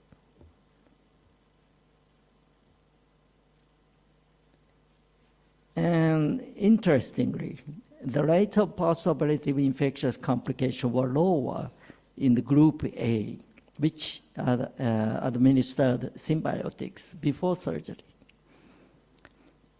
So from this point, we started to believe the effects of symbiotics in preventing post-operative complication. But at this moment, the mechanism was not clear. So in the next study, we tried to clarify the mechanism. And in this study, we administered symbiotics in patients undergoing subtotal esophagectomy, which is another highly invasive surgery.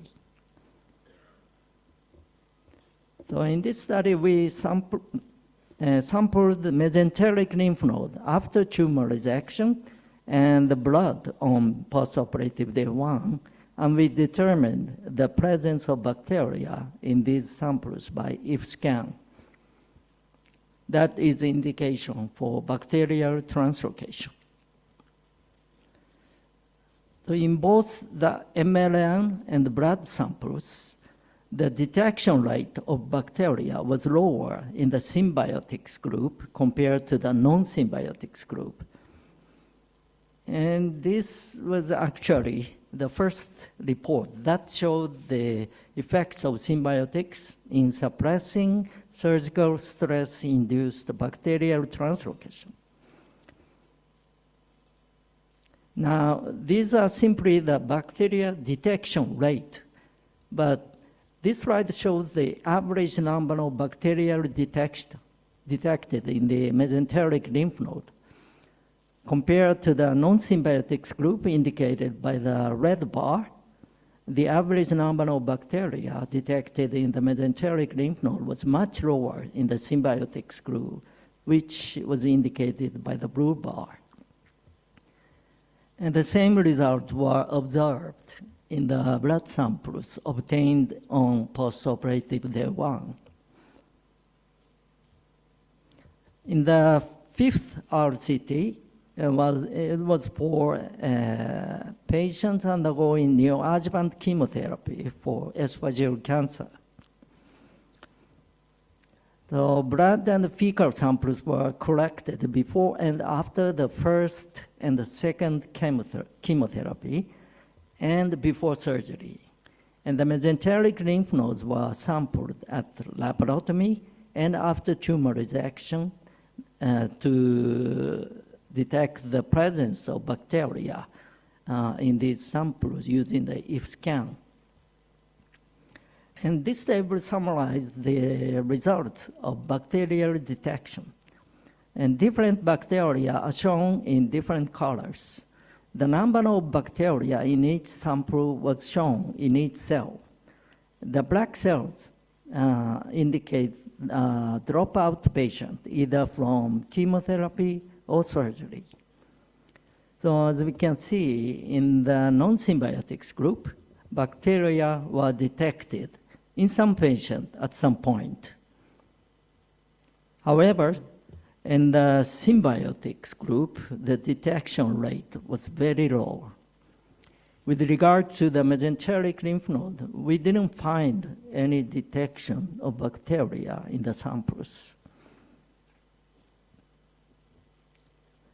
Also, the adverse events such as gastrointestinal toxicity during chemotherapy were lower in the symbiotics group.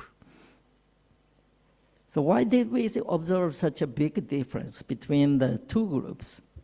So we analyzed the fecal samples collected during chemotherapy. And the fecal concentrations of Lactobacillus paracasei strain Shirota and the Bifidobacterium breve strain Yakult, which we administered, were detected in the feces in symbiotics group. The y-axis is log 10, so the difference between the two groups is about 1 million times. And during that time, the fecal concentration of total organic acid were constantly higher in the symbiotics. And because this is chemotherapy patient, it continued for 2 months. I think this factor maybe lead to the big difference between the two groups.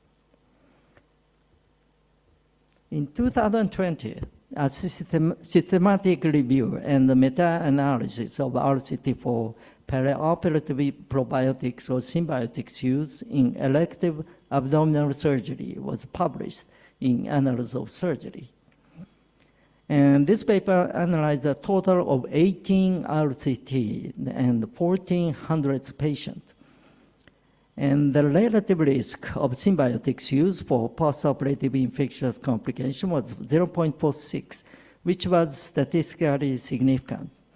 And this means the perioperative symbiotics administration reduces postoperative infectious complication by half. And 6 papers included in this meta-analysis used the same probiotics as we used. So surgery or medical treatment itself is a battle against infection. And treatment of infection, of course, antibiotics is the most important. But there are several problems in the antibiotics. It showed the frequent side effects, and the efficacy is not 100%. And the biggest problem of antibiotics is the induced MDR bacteria. In contrast, symbiotics, there are few side effects. In our 5 RCT, there were no patients who had bad side effect. And as meta-analysis showed, efficacy of symbiotics is about 50%. And there's no evidence that symbiotics induce MDR bacteria. So I think symbiotics should be used as an agent to prevent postoperative infectious complication. So based on our results, Yakult Honsha produced the Simprotec, which is easy to use in clinical setting. In Japan, now surgeons started to use this Yakult symbiotics before surgery. So this is my summary of the presentation. Thank you for your attention. Thank you very much, Professor. I think you come and please take your seat here, and we'll take questions at the end of the session. Okay. Now I'd like to invite Professor Kunal Roy, Professor of Genomic Medicine and Scientific Director of the MDACC Epigenomics Therapy Initiative at the University of Texas, MD Anderson Cancer Center.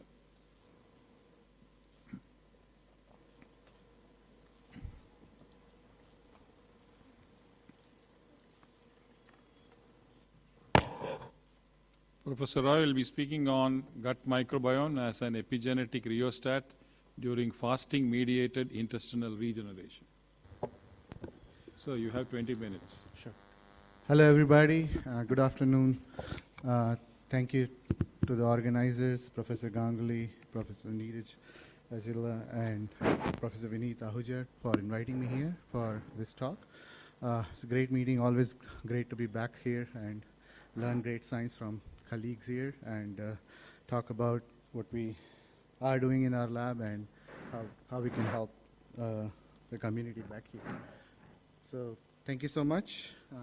I'm going to talk about fasting. Most of you have had great lunch just now, so not something that you want to think about. But we'll talk about how fasting and thus associated gut microbiome impacts intestinal regeneration. That's what my talk is about.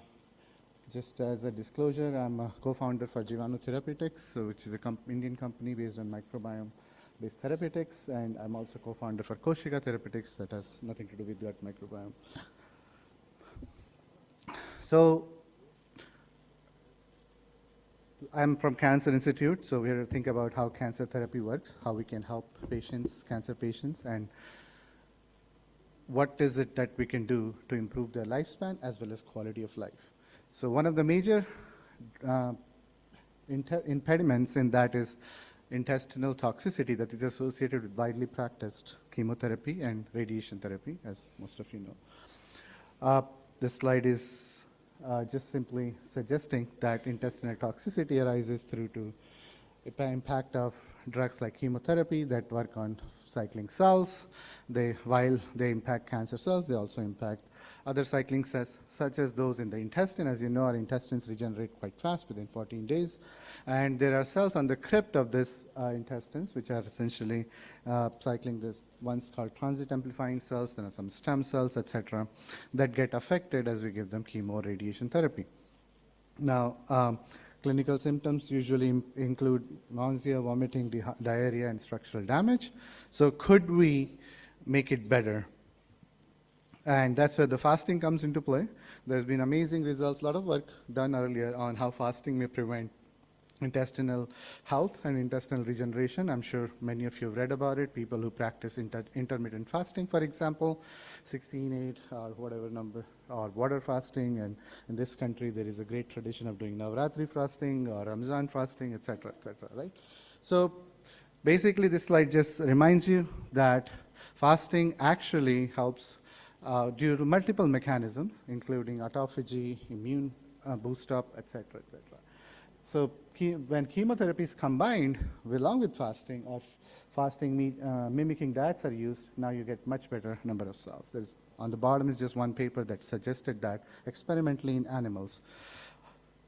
I'm actually a cancer epigeneticist, so I really had nothing to do with intestinal toxicity versus gut microbiota for that matter. So a collaborator, Dr. Helen Pivnica-Worms, who's a National Academy of Science member, came to me and said, Kunal, I want to really study the epigenetics of these cells with you. So we started working on this many years ago now. The result, what really prompted me to take this on was the slide on the screen right now, which is when you fast the mice for 24 hours and you give them lethal dose of radiation, right? I mean, 11.5 or harder. Actually, the fasted mice completely live, very happy. They're fine, their intestines are great. I'll show that in the next slide, but the fed mice die.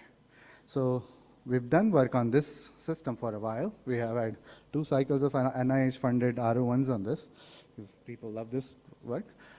Basically, so yeah, here is how we do the experiment. We take the mice, we cover the upper part, we just do a lethal radiation on the bottom part. And what you see is, again, what I just showed you earlier.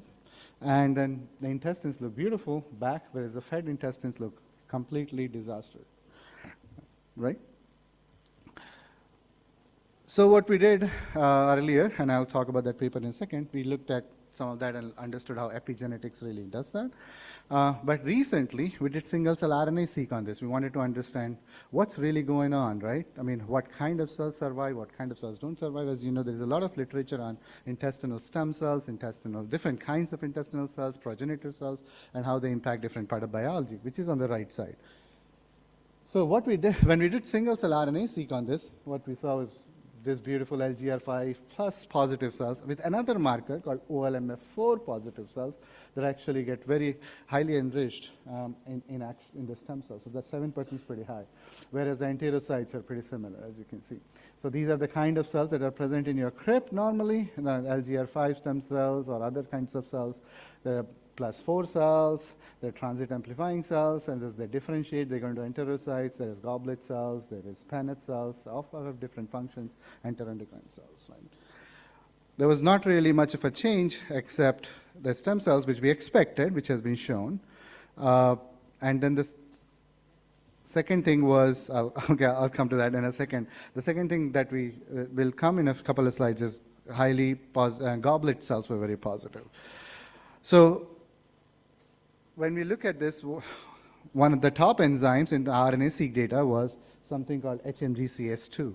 HMG-CS2 is the enzyme that was probably like at least tenfold above any other enzyme that you would have, any other gene that would have been changed in this setting. This enzyme essentially is a rate-limiting enzyme that produces beta-hydroxybutyrate. So we looked at beta-hydroxybutyrate through metabolic. You see that beta-hydroxybutyrate is very high. You can tell in the intestinal stem cells or the transit amplifying cells, we isolated them from each of these scripts. You can see very nicely high HMG-CS2 enzyme. And you can do that same by doing immunofluorescence studies, and when we look at the HMG-CS2, nicely there, and you can see DAPI, beautiful up there, only in the fasted condition. So the HMG-CS2 is being produced by the intestinal stem cells or the transit amplifying cells in the bottom of the intestines, right? That's one. What does beta-hydroxybutyrate do? It's the metabolite that is really high, right, compared to anything else. So high energy source produces ketone body, so that relates to the keto diet. I'm sure you've heard of that. It is a histone deacetylase inhibitor. I'll talk about epigenetics in a second. That's why I got into the field a little bit more. And then it alters histones via a very unique kind of modification which is called lysine beta-hydroxybutyrylation. There is a lot of work there earlier. And this is a very unique modification which does not occur in a normal intestine. It only occurs in specific metabolic settings. So there are these higher carbon chain modifications that occur. So we published a paper, and you guys go look at it. I'm not going to talk about this, in Cell Reports 2021, where we showed that when the fasting happens, HMG-CS2 is high, beta-hydroxybutyrate is high, H3K9-BHB, histone H3 lysine 9-BHB, and I'll talk about that in a second again, but if you're not familiar with epigenetics, I'm assuming a lot of people understand that. Histone 3 lysine 9-BHB becomes high, leads to a pervasive lipid metabolism profile, and that leads to, that is associated with the protection. So that's what we showed. It leads to metabolic programs, as I showed, and that leads to stem cell enrichment and protection. So that's where the gut microbiome came in. So when we published this paper, we were like, okay, what's going on in the gut microbiome, right? So we took these mice, took the ileum, this area, and we did the 16S rRNA-seq, which I'm sure most of you are familiar with, and performed regular analysis. And what we saw was there was no change in diversity. We had assumed that there might be some change in diversity, no kind of indexes were changed, Simpson indexes, etc. But when you look at the profiles of like the spectrum of the bacteria that are there, you see specific changes.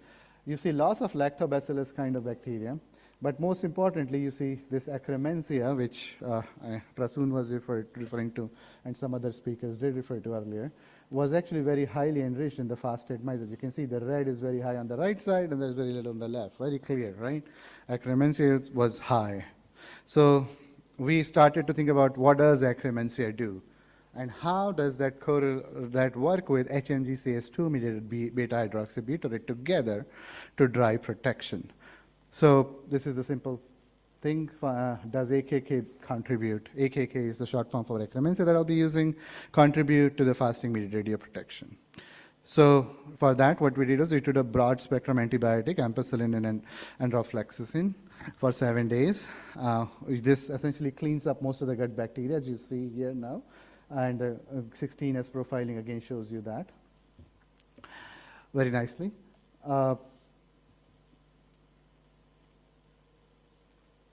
much time do I have? Just okay. So that does that. You can, and then once we did that, now we go back with the AKK oral gavage after the antibiotic clearance. And now what you would see is we have nicely shown that AKK is back up, and now we give them radiation, 11.5 gray, as I said earlier, and what you see is the results here. On the left side is no antibiotics, nice and clean. On the right side, though, now if you look at the fasted mice, so you see the fed mice, it's right here, they are dying. Fed mice with AKK, not too much of a difference, 1 mouse difference. And if you look at the fasted mice plus AKK, all nice, beautiful. Fasted mice minus AKK, nothing, right? A minus AKK here is essentially referring to the antibiotic condition. So back to survival. So AKK is absolutely crucial. Allah works along with AKs, with fasting. Then we did a specific depletion of AKK rather than all, and here you can do that by using a tetracycline. So a colleague next door, Rob Jenk, is an expert in microbiome, did this, had shown us that when you treat with tetracycline, you actually don't change a lot of microbiome. You actually only change specifically AKK, which is very interesting. So you could do that, do the same sort of experiment. Now instead of ampicillin and the broad spectrum antibiotic, you do tetracycline. Again, feed it, antibiotic clearance, go back, feed, fast for 24 hours, AKK is back up, do the same experiment, and now you see that again, right? So same sort of graph. Again, fasted mice dead, fed mice dead, sorry, fasted mice good with AKK, but if fasted mice minus AKK, right here, right? So basically, they're being killed. So essentially, AKK is critical for the survival that we're seeing in these mice. So how does AKK fasting lead to AKK enrichment, and how does AKK lead to then protection? That was the thing, right? So AKK actually is a mucin, is a bacteria that feeds on mucin.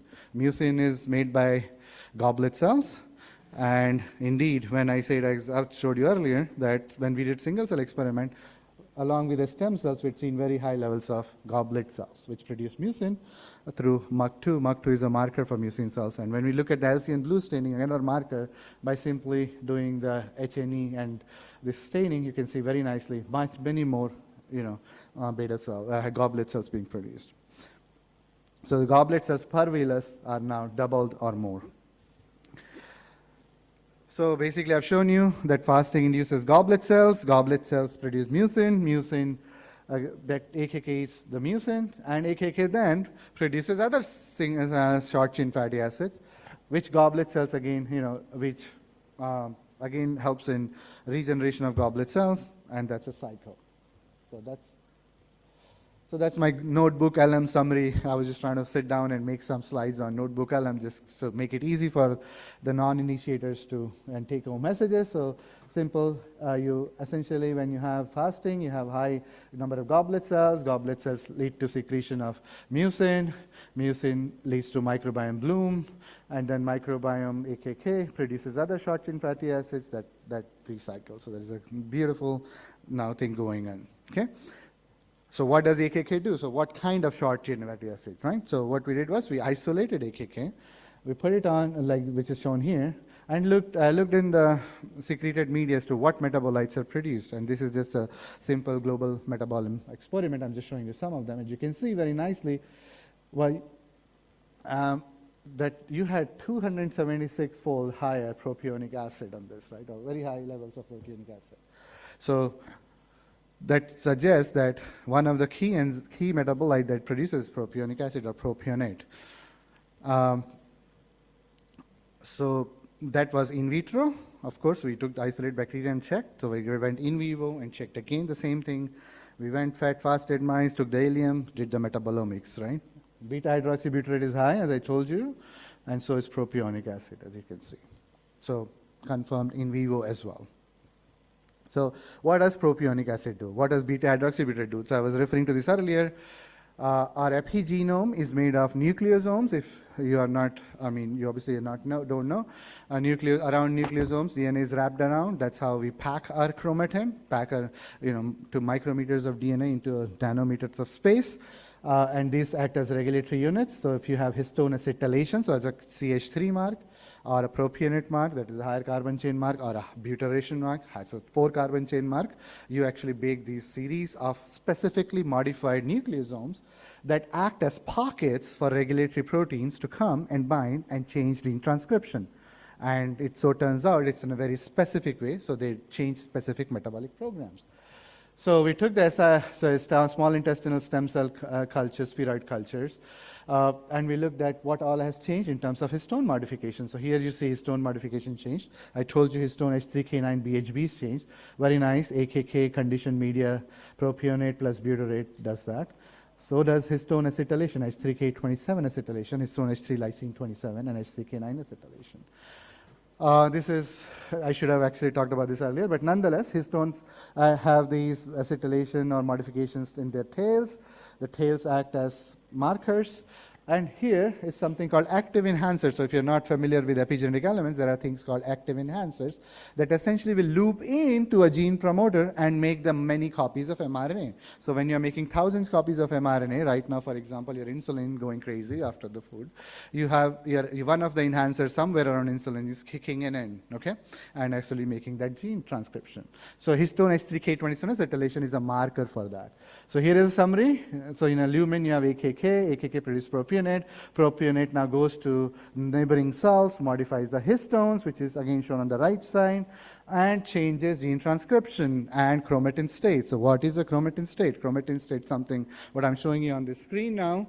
Basically, you have these red buildings, the green buildings, and the yellow buildings. They're different kinds of epigenetic elements that, as I said earlier, will modify your gene expression pattern either temporarily or chronically in the long term. So basically, we did this profiling in these kind of systems then and understood what goes on. So now we took the mice that I told you about, control mice, tetracycline, so AKK depleted mice, propionate treated mice, germ-free mice plus AKK mice. And we isolated the intestinal cells, we did the epigenomics, that's what we're good at doing. So we did something called cut and tag. If you're not familiar, please go read about it, plus transcription. So we looked at how epigenome plus transcriptome together, how does that modify the cell behavior. You have another minute, sir. So I'll try to finish it too. So basically, this is the kind of peaks that you see, and when you did the fasting along with the AKK depletion, you see that this kind of active enhancer marks are now depleted, and you essentially have epigenome reprogramming that is going on. It occurs on very meaningful pathways which are associated with their protection. So DNA repair, P53 pathway, they're well known to direct in the DNA repair and intestinal regeneration. On the right side are some of the things from these data sets. Essentially, fasting physically unwinds the genome, AKK dependent acetylation, exposes critical DNA repair and P53 survival pathway. We went on to do something called single cell ATAC sequencing, which now looks at the single cell based approaches. And we did a core TF transcription circuitry based on that, and I won't go into details of this. Sorry, one more minute, I'll try to wrap it up. Basically, so what we see is a very nice programmatic architecture of epigenetic circuitry that goes through the transcription factors plus enhancers together that goes up and down as we fast, and the radiation-mediated protection happens. So this 0-hour fasting, 72 hours of protection.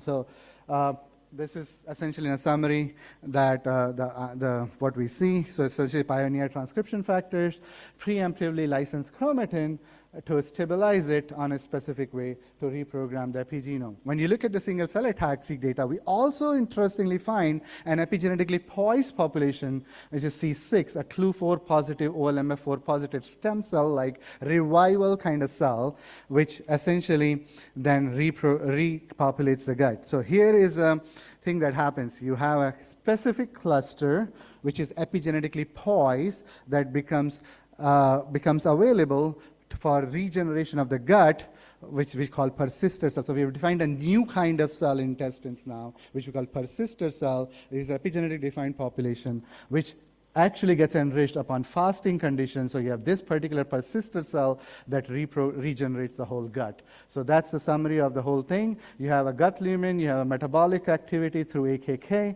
that leads to reprogramming of epigenome, a new nucleation of a new cellular state, as I just mentioned, persister cell that leads to regeneration of the gut. Then what we did was we went back and asked, can we recreate this fasting in an engineered bacterial setting? So we went back and modified a specific metabolic pathway that makes 3-BHB, that 3-beta hydroxybutyrate. So this paper that is published, you can look at the paper. This paper shows that if you do this engineering, this kind of engineering, you can actually overcome the IBD effect, the ulcerative colitis effect in the mice, as well as increase AKK and produce BHB. So this was actually doing all things that we were seeing in fasting condition. So when we did this, we were actually able to see that you can create such bacteria, and when we looked at the fasting experiment, we indeed were able to at least partially reverse the radiation-mediated lethal damage. With that, I'll thank you guys. So we have now an engineered bacteria that we are hoping we can, take it to next translational for this kind of protection for chemotherapy radiation damage. So thank you. All the work was done by Praveen Barodia and Ajay. Thank you so much. Thank you, Professor Kunal. We always knew that periodic fasting was something which was effective in increasing lifespan. But I guess you've given us a real deep, in-depth thing about how it happens and how it is effective in intestinal regeneration. Moving on towards something more going with the theme, we have our next speaker, Dr. Ichiro Naito, who will be talking about how in older individuals, use of probiotics could be of great help. We know that older individuals, especially with a lower BMI, if they tend to lose weight, maybe even 5% weight, it's labeled as malnutrition, or they would become prone to infections, the quality of life goes down. But the potential of long-term consumption of probiotics, especially Lactobacillus paracasei strain, in maintaining their nutritional state is what Professor Ichiro Naito will be talking about. Professor Naito. Thank you, Chairman, for kind of introduction. Good afternoon. I'm Ichiro Naito from Yakult Central Institute, Japan. Today, I will discuss the potential of long-term consumption of Lactobacillus paracasei strain Shirota, or LCS, for maintaining nutritional status in older adults. Here is the outline of my talk.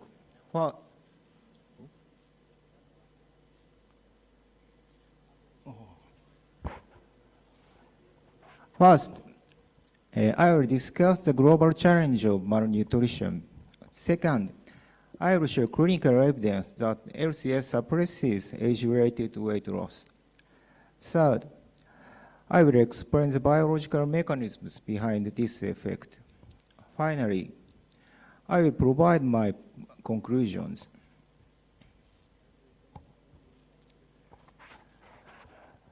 Malnutrition is a major global health challenge.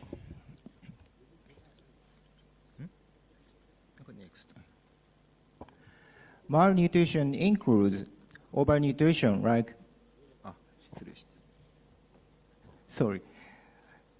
Malnutrition includes overnutrition like obesity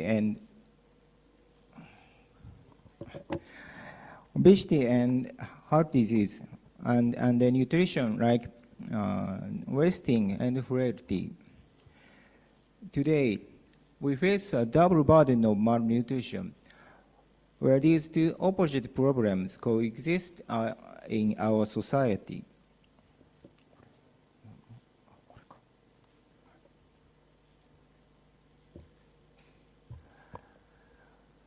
Please look at this chart. In India, the data shows a striking trend.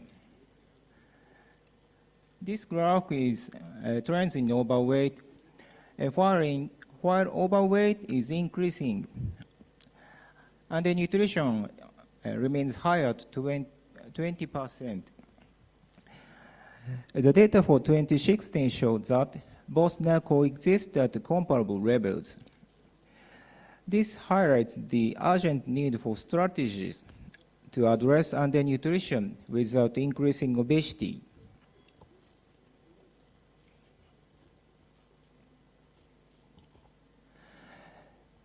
Japan is an ultra-aged society. This graph shows rapid aging of Japanese population. In the chart on the right shows undernutrition, BMI of 20 or less is increasing as people get older, especially in those over 85. Factors like loss of appetite, oral dysfunction, and dementia leads to this problem.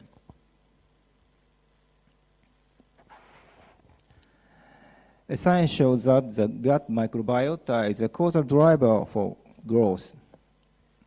In older adults, malnutrition is marked by a loss of microbiome diversity and a decrease in beneficial butyrate producers.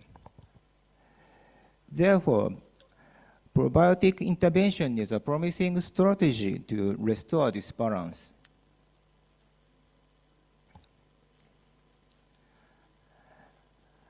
Our research focus is LCS, a well-known probiotic strain.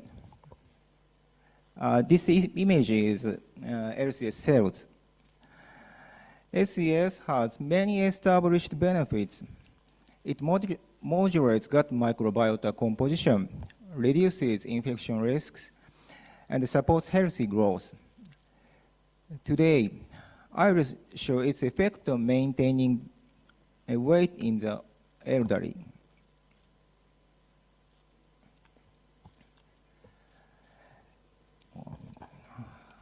To study the long-term effect, we conducted a unique observational study for an average of 21.7 years. This research is a long-term follow-up of a previous clinical trial conducted for a different purpose, colorectal cancer, prevention of colorectal cancer tumor. As shown in this flowchart, we followed the 237 participants and compared those who continued LCS intake and those who did not.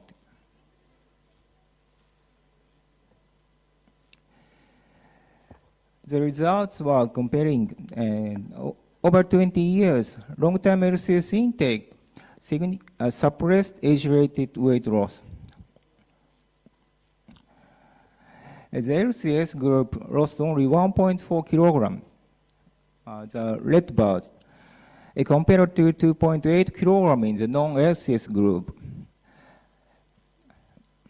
This shows LCS has great potential for nutritional support.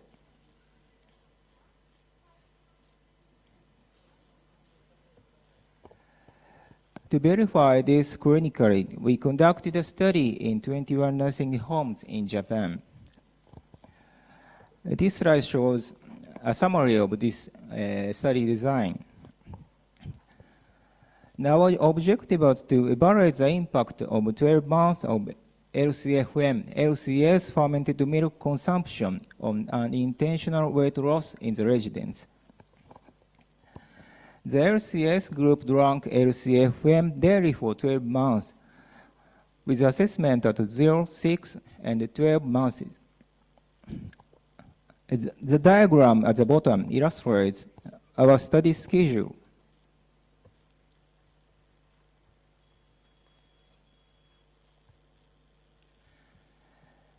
This slide shows the participant flow of the study.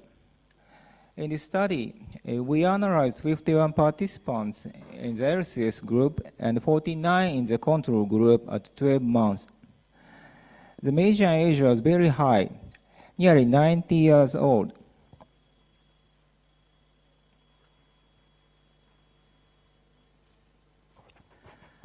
This slide summarizes the baseline characteristics of our participants. At baseline, the care needs level was higher in the control group. Therefore, we conducted subgroup analysis to align baseline characteristics, stratifying participants by care needs level.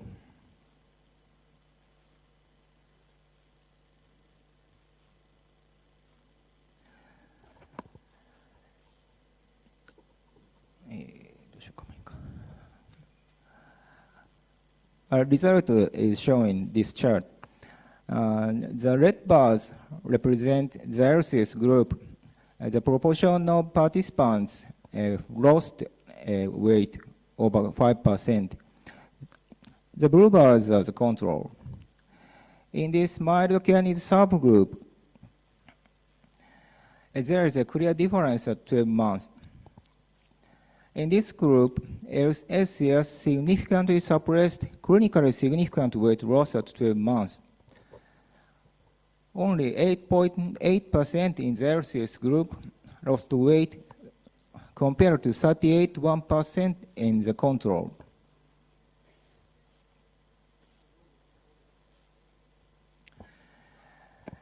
As you can see from the bars on the right, LCS also significantly suppressed weight loss in the lower BMI subgroup. Since low BMI and rapid weight loss are key malnutrition indicators, this result is very important.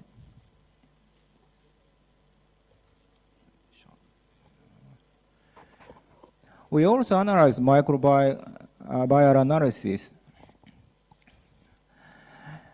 Our analysis supports these outcomes.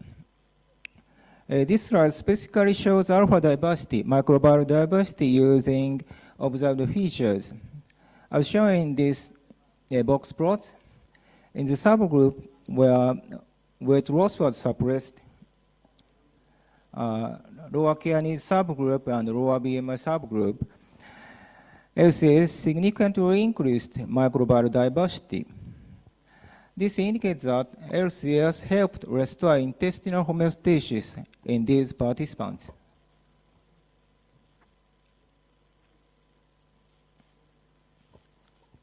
Next, we will explain the mechanism using data from the 20-year observational study.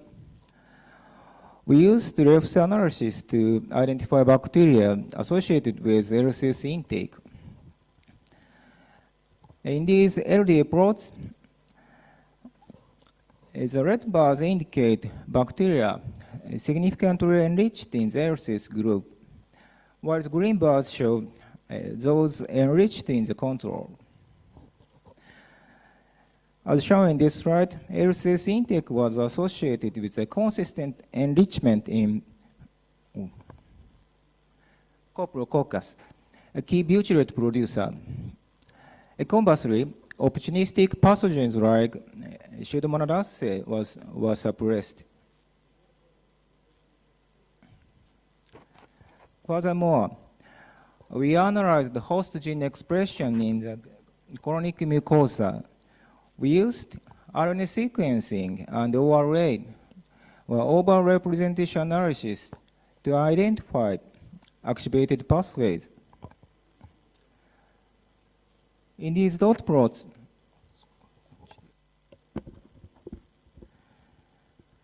the red dots indicate the pathways activated by LCS.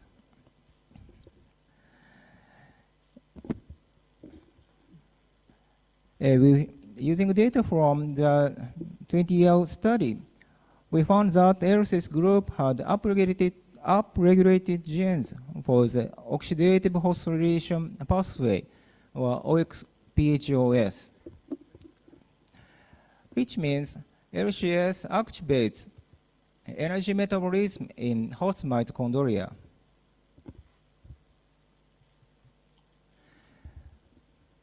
In combining these results, we propose this mechanism. LCS triggers host chronic OXPHOS activation. This consumes oxygen in the gut and reinforces the anaerobic environment.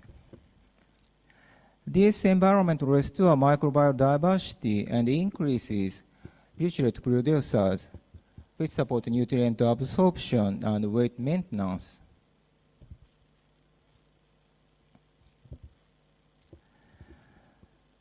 To conclude my presentation, I'd like to summarize the key points. First, our research demonstrates that the long-term LCS intake is a promising strategy to suppress unintentional weight loss and mitigate malnutrition risk in older adults. Second, the mechanism likely begins with LCS activating host chronic OXPHOS. This reinforces the anaerobic environment in the gut, which restores microbial diversity and enriches beneficial butyrate producers like Coprococcus. Third, restoring this intestinal homeostasis supports physiological functions and nutrient absorption, which helps maintain the nutritional status of older adults.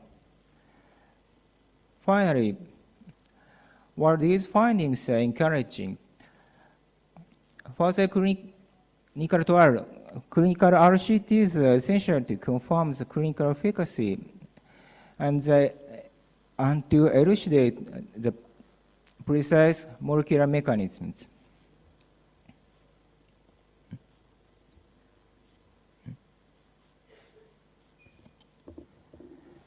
Thank you very much for your attention.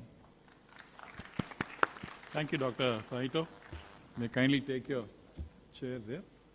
Now we have around about 10 minutes for any questions. You may address it to any of the speakers.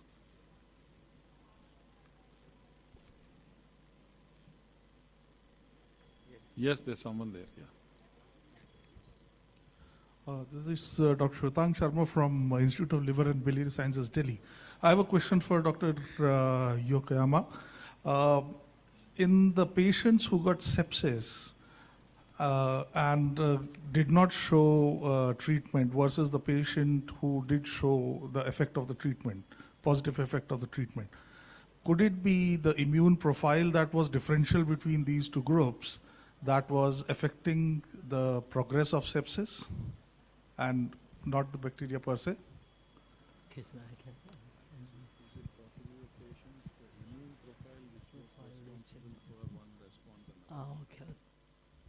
Sorry. Immune function. I didn't measure the immune function in this patient, so I don't have a data. But in long time ago, we measured NK cell in patient with and without symbiotics, and symbiotics actually induce NK cell, but it was not significant different. That's the only data I have. Can I? Yeah, my question is to Professor Kunal. You mentioned about that after radiation, the fasted mice survived, but not the fed mice. So how quick was this reaction? Like, and what was the immediate, and what was the probable cause of death due to radiation? Which fasting was helping through AKK or and then epigenetic alteration, what you have mentioned? And my second question to you also that, like, what is the possibility of projecting this in human? Because of course, Akkermansia is predominant in most of the centenarian study. Yeah. So the first question, if I got it right, you're asking how long did it take for the mice to die? So it's a 20. No, how fast the epigenetic alteration happened, what you saw later, because what was the actual cause of death after radiation, which fasting was preventing? So within 24 hours, you had the epigenetic reprogramming occurred that created that persister cell that I told you about. Yeah. That was an epigenetically primed population that actually primes many places, but including like CLU, which is a clustering gene, and the P53 pathway. That leads to protection against the radiation damage. So you are now protecting. So you made a cell that is essentially, so 24 hours for mice, you have any idea or any how much for human? Because many people get radiation, right? So and also, but this is lethal radiation, right? I mean, you don't usually give this. The reason why we're doing this is because, and I didn't explain it properly, was in pancreatic cancer, when you do like higher dose of radiation, you can actually save a lot more people. The effect is much better. But the problem is it is associated with severe intestinal toxicity because of adjacency to it, right? So if you were to, that's why we're trying to study. Obviously in mice you can do the lethal radiation, which would be equivalent, like you would try to put it in the pancreatic cancer patient, for example, right? So if we are able to recap this through, let's say, the bacteria that I showed you, right? That's the idea. So that's what we would like to try to take to clinic now. We are more characterizing the safety, etc., profiles of that. So if you were able to do that, then you can recreate that, right? So what does it translate in terms of human numbers? I don't actually know because we've not done this. And my question to Professor Naito also, how long will you recommend to, because I am a geriatrician, we get a lot of patients, until I'm doing more personalized by seeing stool metagenomics, but if I can't, what should be my recommendation for elderly people? Because I understand your study was more of observational study. So, Your any question- specific duration of intake? duration of probiotics you should continue for any elderly people who comes to us, be it, so do you recommend for all or only for malnourished people?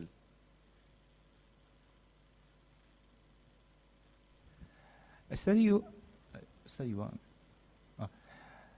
In the study one, observational study, the participants intake LCS and all of Symbiotic you for a told. period. No, probiotic. A probiotic for how Only. long? How long? For how many days or months to continue? 4 years is 4 years. 4 years He we had have quoted to. a 4-year study. Okay. So it's still So four- ongoing, it can go on forever. So But 4 it's a years study. we have to give probiotic to elderly people. Any specific? In previous 4-year study, but the participants intake LCS every day. Every day for 4 For years. for 4 years. For all, not for only malnourished, for all. Only in the study it's mentioned that it was used for all. There was one which had low dependence, and there was one with moderate to high dependence. But in the low dependence, the effect was far more than those with moderate to high dependence. But the duration was 4 years. That's what has been. Thank you. Okay, so question for Professor Kunal Roy. So you mentioned that the HDAC inhibition was necessary for the radiation protection. Now, butyrate, which is normally found in the colon, is a very powerful inhibitor of HDAC. And in fact, it has been used in the treatment of acute radiation colitis, a Lancet paper published many years ago. Now, some years back, in 2019 to be precise, we published a study where we had given a prebiotic, which was amylase-resistant starch, to people undergoing pelvic radiation with a view to reducing radiation colitis. Unfortunately, the controls were such that, we gave a different form of starch to the controls. So there wasn't such a huge difference. But I just welcome your comments on that. So well, thank you for pointing out. I was not aware, first of all. Could you, if you're asking about HDAC inhibitor use in terms of... Well, you linked the mechanism to HDAC inhibition. Yes, have I linked the mechanism to... That's what you said, or Right. you implied that it is linked to HDAC inhibition. The effect of starvation. Right. So is it due to only HDAC inhibition? We do not know. Beta-hydroxybutyrate obviously is one of the inhibitors of HDAC. We have not done experiments where we directly inhibited HDAC. Is it only doing that? No, it's probably doing more than that. And it's not just one short chain fatty acid, there's more. So we're studying other kinds actually that are also changed in this setting. So beta-hydroxybutyrate obviously works on HDAC, and so does propionate. Propionate has other effects beyond HDAC inhibitor as well. So we are studying those kind of effects right now in terms of mechanism. So is it possible that HDAC inhibitor will mimic what we are showing? Possibly. We haven't really formally done an in vivo experiment to show that. Professor Vinita. So I have two comments. First for Professor Rai, Kunal Rai, excellent talk, very nice data. And just a comment as such, a study came out last week in Nature Medicine where patients of Crohn's disease were given low-calorie diet, 7 days low-calorie diet every month for 3 months. And what was seen was that it resulted in a clinical improvement and also with the microbiome changes. So that is exactly what you're saying. So it's very exciting to see your data. Yeah, thank you. I wasn't aware, so thanks for pointing that out. Yeah. And second, the question is for Professor Yokohama. Thank you for, again, very interesting data which you showed. Have you also seen the similar kind of thing in pancreatitis? Because in pancreatitis also a lot of translocation occurs. So have you been able to do similar experiments in patients with acute pancreatitis? And do you think the symbiotic combination out there may have a benefit? Although if we go back in history, then 15 years back there was a paper in Lancet where probiotic preparation had to be stopped in patients with acute pancreatitis because of adverse effects.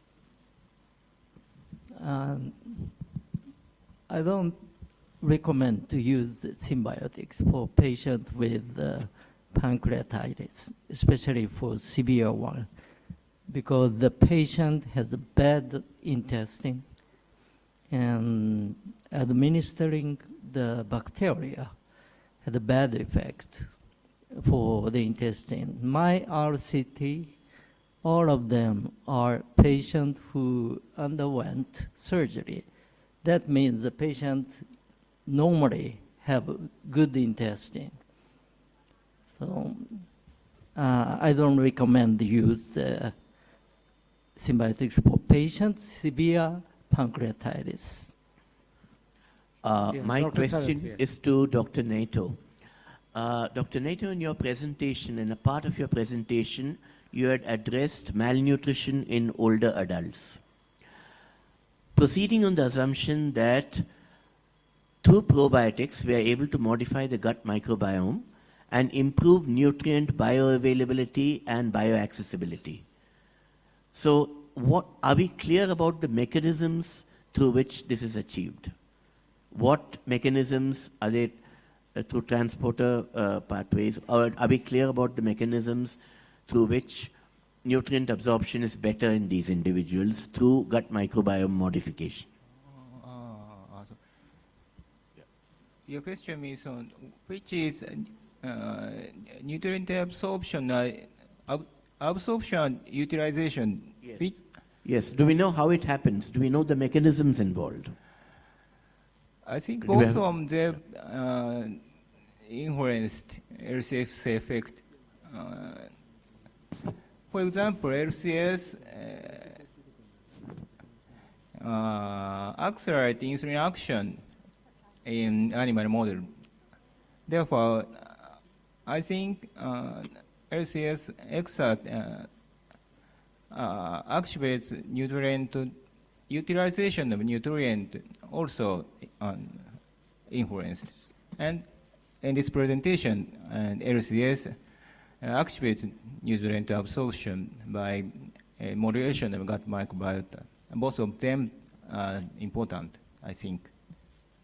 Thank you, Doctor. And before we conclude this session, I have one question for Professor Yokoyama. See, you showed that the bacteria, when they translocate, the risk of post-operative infection has gone up. Do you mean to say that the infection is because of the translocated bacteria, or is it just a marker to indicate that these patients may develop post-operative? Because most of our post-operative infections are due to environmental contaminants and other bacteria. So I'm a little confused about how it works. Yes. Thank you very much.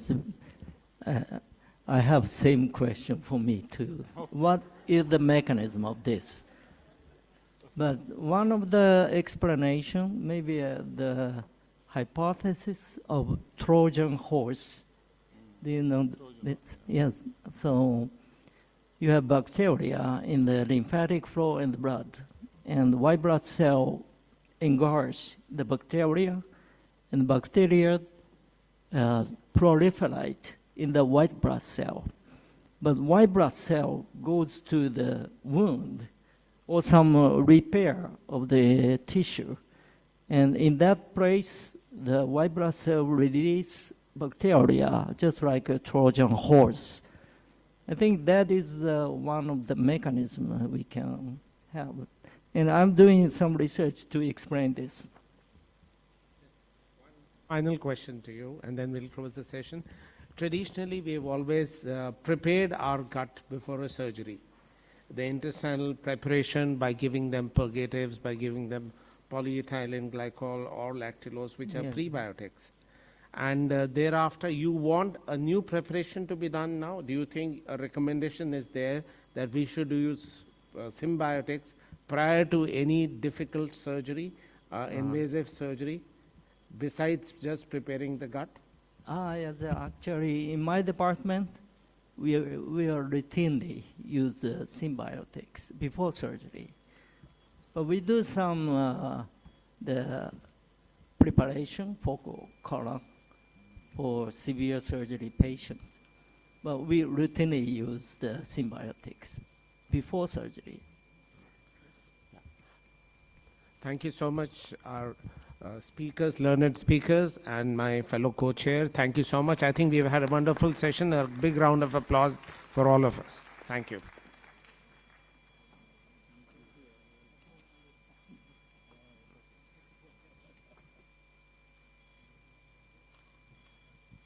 Thank you everyone for the wonderful session.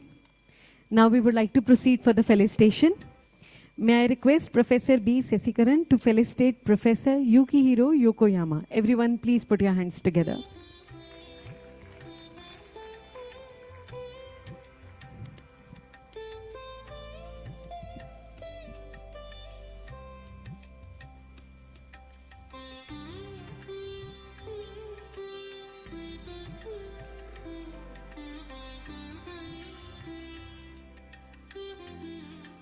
Thank you, sir. May I request Professor Ajay Bhala to felicitate Professor Kunal Rai.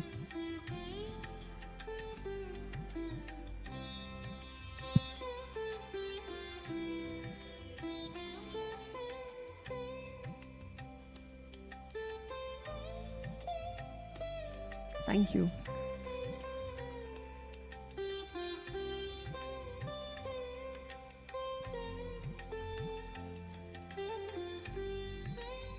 May I request Professor B. Sesikaran to felicitate Dr. Naito-san.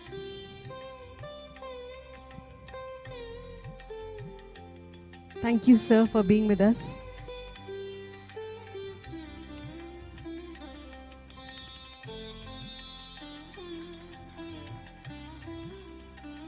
Thank you. Requesting Professor Vineet Ahuja to please join us to felicitate Professor B. Sesikaran and Professor Ajay Bhalla.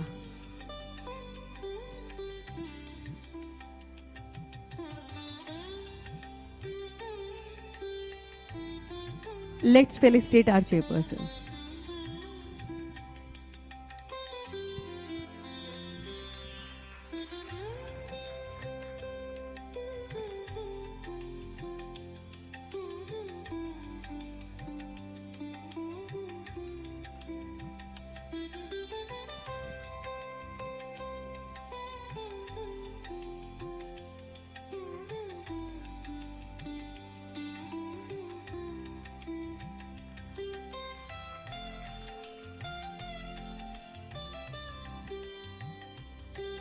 Thank you, everyone. Requesting our dignitaries to please be seated. And now, as we move ahead, it's time for our fourth and final session of the day. I now invite our esteemed chairpersons to take the stage for the session titled Beyond the Gut, Transforming Care in Diabetes, Obesity and Cancer. Please join me in welcoming them. May I request Professor Shyam Agarwal to please join us, and Professor B.S. Ramakrishna to please join us.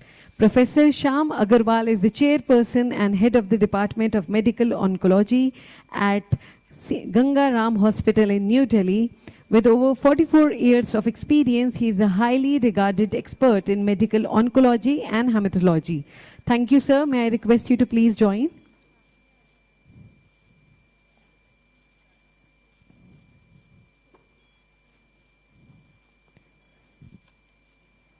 I would like to highlight about Professor B.S. Ramakrishna. He is a distinguished gastroenterologist and the director of SIMS Institute of Gastroenterology and advancing gastrointestinal research in India.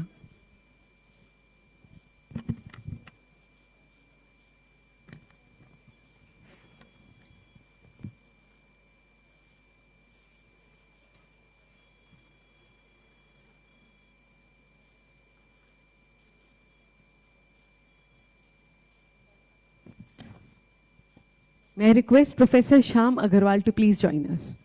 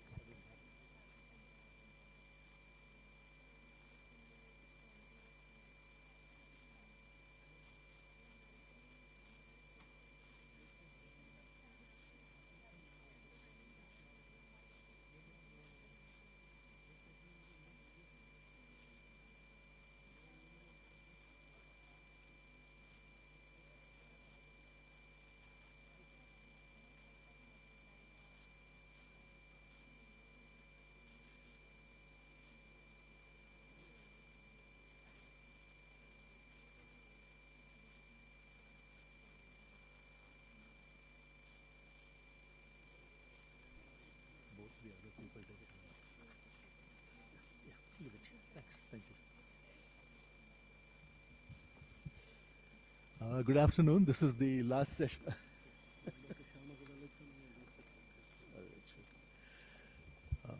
The last session of the day. And we have, I see, 4 lectures here. Right? The first will be by Professor Nikhil Tandon, who is Professor and Head, Department of Endocrinology and Metabolism at AIIMS here. And we heard reference this morning from Dr. Mohan's lecture that he was not to tread on Dr. Nikhil Tandon's toes. So without further ado, I think Nikhil, please come up on stage. And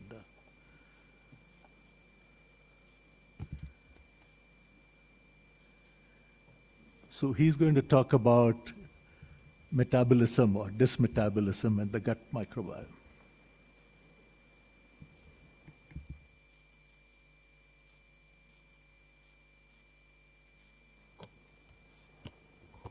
Thank you, sir. I'm not sure whose toes are being tread on, but I had a very brief chat with Mohan when I figured out that he was going to be speaking in the morning.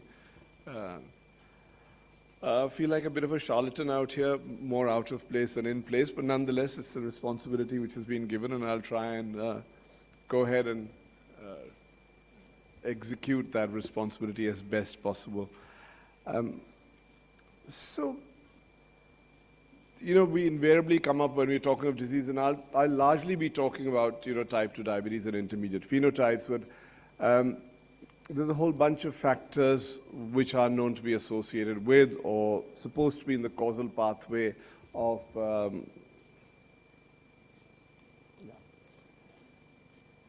might just blind the chairpersons. I'm not sure if I'm going to. Nahi diya hai, pointer hai. I'm just a little worried that I might point it at one of your eyes, and that may not be a good idea. Anyway, so, you know, the usual sort of set of factors, both in terms of genomic, epigenomic, transcriptomic, diet, physical activity. I mean, the interesting part about both diabetes and cardiovascular diseases, even despite the genomic revolution, that it is believed that the top 8 to 10 clinical biochemical risk factors predict diabetes better than the top 100 SNPs. But nonetheless, even with all of this, there are clearly issues about there is areas of unpredictability, and the gut microbiome has been one such area which has been invoked as trying to bridge the gap between what is known and the complete universe of factors which are at risk. Now, when I was, well, not even when I was a medical student, but even till more recently, the basic principles in type 2 diabetes pathophysiology were largely considered to be 2. That either you had insulin deficiency, in which case the pancreas was not producing adequate amounts of insulin, or there was production, but the tissues were not sensitive, so there was insulin resistance. And essentially, when we talked of these two, you said, therefore, you need either insulin secretagogues, or agents which can cause release of insulin, or you need agents which can sensitize tissues to insulin, or insulin sensitizers. And those are the two really broad categories of therapeutic agents which came into play when we refer to diabetes management. From those, you know, this distressing duo, we moved to a more ominous octet in this period of time. And in addition to, you know, sort of decreased insulin secretion and insulin resistance, there are many other pathways which have come into play which are now considered to be important. These could include a decrease in the incretin effect, incretin hormones like the GLP-1 analogs, which are now notorious or famous more for their anti-obesity pathway than for anti-hyperglycemic. That's why they were initially introduced into our therapeutic armamentarium. Agents which change lipolysis, agents which affect glucose reabsorption, the SGLT2 inhibitors, which essentially allow the passage of glucose in the urine at levels which are well beyond the normal threshold levels. Agents which or conditions which cause a decreased peripheral glucose uptake, which is part of the insulin resistance spectrum. And of course, at the level of the liver, increase hepatic glucose production. So there are multiple potential sites of intervention for managing people with diabetes. And now if you look at the impact of the gut microbiome, and you'll see that there are products and downstream pathways emerging from the microbiome which affect several of these. And that's the reason I actually showed you the previous slide, to sort of bring into play that it's not merely an insulin secretory defect or a defect in insulin in resistance or sensitization to the insulin. And amongst these, the production of short-chain fatty acids from the gut microbiome can result in a generation or absorption of, so there's a secondary bile acid pathway which comes into play, effect on the small intestine and its ability to increase intestinal gluconeogenesis, to affect intestinal integrity and therefore affect the inflammatory pathways, action on the G protein receptor complexes, effect on the muscle in terms of its leptin to be sensitive to insulin, effect on the adipose tissue, causing or mediated through leptin release. And leptin is a hormone which influences satiety. So as a monogenic disorder, if you have leptin deficiency, you tend to get obese. You can have leptin resistance, which can also lead to obesity in that sense. Effect on the liver through some of these downstream metabolic pathways, which has been shown to affect both gluconeogenesis and lipogenesis. And again, peptides such as peptide YY, which is anorexigenic, and GLP-1, which, as you know, has multiple pathways, including appetite and also affecting glucose-stimulated insulin release. So there are multiple products of this, of the gut microbiome and the bacteria there, in pathways which have been known to be relevant for the natural history and evolution of diabetes. And what has been shown is that there is, in people with diabetes, an altered gut microbiome composition, decreased GLP-1 secretion, altered bile acid metabolism, impaired metabolism of those amino acids which are known to be involved in gluconeogenesis, and of course adipose tissue inflammation. And in the broader sense, diabetes is also supposed to be an inflammatory disorder.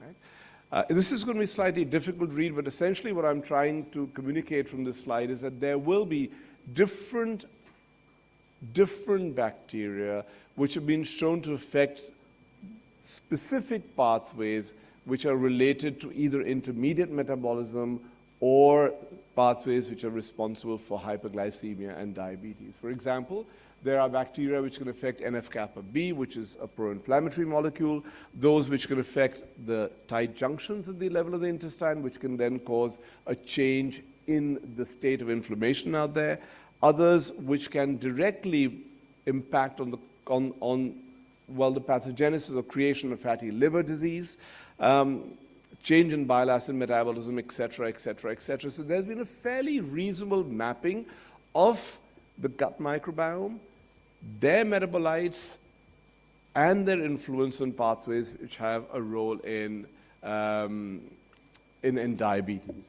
And this tries to simplify, and this is actually from a review article written by Dr. Mohan, which was published last year, and essentially again showing the impact of this short-chain fatty acids which are released from the microbiome on the G protein coupling receptors, which can then affect anorexigenic and orexigenic peptides, secondary bile acids which are acting on the Takeda growth receptor and the farnesoid receptor, again affecting intermediary glucose and lipid metabolism pathways, release of lipopolysaccharides, which you know is a pro-inflammatory molecule, and then of course certain other pathways which directly influence insulin resistance, both in terms of the ability of peripheral glucose uptake and also the effect on hepatic glucose metabolism. So if you actually look at people with obesity and people with type 2 diabetes, and I have no interest in or inclination to actually show you the actual names, but needless to say that there's well-defined studies which have shown changes in the quantum of certain microbiota in people with obesity, either increase or decrease, and similarly in people with type 2 diabetes, either increase or decrease, right? The interesting thing, however, is that observational studies, and this is a compilation of about 50-odd studies between 2010 and 2024, will show that for the same bacterial species, there isn't a consistency in which whether there is an association or not, either positive or negative with disease, and secondarily, even if it is that association significant or non-significant? So you actually see, for example, if you can see with lactobacillus, you can see a bulk of studies which are showing a significant positive association. Interestingly, there are some studies which are showing a significant negative association, and then there is a whole bunch of studies which are showing both a positive and a negative association, but which do not meet levels of significance. So it's a little bit of confusion, which possibly also relates to the type of population, and there are other environmental factors, and very, very often, if they are from a diseased population, are those people on medication or not on medication? And if they're on medication, what is the nature of the medication that they are? So I think reading this literature, by just reading the abstracts of the articles or the conclusions in the abstract of articles, is going to lend a lot of confusion. And one has to be very, very careful as to what the studies, or what was the population in which the studies were done, and as a result of which, what can be the possible explanations for the heterogeneity in findings which have been reported in literature on this point in time. And I'm just going to give you another example about the Firmicutes bacteroides ratio. And these are just 5 studies from different parts of the world. If you can see, and from both the studies from China, in people with diabetes, there actually appeared to be an increased Firmicutes to bacteroides ratio. Whereas all the non-Chinese studies actually showed the reverse.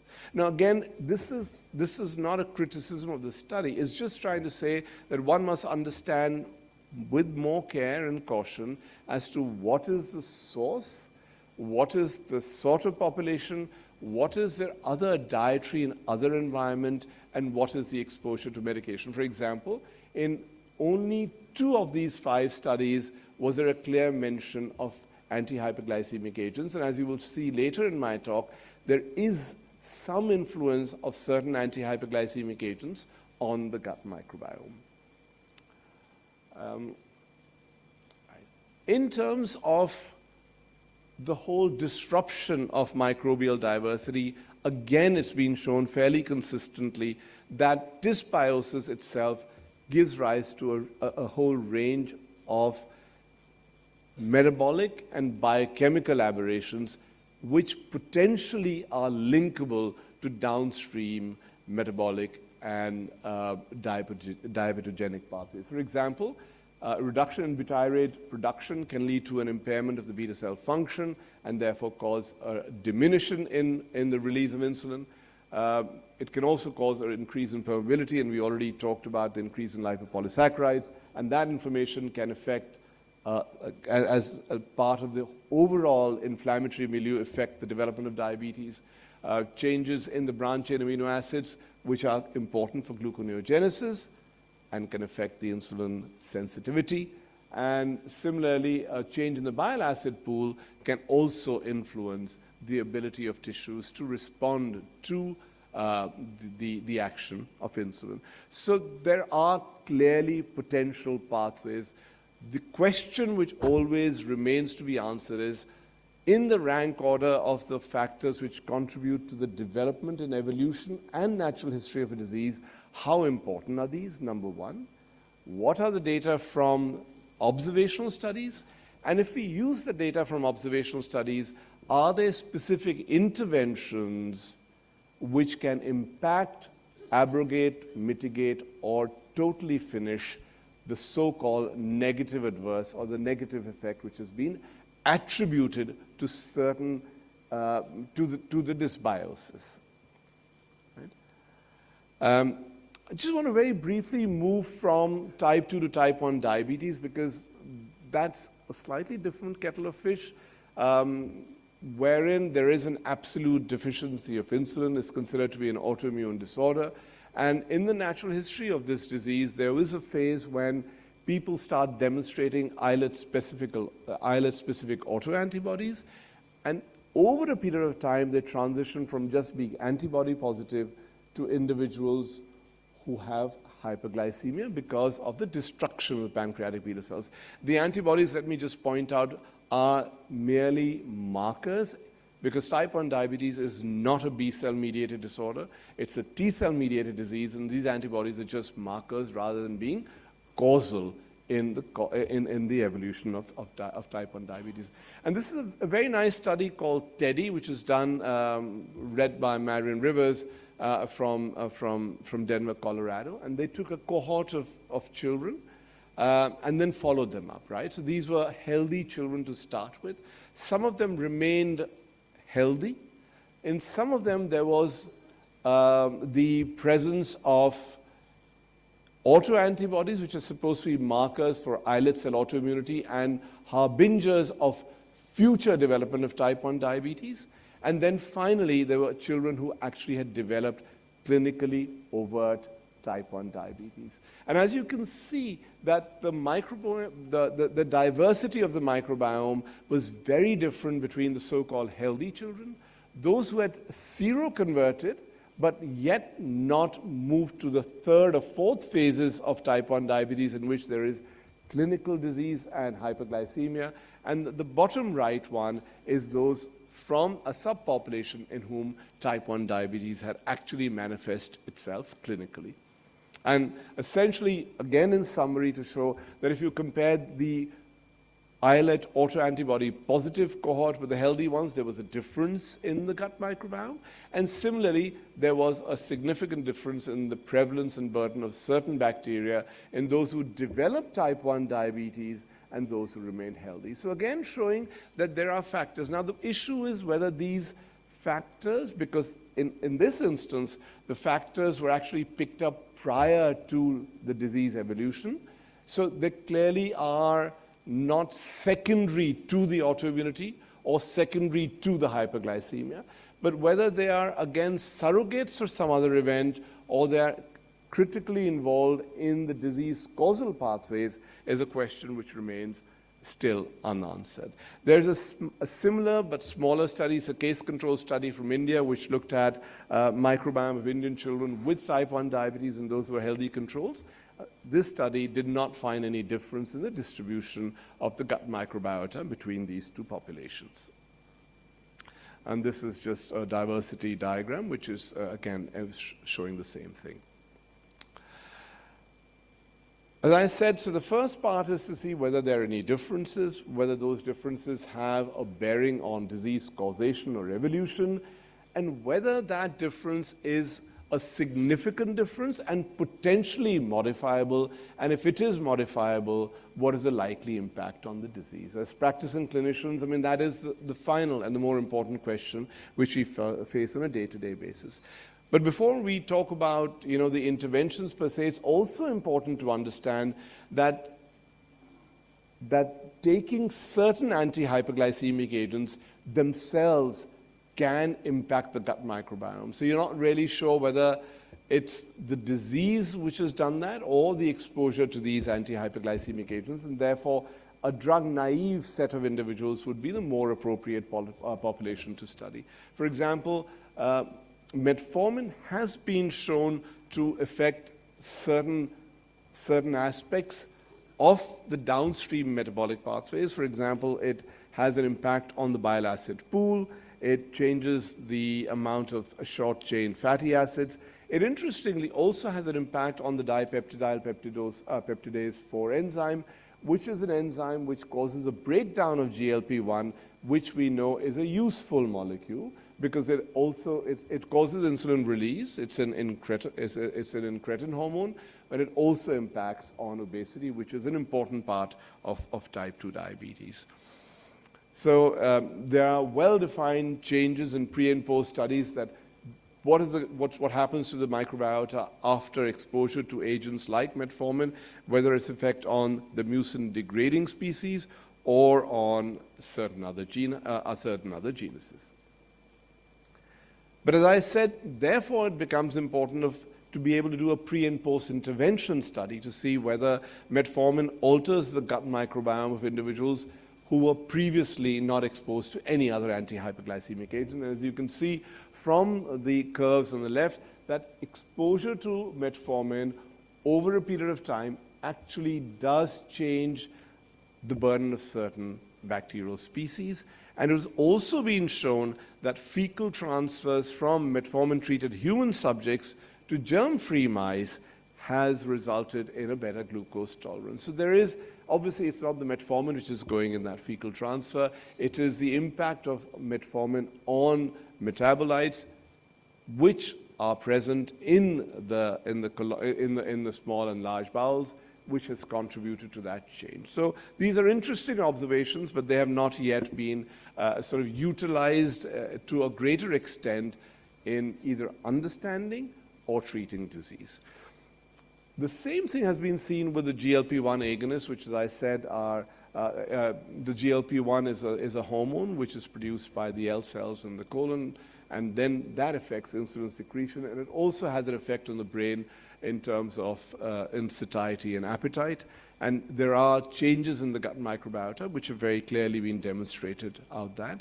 And there are also gut microbial signatures which have been demonstrated for the which sort of correlate well with the glycemic responses of GLP-1 receptor agonists in people with type 2 diabetes. So there's a lot happening out there which still needs to be unraveled and for us to understand better. In terms of the other agents, with the SGLT2 inhibitors, which affects glucose reabsorption at the level of renal tubules, there's really no significant effect on the gut microbiome. On alpha-glucosidase inhibitors, such as acarbose, there has been some impact, and that's not surprising because these are inhibitors of brush border intestinal enzymes, and therefore change the ability of the brush border and the rapidity by which the complex carbohydrates are broken down, and therefore by local fermentation can clearly impact the presence, increase or decrease of various bacterial species. In terms of using this information as an intervention, the two areas which have been really looked at have been probiotics and fecal microbial transplants. In terms of probiotics, and again, this audience doesn't need to be told what they normally contain, this is just a systematic review of 15 randomized controlled trials in terms of the ability of probiotics in reducing, and there was some reduction in glycosylated hemoglobin and fasting glucose and an impact on HOMA-IR, which is a measurement of insulin resistance. And similarly, in terms of other cardiovascular risk factors, there's been some benefit which has been attributed to exposure to probiotics, to systolic and diastolic blood pressure, to LDL cholesterol, total cholesterol, and triglycerides. So again, there is data, whether it is significant and whether it's enough to be used specifically to overcome a therapeutic gap is something which needs much more work than its adoption by any professional association. In terms of fecal microbiota transplantation, I mean, there are, and again, I'll give you sort of a more high-level view on this. So this is data in people with obesity in terms of the impact on both anthropometric parameters and on the metabolic parameters. This summarizes data from about 10 studies. As you can see that there wasn't a significant impact on the anthropometric parameters. There was a change in caloric intake, but no changes in weight, BMIs, waist, or any other distribution of fat. What did change, however, was to some extent, not hugely, was on fasting glucose and fasting insulin, suggesting that this could well be mediated through an impact on insulin sensitivity, and then changes on blood pressure, cholesterol, and certain other lipid parameters. And what really could be inferred from these data was that the evidence on the direct effect of FMT on anthropometric parameters is inconsistent.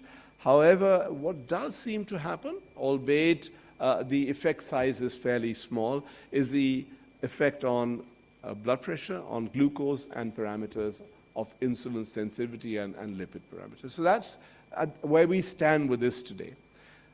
Before I end, I just want to wanted to just leave the audience with some work which is going on. I'm not involved in the work. I just am part of the project monitoring committee.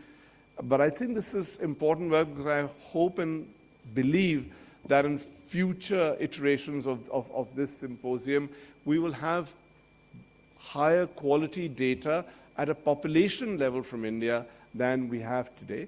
And this is work being done through a network of the CSIR labs. It's a project which is called Phenome India, which is run through a network of all the CSIR labs in India.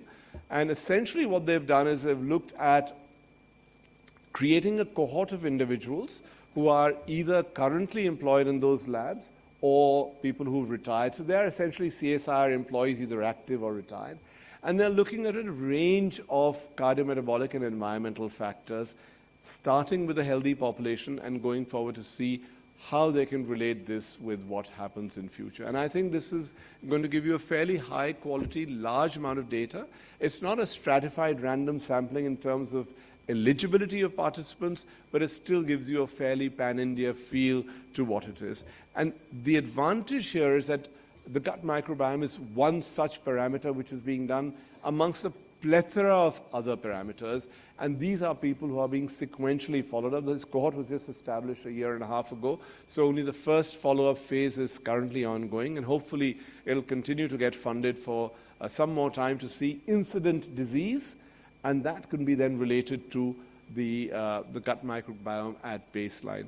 And just to give you a sense, I mean, in terms of what's being done, in addition to a fairly detailed questionnaire, there's body composition analysis, there's a range of routine blood biochemistry, there's skin testing, there's a fibroscan, there is respiratory evaluation by spirometry and oscillometry, there's proteomics, metabolomics, genomics, metabolomics, and the fetal gut, and the gut microbiome. So there's a lot, it's a fairly deep phenotyped set of individuals. All of this information is available at baseline, and now they're being followed for the evolution and presentation of incident disorders. And this is the usual shotgun metagenome sequencing.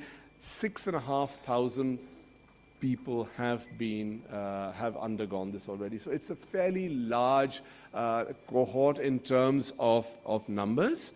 At the moment, their raw sequencing data is available, and hopefully in the next 6 to 12 months, we'll have much more information available to that in terms of the actual microbiome information, and then in times to come also its association with and its relation or causal impact on cardiometabolic disorders. And all of this has been done, and this is led by a group headed by Dr. Rakesh Sharma at CSIR IGIB in Delhi. But I'm just surprising you of this because please keep a watch out for this information. This is going to be some incredibly exciting and good quality data in times to come. And I say it without having any personal skin in the game. And so that's where we are today with this. So I would just like to reiterate, and I don't think this audience needs to be reminded that, you know, the gut microbiota has long ceased to be just considered as commensals. They clearly have significant metabolic impact. I think what still is an open question is the quantum of effect size of this in causation of non-intestinal disorders and cardiometabolic disorders, number one. The criticality of their positioning in the causal pathways, and their potential for being modified to have a therapeutic impact. I'll stop here. Thank you so much once again for having given me the opportunity to speak in front of you. Thank you, Professor Tandon. Would you stay there for a few questions from the audience, please? No. Please stay. Great. Thank you. If I may just make a brief comment, linking your talk to a talk which was given earlier by Professor Dr. Anupam Sibal. And you mentioned the distinction between type 2 diabetes and type 1 diabetes. And Anupam in his talk mentioned this morning that the mechanism or the mechanistic connection between the microbiome and type 1 diabetes is related to immune conditioning and the hygiene hypothesis, whereas type 2 diabetes, as you clearly say, was metabolic in basis.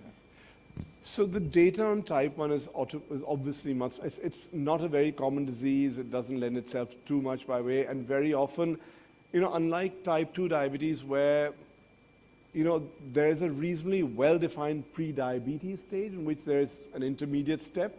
Type 1 diabetes, unless you start screening, especially if you have first-degree relatives of people with type 1 diabetes, and do screening for insulin or for autoantibodies, it's not easy to catch people in a preclinical stage. And I think that, therefore, impedes some of the research which would be helpful in this.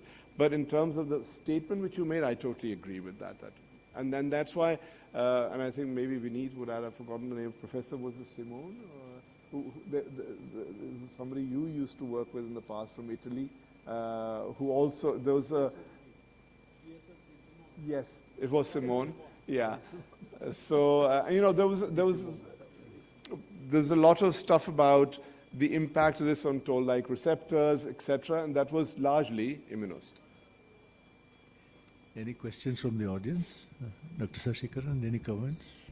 So I have one question for you, that microbiome, we have always wrestled with the basic thing, whether it is the cause or the effect. So diabetes offers one such opportunity where we can actually, because the family history is so strong, whereby you can make a cohort, and has any effort been done in such a direction? So, I mean, personally, we are part of a very large population-based cohort, and I must confess we haven't done the gut microbiome, but that's why I'm excited with the CSIR cohort, because it's actually starting with, and it's a very large number. So that also will allow it, and there are people for whom this has been a very important part of their basic lab.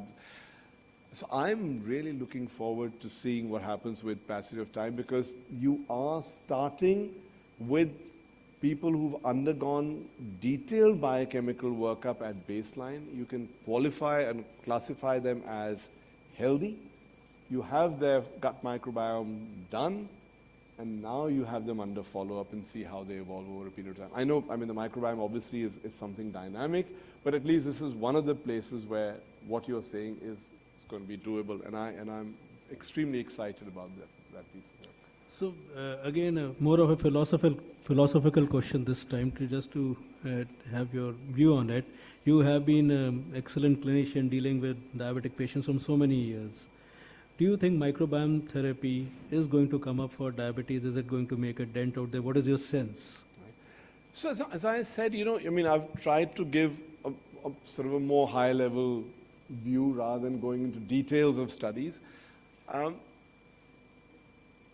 Clearly, there's enough in it for it to be interesting.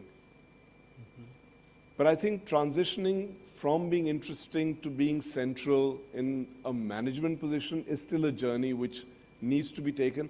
And I would be really happy for that journey to be taken and resolved one way or the other. Otherwise, this will keep dangling on our heads for times immemorial.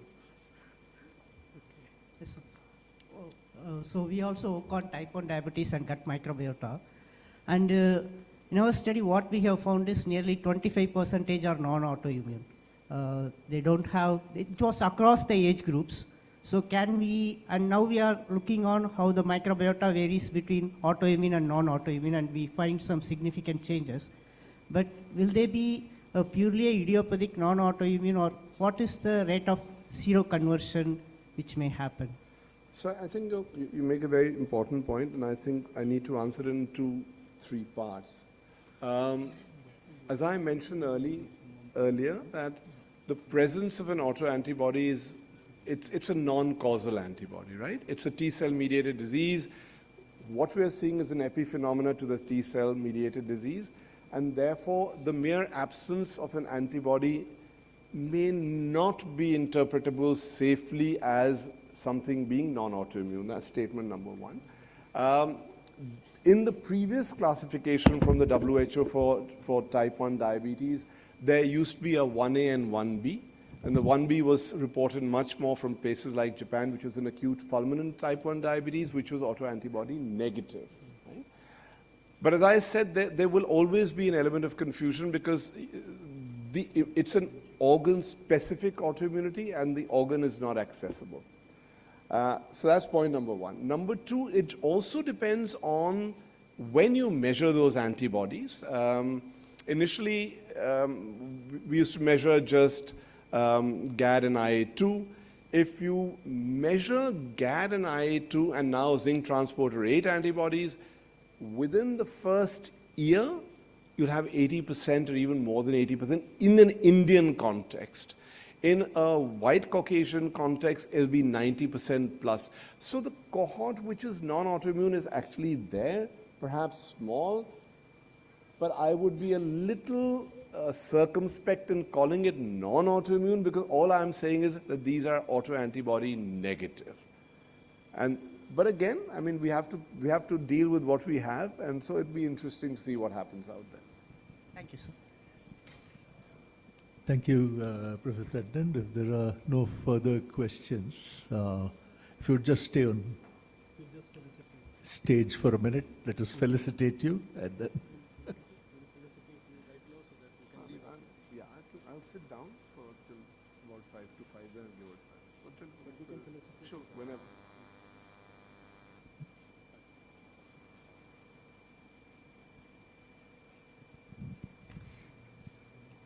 Since Professor Nikhil has to leave, so we are doing felicitation now. May I request Dr. B.S. Ramakrishna and Professor Shyam Agarwal to please come forward and felicitate Professor Nikhil Tandon.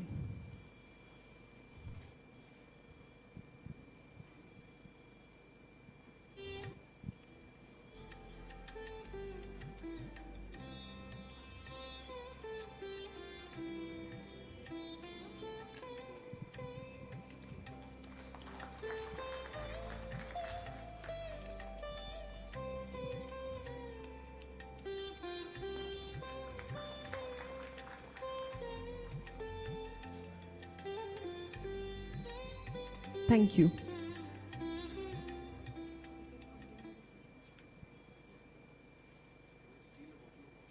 We can continue the session now. Thank you.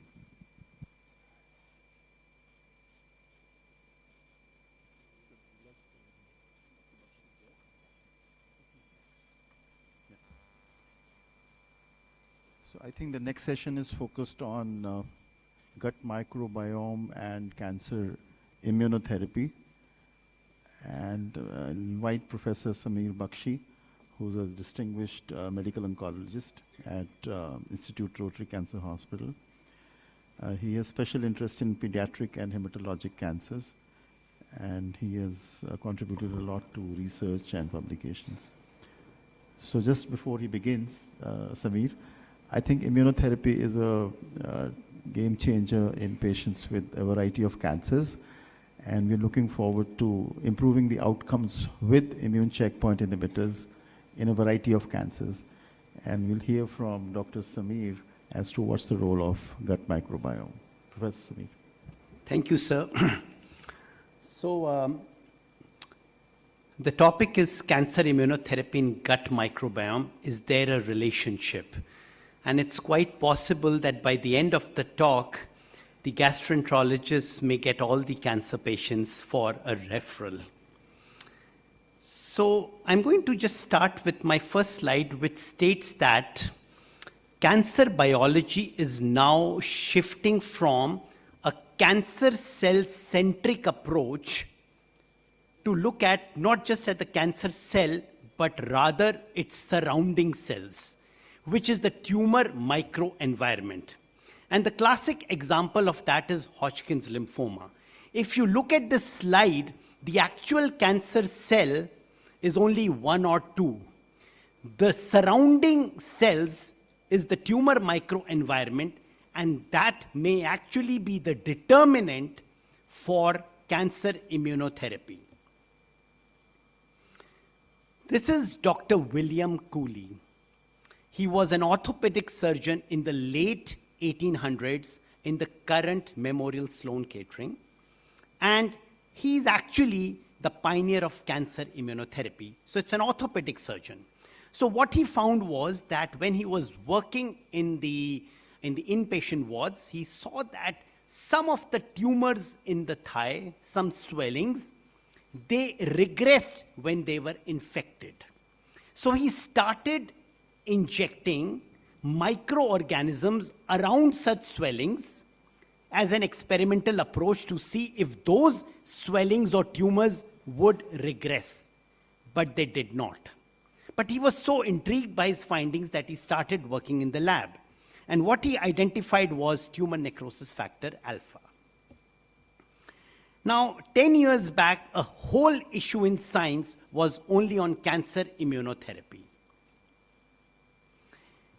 You would wonder that a tumor which has a kind of a molecular signature, a kind of a cytogenetic translocation, behaves differently in two different individuals.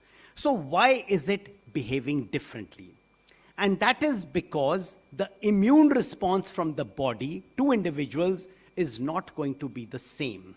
Whosoever wins the battle between the immune system and the cancer ultimately survives.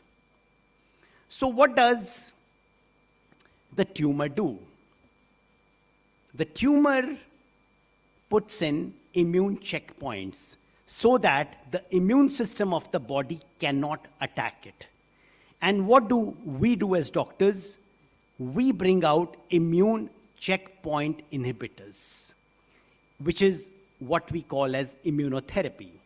They work very well when some tumors have high tumor mutation burden and high PD-1 and PD-L1. And with this background, I'll come to the case scenario, and from there we'll go to the gut. So let's say you have a case of lung cancer who is getting immunotherapy, was responding very well, had a high PD-L1, and then he progressed. What if I tell you that if we give a small dose of radiation to the gut, can it tip the balance other way? That's the question we'll try and answer in the next 10 minutes. So to begin with, I will introduce this term abscopal effect. Abscopal means away from the target. So if you give radiotherapy to a certain part of the body, the impact comes in other parts as well which have not been irradiated. So the tumor may regress in other parts of the body as well.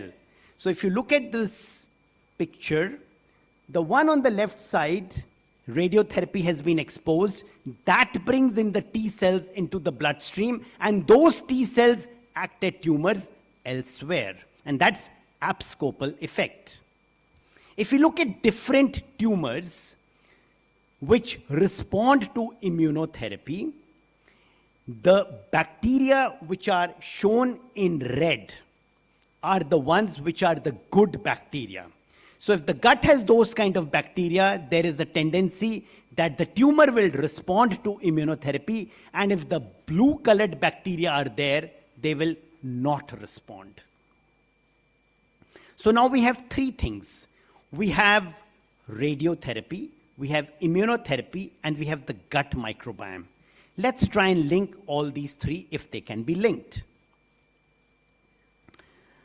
So there was a study where a set of advanced tumors which had multiple metastatic sites were exposed to immunotherapy and metastatic site radiotherapy. Out of these patients, 20% of the patients were long-term survivors. So these were all metastatic patients, but 20% survived for a long time. So then what was done next? These 20% patients who did well, they went into it further. And from the entire cohort, they looked at two factors. Interleukin-7. Those who had a high interleukin-7 is the top graph on the left. They all survived.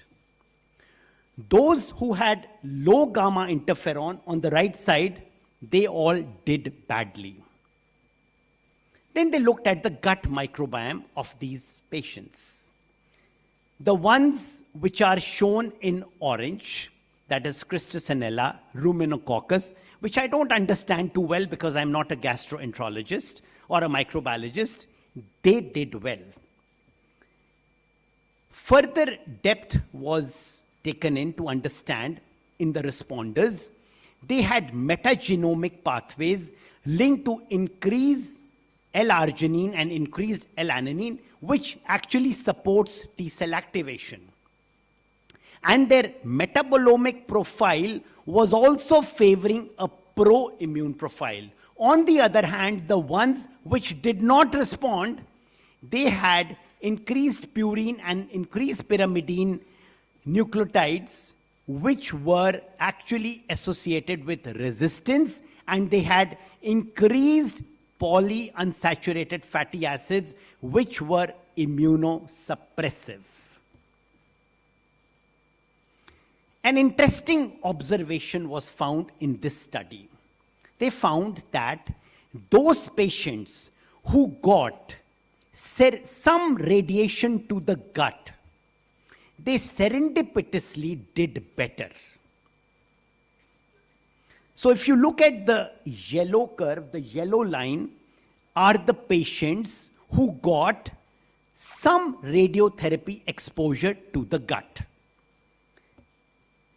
They did a Cox multivariate analysis, and exposure to radiotherapy to the gut emerged as an independent predictor for patients doing better in this bad cohort of patients which were metastatic and were exposed to immunotherapy and multi-site radiotherapy. If you look at this forest plot, you can clearly see on the top that exposure to radiotherapy to the gut did well, but the tumor was not there in the gut. So what was changing? So what's the summary so far? So far we have a summary that there is some synergy between radiotherapy and PD-L1 blockade, and those who are long-term responders to this have a distinct gut microbiota and a pro-immune serum metabolomic profile. And low-dose radiotherapy exposure to gut improves survival. Let's see how it does it.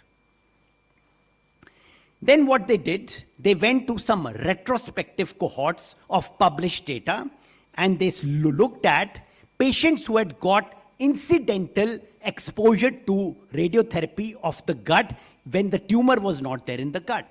And they found that these patients also had a higher survival and a better response rate. But the interesting part was that there was a specific dose which produced this response. It was just 0.5 to 2 GY. If you give more, there was no benefit, and if you gave less, there was no benefit. So let's look at mouse models now. These are mouse models with colon cancer. You expose them to radiotherapy alone, there is no response. You expose them to immunotherapy, there is some response, but they again recur. You give them high radiotherapy, no response. You give them low radiotherapy, no response. But if you give them immunotherapy and low-dose radiotherapy to gut, 30% of the mice got cured of cancer. Incidentally, the same approach was then followed on mice with breast cancer. The mice have the mammary glands right from the thorax down to the abdomen. And it was found that exposure of radiotherapy to the abdominal site again resulted in better outcome in those mice, but not to radiotherapy when it was exposed to the chest. So what is the summary so far now? We know that the ones who respond well have a distinct gut microbiota. We know that there is a certain dose of radiotherapy to the gut which causes some change, and they do well as far as the patient outcomes are concerned. We have concluded these things so far. Now let's come to the next step. How if we use low-dose radiotherapy to the gut and if it causes a change in terms of outcomes. So patients who had progressed on immunotherapy, they took 10 such patients, which were ultimately patients who would have no other means of surviving. They gave a low-dose radiotherapy to the gut, and the gut microbiome changed. They continued immunotherapy. 20% of these bad patients showed a response, and half of those patients became stable, which may appear very low, but for those patients who were actually dying, this is a very positive approach. With this background knowledge, I want to take back to a case that we had. This case came to us 6 years back. A 21-year-old Hodgkin's lymphoma, which is otherwise a very highly curable malignancy. This patient, unfortunately, did not do well on standard therapy. We gave a salvage therapy, and the patient still progressed. We gave another salvage therapy, and then the patient was taken up for autologous hematopoietic stem cell transplantation. Unfortunately, the patient after transplant again progressed. We then subjected this patient to immunotherapy. The patient stayed well for more than 1.5 years on immunotherapy. The patient again progressed, and then after another targeted therapy, we re-exposed the patient to immunotherapy. But he was this time again progressing. And this time we thought what to do. We gave 1 GY radiotherapy to his gut, and we continued immunotherapy. We re-challenged him with immunotherapy, to which the patient was not responding. But this time, the response happened. We gave radiotherapy to the gut. There was some change which we don't know. We continued immunotherapy, and the patient responded. There was a distinct response in terms of the PET imaging. And we did a stool microbiome analysis. What we found was the bottom one is pre-radiotherapy, and the one on the top is post-radiotherapy. There was an increased proportion of the firmicutes versus the bacteroids. The bacteroids are bad. The firmicutes are good in terms of response to immunotherapy. The alpha diversity also increased in the gut after exposure to this 1 GY single fraction dose of radiotherapy. So the conclusions are that even in patients who have immune failure, there is a potential chance of reversing this. And this can be done. One approach is a single fraction of a low-dose radiotherapy to the gut, which perhaps causes a change in the gut microbiome and leads to a favorable immune microbiome metabolic condition, resulting in a favorable outcome. So we started with that case of lung cancer who had become resistant to immunotherapy. And what if I say that if we expose him to 1 GY radiotherapy to the gut, can we tip the immune balance in his favor? The answer is probably yes. We could also consider there is a recent trial where fecal microbiota transplantation has been done in the setting of renal cell cancer, taking microbiota from patients who were doing well, doing an FMT, and they found that those patients who underwent FMT, their response to immunotherapy was much better versus placebo. So this is opening a new avenue for increasing the response to immunotherapy in patients who would otherwise be sensitive. The question is whether the radiotherapy is making an impact only through the microbiome, That's one thought process. The other thought process is that it is actually bringing out the dendritic cells into the gut, from the gut into the bloodstream, and then having to target the tumor cells, making them more immune responsive. I want to thank my research team, and specifically for this talk, I want to thank Dr. Shubham and Dr. Achra Shashi, who helped me with this, and I want to thank the institute where I work. Thank you very much. So, thank you, Professor Samir, for bringing out the role of gut microbiome. Before we open it to questions, yeah, could you join here? Yeah, sure. It's on the time. Okay, you want to do it later on? Yeah, okay, sure. Then you can get. Please join us.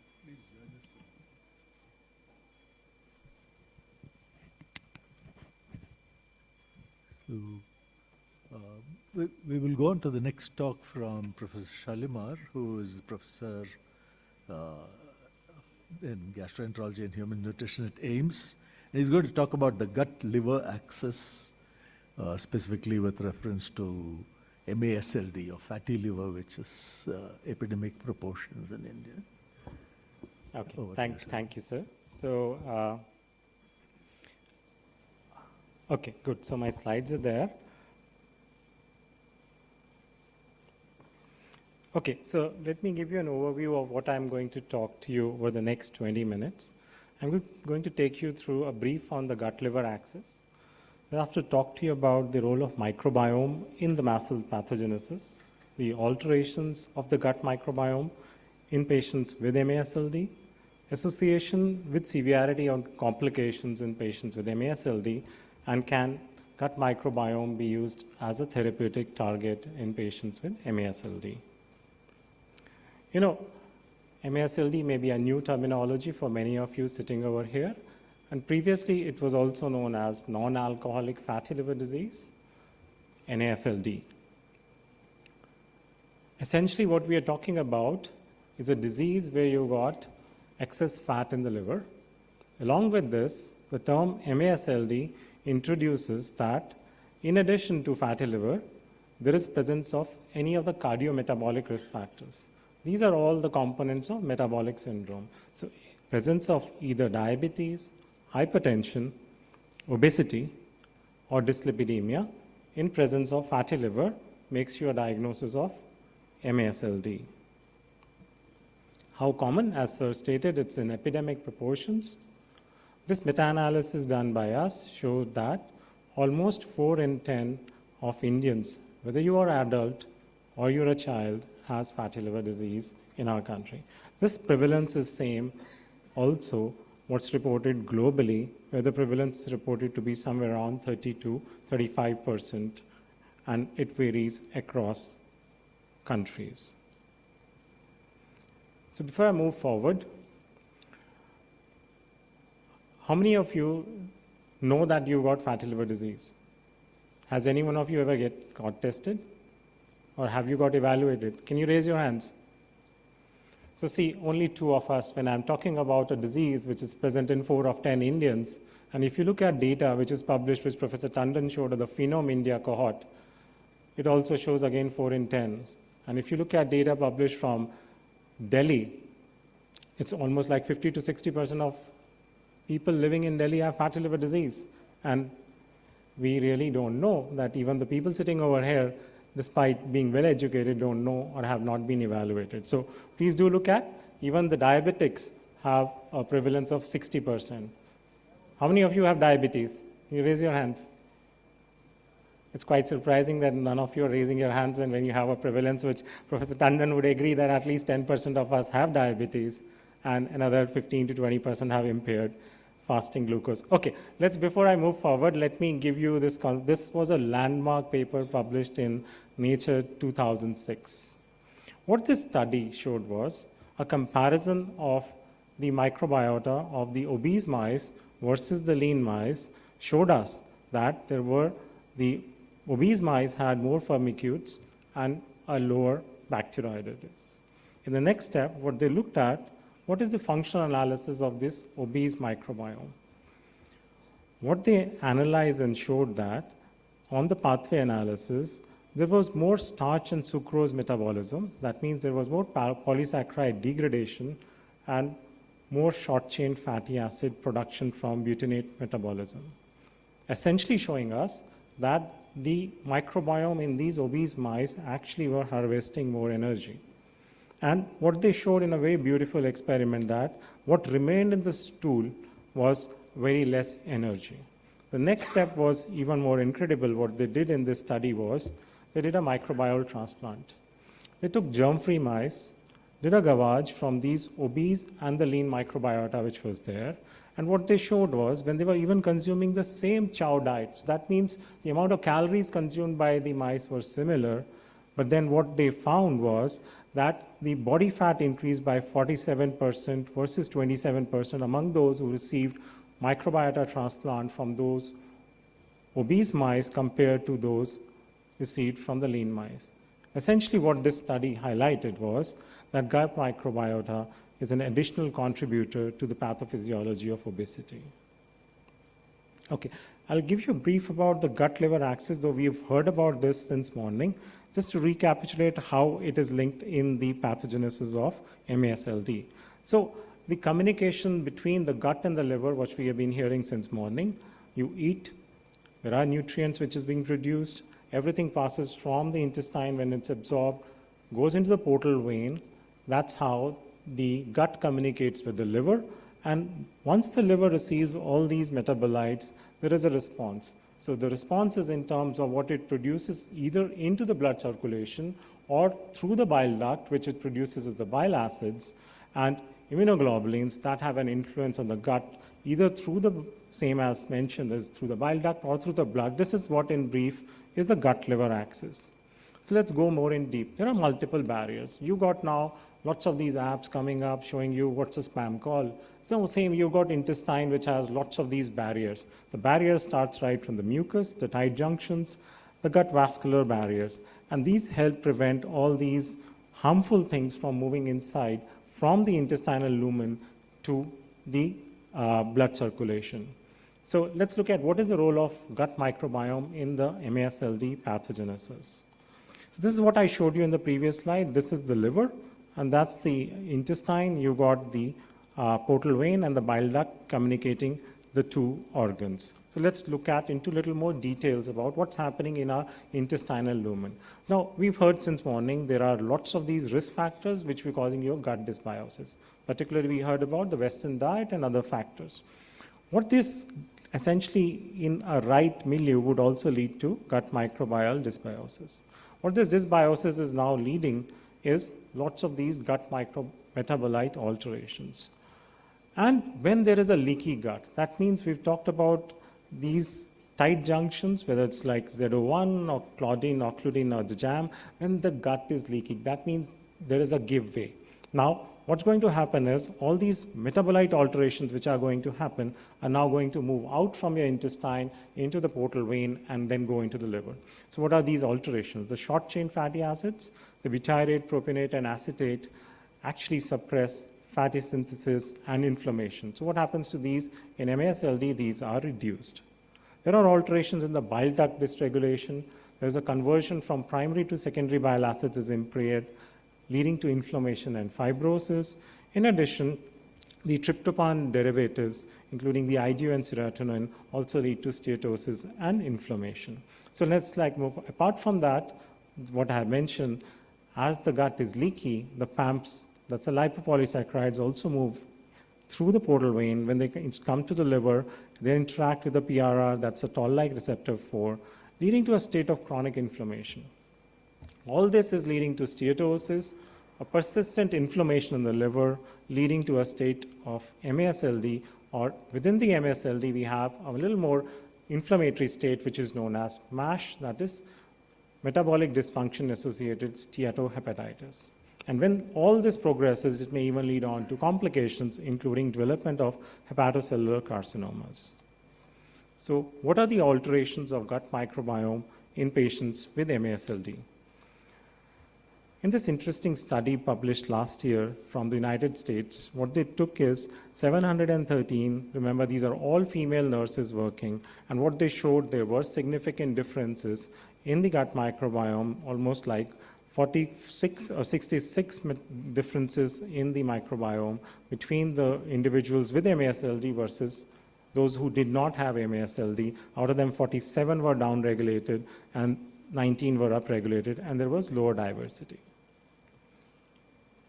Interesting is another phenomena of lean and obese NAFLD or the MASLD, where we divide them based on BMI, and it's seen that in Indians you will have around 10 to 15% of patients having a lean MASLD. That means they are not obese, but they still have excess fat in the liver.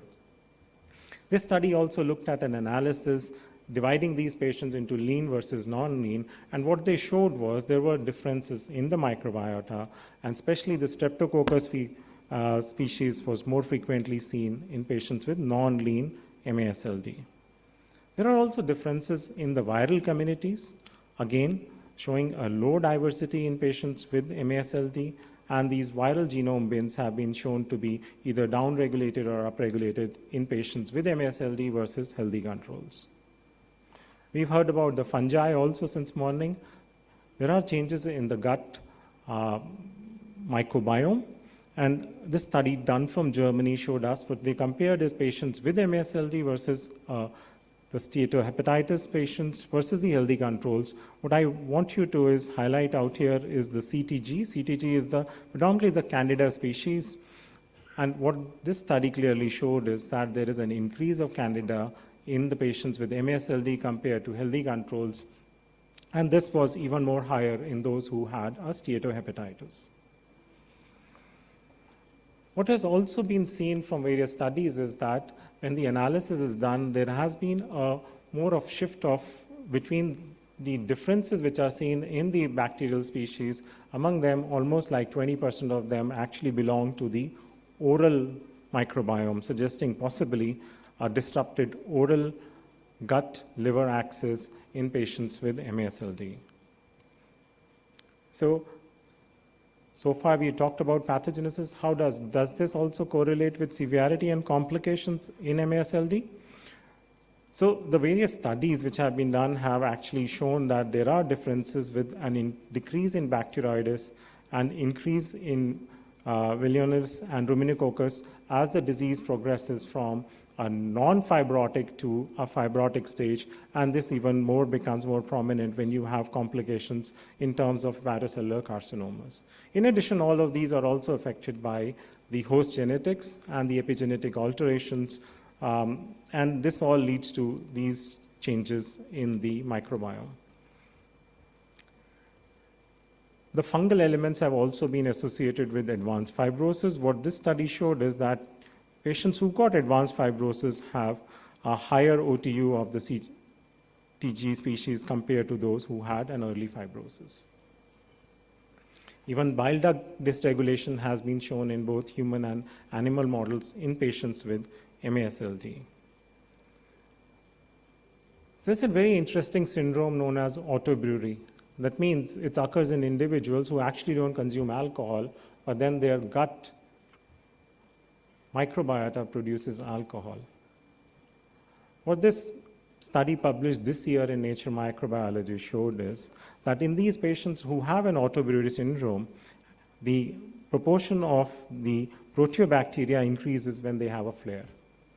And what this was also shown is that the relative proportion increases in the flare, and also this relative abundance actually, as the alcohol concentration increases in blood, it proportionately increases with the proportion of the bacteria which is there.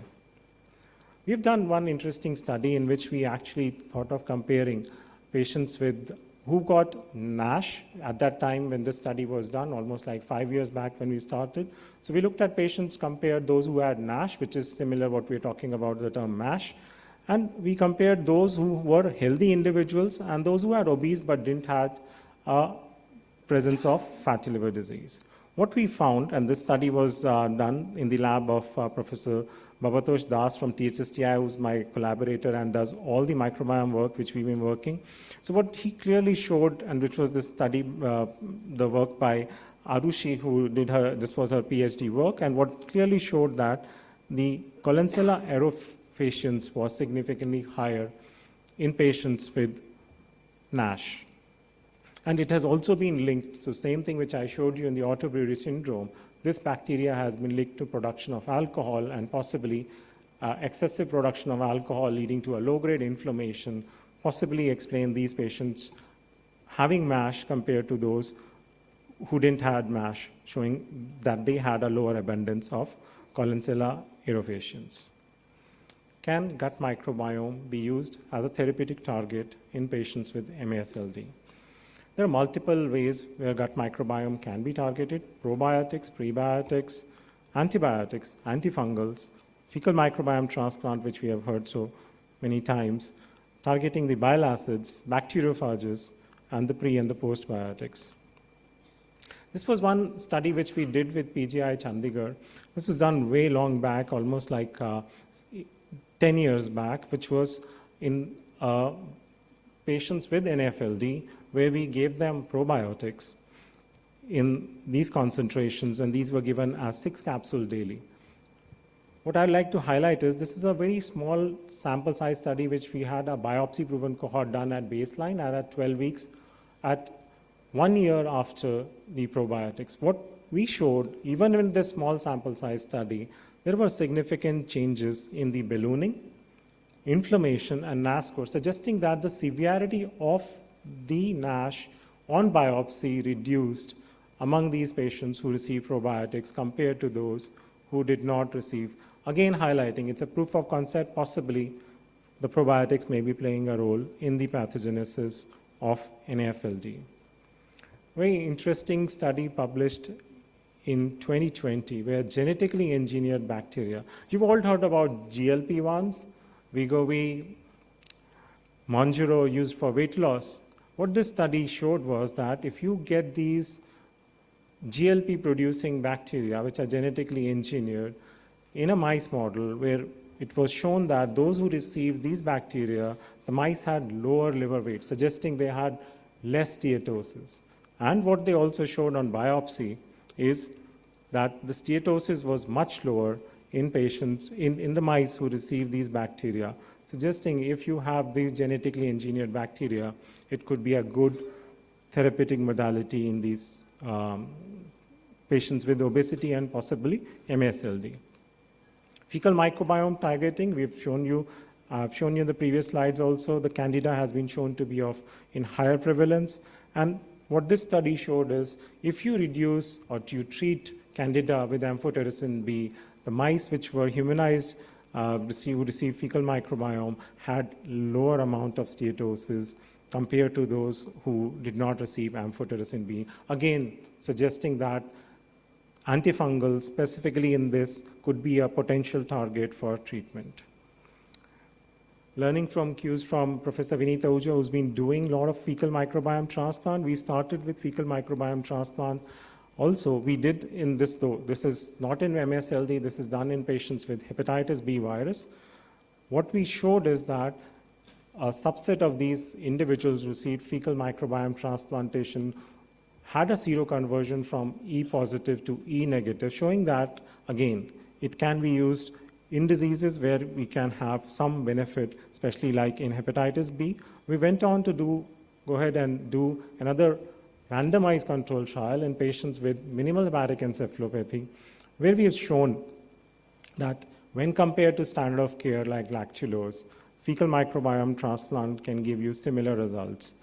And when we looked at the microbiome analysis, which was done by Babatosh, and what we could show that there were distinct changes which occurred post-fecal microbiome transplant, and what we showed was that there was reduction in the pro-inflammatory taxa, ethanol-producing microbiota, favoring a favorable gut microbiome modulation. Again, what we observed was there was a reduction in ethanol-producing bacteria, again possibly highlighting that this could be used in patients with MASLD. The issue with MASLD is that we really don't have very good fecal microbiome transplant trials. And this review article published this year shows you the number of patients which have been subjected to randomized control trials. Again, whatever studies are available actually have taken very sort of the surrogate endpoints which we looked at, normalization of AST and ALT, which is a very weak outcome in patients with MASLD. So we're working on some work which is going on where we're comparing MASLD patients with healthy controls in terms of the bacteria and fungi. This is part of a PhD work which is going on at the HSTI. We're trying to compare the differences as per the CVRE and come up with some signatures which can be used. We're also doing a FMT clinical trial in patients, though these results would be available probably the later part of this year, and we hope that they may give us some clues regarding how this can be used in patients with MASLD. There are lots of issues with available data which is there on targeting the gut-liver axis in MASLD. These are all small pilot studies. The phenotype, when I'm talking about we've got 40% of the global population has MASLD, see there is so much of heterogeneity. Would the results of one apply to other? Could it be applied across ethnicities? What kind of probiotics or what kind of bacterial which we are going to give to these patients are going to have an effect? Would they apply across populations? I think these answers need to be there. And important also is the safety, reproducibility and engulfment, which are major challenges in doing a fecal microbiome transplant study. So, chairpersons, ladies and gentlemen, I like to conclude out here. Gut microbiome is an important player in MASLD, pathogenesis, progression, and complications. That's what we know from the existing literature. Targeting the gut-liver axis brings hope for precision medicine, but we need to see how it pans out in the future and how do future studies give us a hint regarding how this can be used in clinical management. And what we need is more randomized control trials or more studies which give us how this gut microbiome can be used for diagnosis, prognosis, and therapeutic options in patients with MASLD. Thank you. Thank you, Dr. Shalimar. Would you please take a seat? We'll have questions at the end of the session.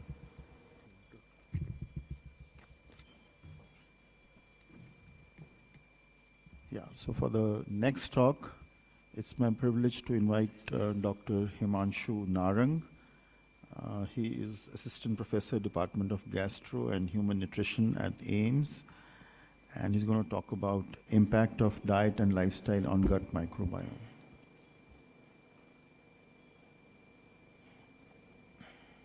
Thank you, sir. Good evening, everyone. So we'll be discussing the impact of diet and lifestyle on the gut microbiome.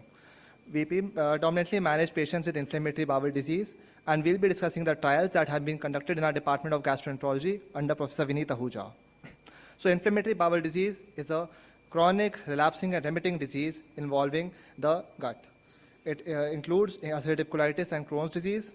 While ulcerative colitis affects the colon, Crohn's disease can affect any part of the GI tract from the mouth to the anal canal, leading to symptoms like diarrhea, weight loss, colic abdominal pain, anemia. Coming to cure, for ulcerative colitis, the only definite cure is colectomy. You remove the whole colon, and for Crohn's disease, there is no cure yet. Regarding pathogenesis, it is multifactorial. It involves gene mutations, dysregulated immune response, exposures including stress, including diet, and the microbiome. All these factors affect the epithelial cells of the gut, leading to inflammation and leading to symptoms. So we can't change our genetics. We can't permanently change our immunity. But what can we change? We can change our diet and we can change our lifestyle. And how does this affect the microbiome and IBD is what we have explored. The first study explores, we sought to explore, does coconut water given to patients who are having bloody diarrhea, who are having symptoms, does it lead to improvement in disease activity? Why coconut water? This is so because coconut water is rich in potassium, and potassium intake has been associated with reduced activity in UC, and urinating potassium has been shown to be a biomarker of disease activity in UC. So this was a randomized controlled trial we took 95 patients, randomized them into coconut water versus placebo, where placebo was coconut flavored water, and followed them for 8 weeks, checking on them every 2 weeks and collecting microbiome sample at 0 week and at 8 weeks. And these were the results. Coming to clinical response, 57% patients who were initially having belly diarrhea had a clinical response. 53% patients had clinical remission. Their symptoms improved completely, compared to only 28% in the placebo arm, and the difference was statistically significant. The endoscopic outcomes were not significant because the duration was short, so when we scoped them, we found disease activity. We checked the fecal calprotectin levels. These are proteins which are associated with gut inflammation. And we found that FCP less than 150, which is our target, that the inflammation has reduced. It was seen in 53% patients in the coconut water arm compared to only 14% patients in the sham arm. And why was this happening? To check this, we did the microbiome analysis. And we found that coconut water arm, the patient had increase in Faecalibacterium prosnitzi, Doria, Gemminger, Holdmanella, Bloschia. All these species have been shown to be associated with an anti-inflammatory milieu and to be associated with a healthy gut microbiome. Furthermore, these taxa they correlated negatively with disease activity, including clinical, endoscopic, and biochemical activity. So, encouraged with this, we sought to check that if we change the diet of patients who are having belly diarrhea, does it lead to improvement in their symptoms? So for diet, we took exclusion diet, which excluded diet components which are associated with gut inflammation, like gluten, like dairy, except curd, processed food, red meat, food additives, and refined sugars. And we encourage patients to take fruits and vegetables, fermented foods, and vegetables rich in aryl hydrocarbon receptor ligands, like brassicaceae and cruciferous vegetables, because they have been associated with reduced gut inflammation. Also, to give the gut rest from processing or digesting complex carbohydrates, we replaced their diet with partial enteral nutrition, which is a formula-based diet that will to give 50% of their calorie needs. So this was a non-randomized open-label trial. We took patients in mild to moderate UC, and we followed them for 4 weeks, which is a relatively short duration. This was the trial flow. The patients were assessed for clinical activity, lab tests were done, they received dietary consultation, and stool microbiome were tested at baseline and at 4 weeks. And these were the results. So coming to clinical remission, there was no significant difference in clinical remission at 4 weeks. The stool frequency score was also similar. The quality of life was also similar. The patients were feeling similar after 4 weeks. So this was the result of the clinical outcomes. But we went further and did a microbiome analysis. And here we see that compared to baseline in the PEN plus ED arm, there was increased alpha diversity. Increased diversity is usually associated with resilience, that is with a healthy microbiome. Also, we compared responder versus non-responder. So treatment responders had a significantly different microbiome at 4 weeks compared to non-responder. So patients who were receiving the same diet, who were receiving the same treatment, however, the microbiome was telling us which patients are responders and which are non-responders. And no such differences were seen compared to baseline. So then we saw that which species, taxa are increased in such patients. And these were Faecalibacterium, Ruminococcus, Fusarium catenibacter. All these have been associated with a healthy gut microbiome. Furthermore, we checked the HAC top 17 score and the CGMS. These indices have been developed and to check the healthy gut microbiome, and we can see that as the HAC top 17 score and CGMS correlated negatively with the disease score. So as there was increase in healthy gut microbiota, that was with the reduced disease activity. So this was in active UC. We have another group which is a UC in remission. So patients who don't have disease activity currently because the disease is relapsing and remitting. So we sought to explore that can we do something that they don't relapse, the remission period is prolonged. For this, we checked the plant-based diet. So this was a parallel arm, open label, randomized trial where patients who were in remission were randomized into a plant-based diet versus a usual diet. And the rates of clinical relapse and the gut microbiome was assessed.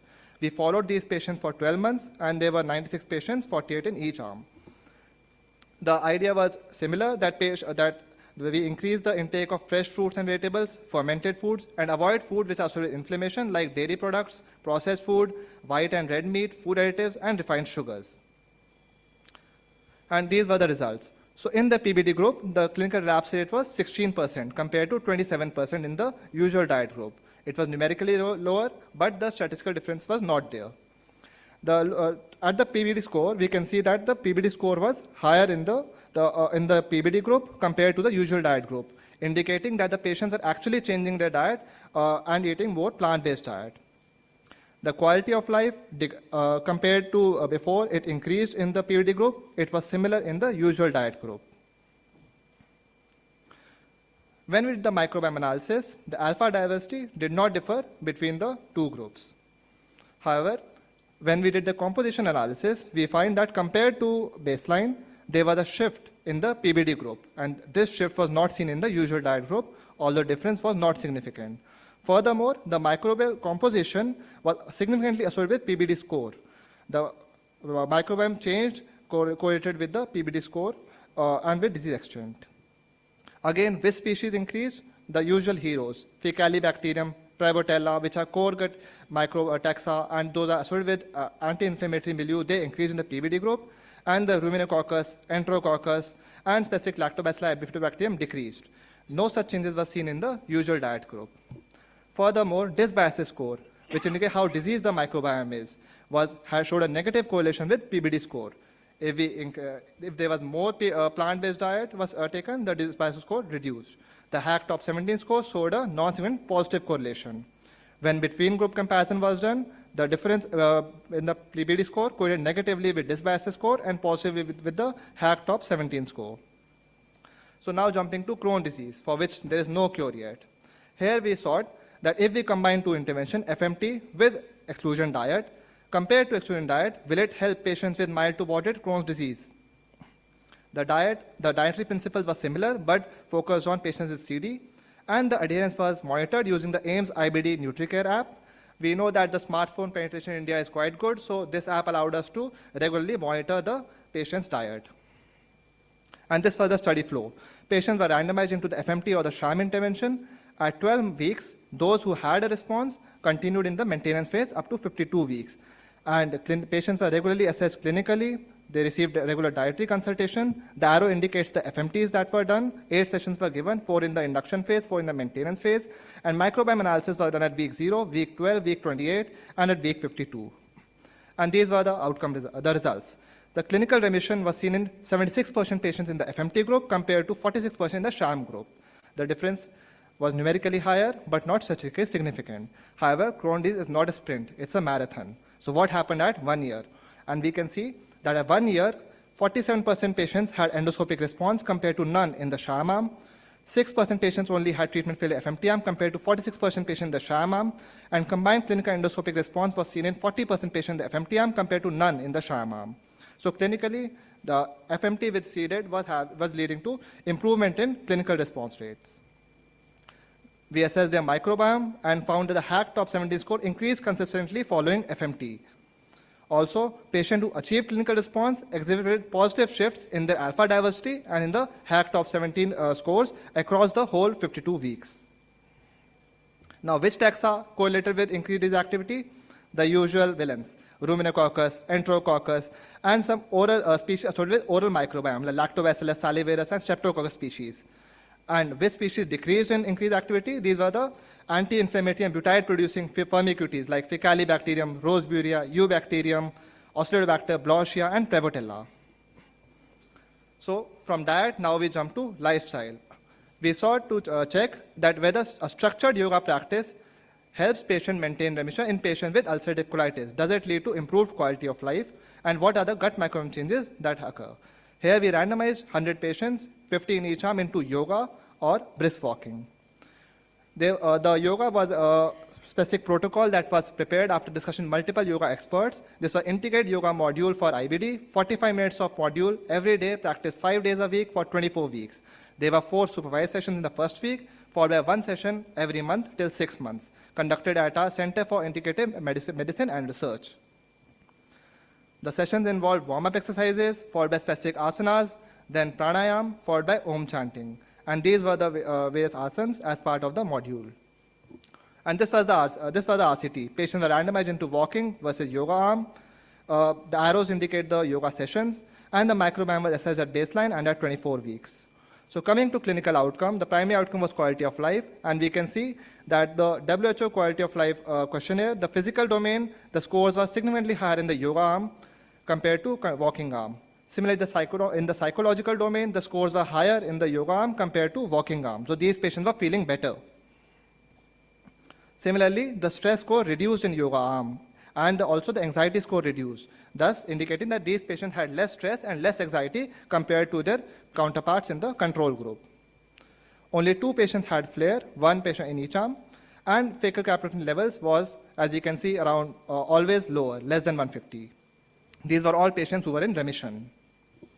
When the microbiome was assessed, we divided it into 2 groups, patients with walking and those with low adherence. That led us 60% adherence to yoga, and those with high adherence to yoga. That was more than 60%. So there was marginal loss of diversity over time in the walking arm and low adherence yoga group, and this decline was not observed in the high adherence yoga group. There were significant compositional changes in the walking arm and yoga 1 group, whereas in the higher adherence yoga group, there was no changes, indicating that there was preservation of baseline healthy microbiome. Now, walking arm and low adherence group were associated with the decline of healthy microbial taxa like Faecalibacterium, Eubacteria, Doria, Mediterranibacter, and this pattern of depletion was not seen in the high yoga adherence groups. Also, there was a sort of dose-response relationship. As the adherence to yoga improved, there was abundance of health-promoting taxa like Faecalibacterium, Doria, Bloschia. And we come back a full circle. Those species like Faecalibacterium, Doria, Lachnospira, they were correlated with the increased adherence to yoga and correlated negatively with stress and with inflammation. So now we have come to conclusion. So after 5 years and 5 trials on IBD, what have we found? That diet matters. Coconut water, partial internal nutrition, plant-based diet favorably modulate the gut microbiome. Structured yoga and lifestyle matters. Structured yoga enhances quality of life, reduces stress, and is associated with the health-promoting gut microbiome. And when FMT with diet combined, it leads to clinical endoscopic response in a significant proportion of patients, accompanied by significant sustained restructuring of the gut microbiome. Thank you.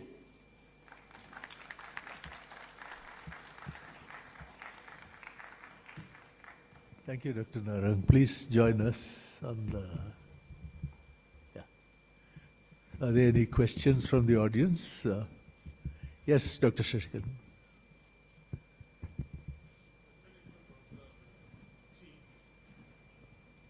First of all, it was an amazing presentation, sir. And second thing is, see, there was a paper about 1 or 2 years back where for CAR T-cell therapy, when the therapy was failing, they gave short-chain fatty acid infusions, and again the CAR T-cell efficacy improved. So in your low-grade, irradiation studies, do you think there's an increase in the short-chain fatty acid production, which in turn will act on the CD8 cells, etc., and therefore bringing a response in the cancer? So what was found was that in the bad group, in fact, the polyunsaturated fatty acids, if that is what you are hinting at, I'm not sure what exactly. Talking about propionic acid, butyric acid, those short-chain fatty acids, which are produced by the gut bacteria. I'm not sure about that, but I do know that the polyunsaturated fatty acids, when they increased, they were bad. They were not favorable. And on the other side, if the bile acids, if they increased, they were favorable. So if those acids increased in the metabolomic profile, they were favorable, others were not. Specifically about the short-chain fatty acids, I don't know what would be the outcome with the gut or with the radiotherapy. You could look at the fecal short-chain fatty acid levels, whether they are going up after your radiation. Yes, I mean that, I don't have the answer for this. I know these 2 acids have a different change in the pro and anti-inflammatory profile. So, Samir, let me add, so we have a small study conducted at Sir Gangaram Hospital with Professor Ganguly and Dr. Kriti. She was just here, she left. And where we studied about 30 patients of non-small cell lung cancer who were treated with immune checkpoint inhibitors. And we did happen to look at responders and non-responders and their gut microbiome. And there was an association with the abundance of, Bifida and Faecalibacterium and a couple more, organisms noted in patients who were responding well to immune checkpoint inhibitors. And on the same line, I think there are trials going on with fecal, microbiome transplantation in conjunction with immune checkpoint inhibitors. So I think there is a future for doing the, fecal microbiome transplant in conjunction with the immune checkpoint inhibitors to improve the response rates. And there is reasonable data to that effect. And our study suggests that. Yeah, I too have a kind of a question, just a practical question to Professor Bakshi. That data is very interesting. So is there a specific portion of the intestine that you target when you give that 1 gray radiation? So if I remember, so I'm not a radiotherapist, I am a medical oncologist. So radiotherapy just happens to be the intervention and making a change. So I do remember that it is the small intestine part which was targeted, but which part in the small intestine? Would it be the ileum because it's so rich in lymphoid cells? That's the reason I'm Yes, asking. so probably it was that one. And I do also know that when only liver got targeted, there was no impact on the immunotherapy. So it has to be specifically the gut part and perhaps the small intestine part, which then makes the change. So if I And can- also if the dose goes beyond 4 GY or beyond 3 GY, the impact is not seen. Yeah, if I can just add, there is data on hepatocellular carcinoma. There have been on fecal microbiome transplantation, showing that patients who do not have a response to the lenvatinib, that's the oral TKI, or the immunotherapy, if you take a responder, take the stool from there and do a fecal microbiome transplant, these patients do start showing a response. But then these are very small sample size studies. It's all just as preliminary data. I think we need more data. Once it comes up, then only we can say whether this can, how does it move forward over time and how does it change our clinical practice. But then it's all just as preliminary data, sir. So, Professor Shalva, can I ask you a question? Sure. You're doing FMT trials in Yeah. certain liver conditions. Yeah. Are you doing them in fatty liver as well, or MASLD? Yeah, so the fecal microbiome transplantation, sir, so far we've done. One is in patients with hepatitis B virus, where we've shown that these, though it's only just 15 or 20% of those patients had E antigen seroconversion. That was our main aim of the study. The second is we've done in patients with cirrhosis and minimal hepatic encephalopathy. This paper would come up next month. And where we've shown that at present the treatment of choice is lactulose. In patients with minimal hepatic encephalopathy, lactulose has its own issues, side effects, and people don't like to take it because of the increased stool frequency which happens. So what we did was 2 sessions of fecal microbiome transplantation done at a 1-month interval. And what we showed at the end of 3 months is the resolution of minimal hepatic encephalopathy was almost similar in the 2 groups. That is the lactulose and the fecal microbiome transplant group. And there were certain changes in those who were responders and had a good engraftment, and we showed their microbiome also changed.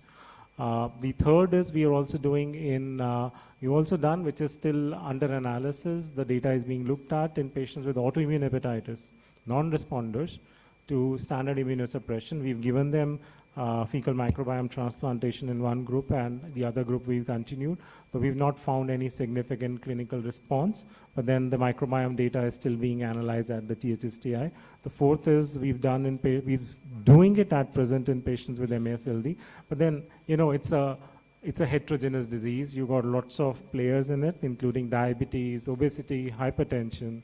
And we've heard so much about the fecal microbiota transplantation or say whether it's going to really stand in patients with diabetes. So it's a slow moving disease. How it is going, the fecal microbiome transplant is in MASLD, I really have my own reservations. We need to see how it expands because it moves slowly. You're looking at a 1-stage fibrosis change in 10 years What is my fecal microbiota transplant going to show in a study which is going to be done at 6 months or 1 year down the line, where every trial of done in patients with fatty liver or MASLD is looking at an outcome in 6 months or 1 year. We don't expect this happening with fecal microbiome transplantation. Although your earlier trial was done in a small number of cirrhotics, is that right, with fatty liver? So we've not done in fatty liver. No, but Yeah, that's so- where you gave the yeah. probiotics. Yeah, so that was in And patients. biopsied them. Correct. So that was a combined trial with PGI where it was only 10 and 5 patients underwent a biopsy in the 2 groups, which is the control and the probiotic group, sir. But that's a proof of concept. Beyond that, we can't say because it's a very small sample size study. We've not looked at gut microbiome analysis in that study, sir. Hello, sir. Thank you so much for the session. I'm Arpita from PGI Chandigarh, and I have a question for Professor Shalimar. I wanted to ask, in NAFLD patients, like how long would it take from a patient who is grade 2 to come back to grade 1 and eventually not be a fatty liver? So let me reframe your question. We are not looking at steatosis. Steatosis is usually not a progressive thing. What we are looking at while managing patients, I think that's the question which I asked, is how many of you have fatty liver disease? So it's like 40%. Is each one of you having a problem? No. It's only out of these 100 if I take who got fatty liver disease, 15 to 20% of them have MASH, 5% of them have fibrosis. My target is only that 20%. I'm not interested in treating the rest of them. So if you ask a question is, for a movement of one stage to another, I'm more interested in looking at fibrosis. Fibrosis is the predictor of outcome in patients with fatty liver disease. The rest of the things don't matter much. A change of one stage in a patient takes almost a decade. So it's that slow. But then there are a fraction of patients who are fast progressors. So your question answer is it takes years to move from one stage. But then if you are having a weight loss, you are doing some kind of therapy, the changes would be much more faster. In a natural course, it will take years to progress. Because recently I've been hearing a lot of people like who I know, they have been diagnosed with fatty grade 2 liver. So they were a little concerned. Okay, let me just give you a bit of, when we talk about fatty liver, we are also looking at, do you have an inflammatory state, that is MASH, and do you have fibrosis or not fibrosis? If you have fibrosis, that is greater than equal to 2, F2 fibrosis or more, then only you are an indication for therapy at present. If you have inflammation, then also you are at an indication for therapy because these patients may progress. The rest of them are very slow, and what you need to do is have a good, healthy lifestyle. Modify your diet and start doing exercise. That's the treatment, not drugs. Thank you. All right, so if there are no further questions, I think we can close this session and thank the speakers for a very exciting session.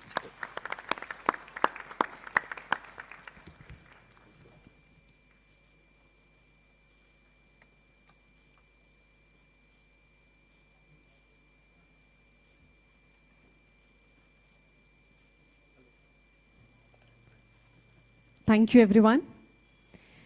May I request Professor Shyam Agarwal to kindly felicitate Professor Shalimar.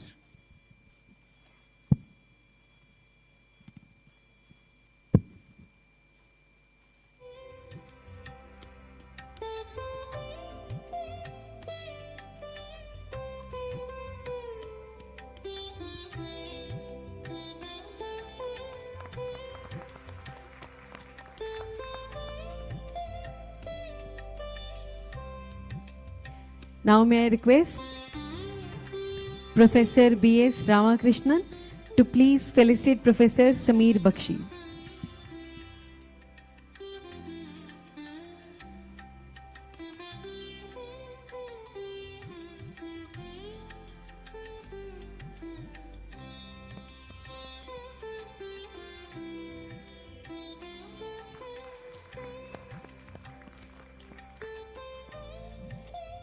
May I request Professor Shyam Agarwal to felicitate Dr. Himanshu Narang.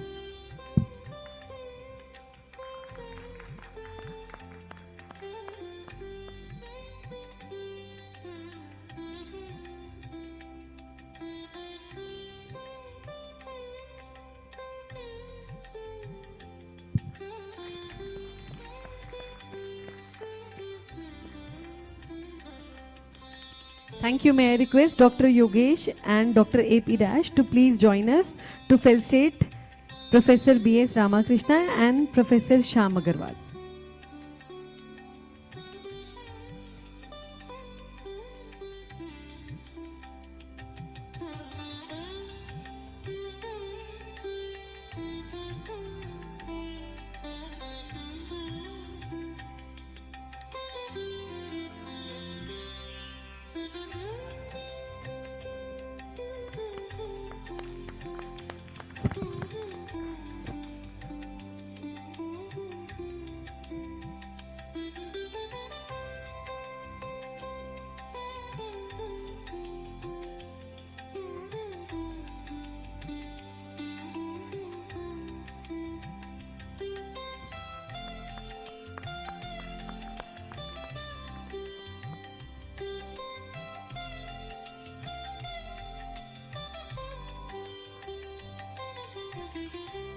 Thank you, everyone. Thank you for the group photograph. And now I would like to request young investigators to be present tomorrow morning before 7 a.m. to mount the posters and be ready for the poster presentation from 7 to 9 a.m. in the foyer area. And your breakfast has been arranged at AIMS. An eminent international and national jury would be evaluating the posters. Our esteemed jury members are Dr. Osamo Chonan, Professor Bruno Pott, and Dr. Teisuji Hori.